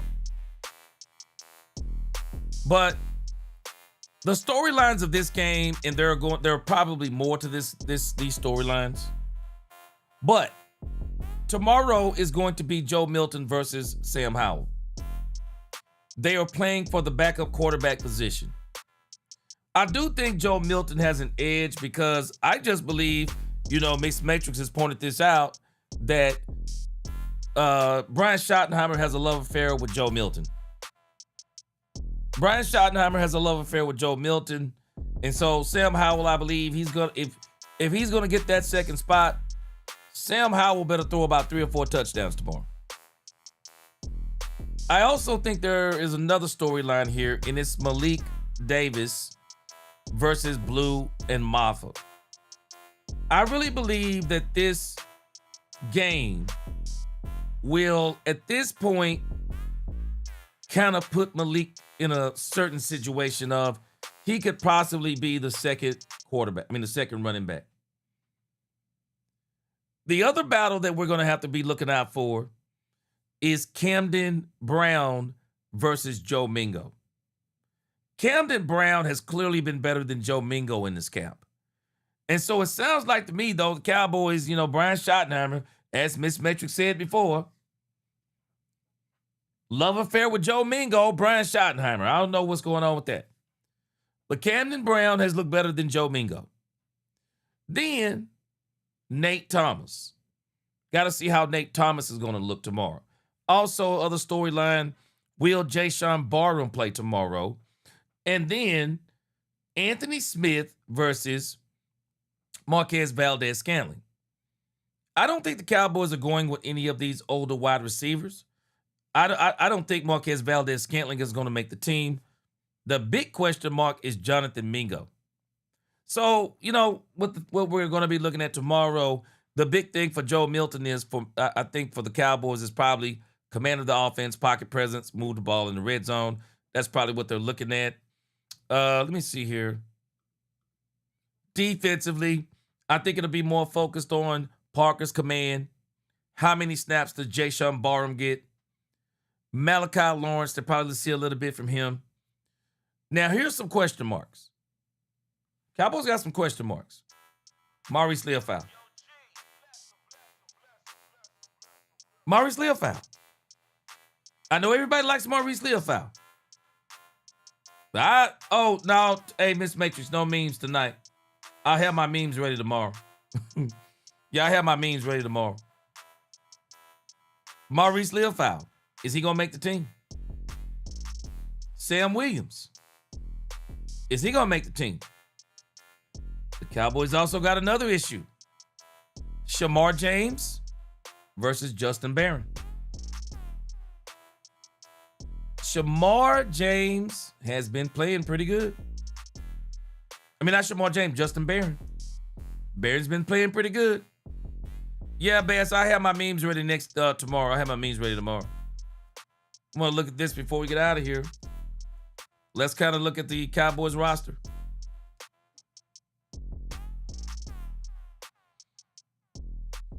I told y'all before, man, the Cowboys have a very tight roster right now. They have a very tight roster. There's no room on this roster. Typically, and let's look at this real quick. This game is very important tomorrow because you got to think about how many players does a team keep per position. How many players do teams keep per position? So we're going to kind of go back and forth between this graph. So typically when you're talking about a 53-man roster, teams typically only keep 2 quarterbacks. So one of these quarterbacks, either Sam Howell or Joe Milton, they're going to be odd man out. They're going to be odd man out. I think Sam Howell is really going to have to play extremely well because Brian Schottenheimer really likes Joe Milton. He's going to have to play extremely well, so we'll see what happens with that. Now, when you get to the wide receiver position, you typically only keep 5 or 6. The question is, will the Cowboys keep 6? If I'm not mistaken, I think last year they kept 5. But even if you say 6, it's still tough. George Pickens, CeeDee Lamb, Ryan Flanoy, Kevontae Turpin. You already got 4. You only have 2 wide receiver spots left. Anthony Smith, Camden Brown, Jonathan Mingo. The rest of these guys are going to be odd man out. Marquez Valdez-Scantling, they're just not, I don't think they're keeping him. Jordan Hudson, anything, all this stuff back here, they're not keeping. You only got 2 spots. You drafted Anthony Smith. I just don't see, I got a strange feeling that Anthony Smith is going to make the team. It's going to be down to Jonathan Mingo, Camden Brown, Anthony Smith. Now, I could actually see that they drafted Anthony Smith. If they want to keep Jonathan Mingo, they could put Anthony Smith on the practice squad. They could put Anthony Smith on the practice squad. But you cannot put Camden Brown on the practice squad because he's not going to make it. Camden Brown won't make it. There's no team out there right now that's going to let him go to the practice squad. They would actually pick up Camden Brown. So I think it's going to be, if you go 6, it's Camden Brown, Jonathan Mingo, Cavante Turpin, Pickens, Lamb Flanoy, of course. Anthony Smith goes to the practice squad. The rest of them can kick rocks. If they go 5, this is going to be a very hard decision if they go 5. I've seen another Jonathan Mingo. Jonathan Mingo, and this is where I think Nick Eatman is talking about the politics. The Cowboys gave up a 4th-round pick for Jonathan Mingo, and they just don't want to admit they were wrong on Jonathan Mingo. They don't want to admit it. These NFL teams are hard-headed when it comes to this stuff. They don't want to admit that Jonathan Mingo isn't turning out. Camden Brown has come into the Cowboys camp, turning more heads than Jonathan Mingo has turned in 2 years. In 2 years. Camden Brown has the attention of a football league that Jonathan Mingo has never gotten the attention of. I've seen enough. Mingo, not telling you he's terrible. I've seen enough of Mingo. I'm going to bring in Camden Brown. I'm keeping Camden Brown. I'm releasing Jonathan Mingo or trade him if I can figure out a team to trade him to. I'm keeping Camden Brown. I drafted Anthony Smith. I would keep Anthony Smith. Yep. Tired Cowboy Camden Brown been impressive. And not just in the game. He's been impressive in practice. He's been balling in practice. This is a big game tomorrow. Big game tomorrow for Camden Brown, Jonathan Mingo, Anthony Smith. Me, I'm keeping the 2 young guys. That's me. I'm keeping the 2 young guys. So those are going to be the players we're going to be looking out for tomorrow. I think it's going to be more Camden Brown and Jonathan Mingo, but I'm going to put all 3 that we're going to have to be looking at tomorrow. As far as the running back situation, I don't think it's anything to watch, but I'm about to hit y'all with something that you might not have remembered I talked about. Y'all got to think about it now. How many times have the Cowboys cut Malik Davis? The Cowboys have cut Malik Davis 5 times. The Cowboys are telling us while Malik Davis, yes, he runs well, Malik Davis is going to have to survive this football team. And the reason why I'm saying that is pay attention to the team that we're playing. The Arizona Cardinals. If I'm not mistaken, the Arizona Cardinals have 3 running backs. They have 3 really good running backs. One of those running backs may not make the cut.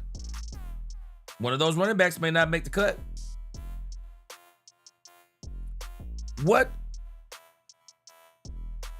Malik Davis is going to have to survive is when they start cutting down to the 53-man rosters. Will there be a running back available that they think is better than Malik Davis? And I do think the Cowboys are at a point with Phil Maffa. Phil Maffa could find himself cut and not even on the practice squad. Jayden Blue, as much as I love Jayden Blue, Jayden Blue could find himself on the practice squad too. Jayden Blue can find himself on the practice squad. Miss Matrix, you know why they cut him? Somebody gets injured, they bring him back. Because by that time, of course, there's no running backs on the market. So they get him because they say he's the best left on the market. But he's going to have to survive some of these cuts coming up in the preseason. Now, we'll see this year if they give him a true chance. But even then, as it applies to Jayden Blue and Phil Maffa,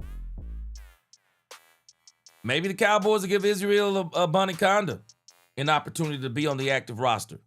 I mean, y'all remember last year, they absolutely shocked everybody when they let Miles Sanders be the second running back. It wouldn't surprise me if they had Malik Davis and Shotty said he wanted Israel Abanikanda and then put Jayden Blue on the practice squad. That wouldn't surprise me either.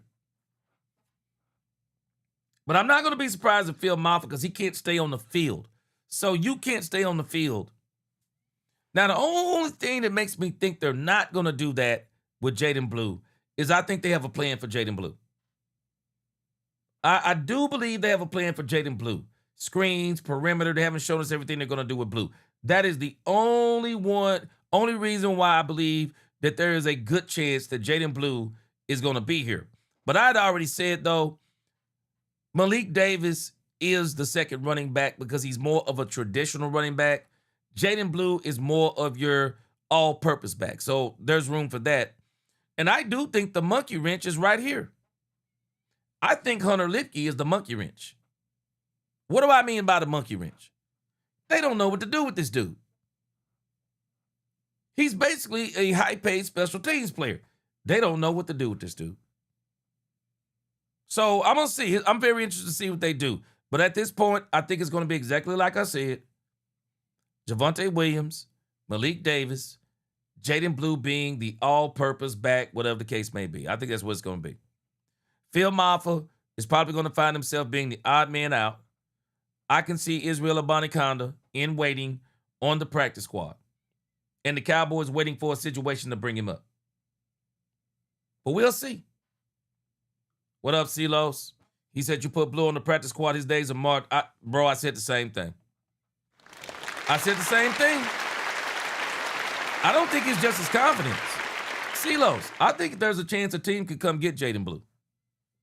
There are some teams who know how to, offense coordinators, who know how to use a back like him, that they will get him in space and won't try to turn him into Javonte Williams Jr. But this is what we're going to be looking at tomorrow on the offensive side, as I've mentioned. Also, too, keep your eyes on this. The Cowboys have got to figure out who is their seventh offensive lineman. The Cowboys have 5 good, I say 5. Terrance Steele is struggling like crazy. Tyler Guyton still got some question marks. We'll see. But outside of TJ Bass, who's the next offensive lineman? You drafted Drew Shelton, so he's gonna be here. But Drew Shelton ain't ready to be on nobody's field. So who are you going to keep? Offensive linemen, you typically keep 9. So you're going to keep 9 offensive linemen. Well, we don't even know who number 7, 8, and 9 are. I would say that Drew is going to probably be number 7. Who's going to be number 8 and 9? If you keep 9 offensive linemen, who is number 8 and who is number 9? The Cowboys have got to start looking for somebody seriously better than Nate Thomas. Who is number 8 and 9? I don't see anybody on the team. Shiaz Pete, probably somebody that should be on the practice squad. You're going to keep developing. But who is it? Dak Elite. I'm with you. I think you try to see if you can get Decker to be on your bench. I say you try to get Decker to be on your bench. I do. Can you get Decker to be on your bench? But this is what we're going to be looking at tomorrow. Who can be the number 7, 8, and 9? Well, Drew Shelton will probably be the number 7.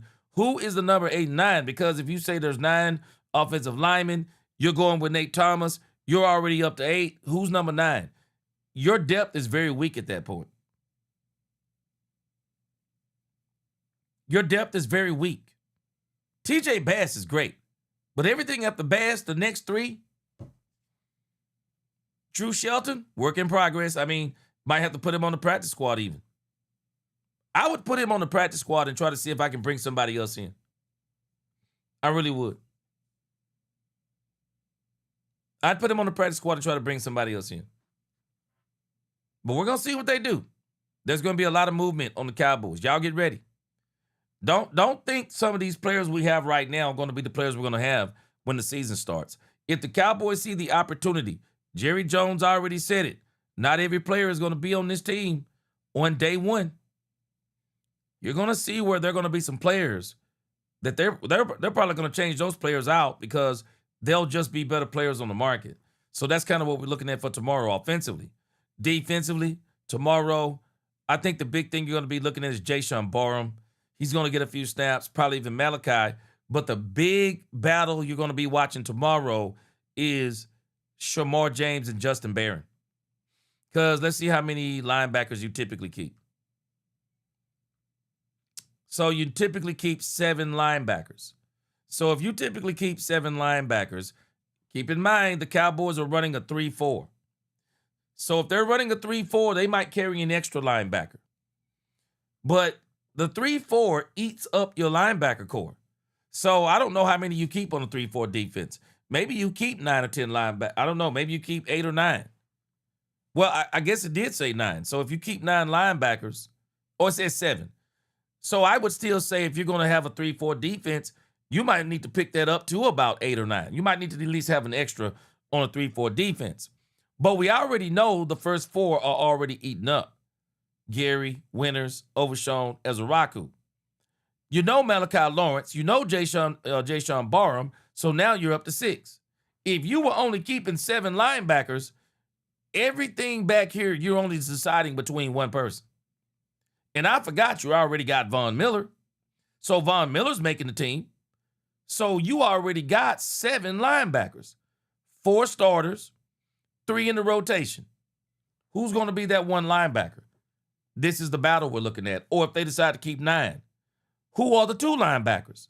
Because you got Shamar James, Justin Barron, James Houston. We got to see what's going on. He's injured. So you're battling basically for one spot tomorrow. Justin Barron and Shamar James. That's what you're battling for tomorrow.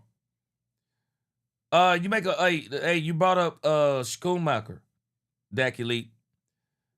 Michael Trigg has a hurt toe. Schoonmaker is going to benefit, and I think that's how he's going to make the team. And I think the Cowboys are going to use that as an excuse. I wouldn't be surprised if they put Michael Trigg on that injured reserve, because you can put 2 players on injured reserve. I wouldn't be surprised if Michael Trigg is one of them. I wouldn't. Because they want to give Schoon another shot. But again, that's the battle you're going to see tomorrow. You're looking tomorrow, the battle for 1 linebacker spot. Maybe 2. You think about it, man. We got Sam Williams back there. You got Shamar James. And, man, I'm sorry. I don't know how Maurice Leofau going to fit on this team. I don't. How do you fit Maurice Leofau on here? Because I know you're not going to go above 9 linebackers, even if you're running the 3-4. You typically keep 7. I guess if you run a 3-4, you might want to run 1 or 2 extra. But keep in mind, that's a player you're going to have being less from somewhere else. So that's the battle that you're looking at. The safety position, I think the safety position is pretty much what it is. But I do think the Cowboys need to keep their eyes on Jalen Thompson, P.J. Locke, light injuries. I got a strange feeling. You know, there's been some talk that Marquise Bell could not make the team. I think he's going to ink out these other players because he has a deal. I think this will be his last year, but I think he'll ink it out. But I wouldn't be surprised because Julius Wood has outplayed him. Cowboys may eat that money. And tomorrow Julius Wood is playing for a position, him and Marquise Bell. I would not be surprised if the Cowboys, especially, you remember Marquise Bell got in trouble earlier this year. Not to mention, he just hadn't really been playing that well, if you ask me, in training camp. Cowboys may eat that little chump change contract of his, and we may have Julius Wood beating out Marquise Bell. So that's what you're going to see tomorrow, a battle between Julius Wood and Marquise Bell. Yeah, Baz, I got a feeling that Maurice may be gone. And I'm with you. I kept saying it. I don't understand why they never switched him over to safety. I would have switched Maurice Leofau over to safety. I would have. I would have switched him over. But those are the battles pretty much for tomorrow. I think everything else is pretty much set. There's no battle for Kobe Durant. Now, there could be a battle with Stewart Reddy. But Shotty's already said he likes Stewart Reddy. So I think the cornerback situation is pretty much set too. Let's see, because you got Bland, Revel, Durant, Devin Moore. He's a lock. Let me see how many cornerbacks you normally keep.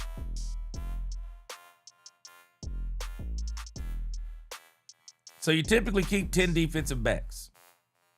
So if you don't separate the safeties and the cornerbacks, so you already know you got Downs, Durant, Hooker's gonna be here, Thompson, Bland. That's 5. Revel 6, Locke 7, Devin Moore 8. Stewart Reddy could be 9. So tomorrow, Marquise Bell and Julius Wood will be playing their butts off maybe for another position. Because I don't know what you do in the 3-4, how many you keep. But, you know, Julius Wood could be playing for the practice squad. And Marquise Bell could just be playing for getting his butt off the squad. So, and if they do keep an extra back, I think it'll be Julius Wood over Marquise Bell. I think Marquise Bell is out. This is what you're going to be looking at tomorrow. I'm a little bit concerned, though, because you're not going to be playing against top-tier talent. You're just not. Cowboys are not playing against top-tier talent tomorrow. Because, like I said, the Cardinals have already played 2 preseason games, and they've already said they're not going to put anything out there hardly. Yeah.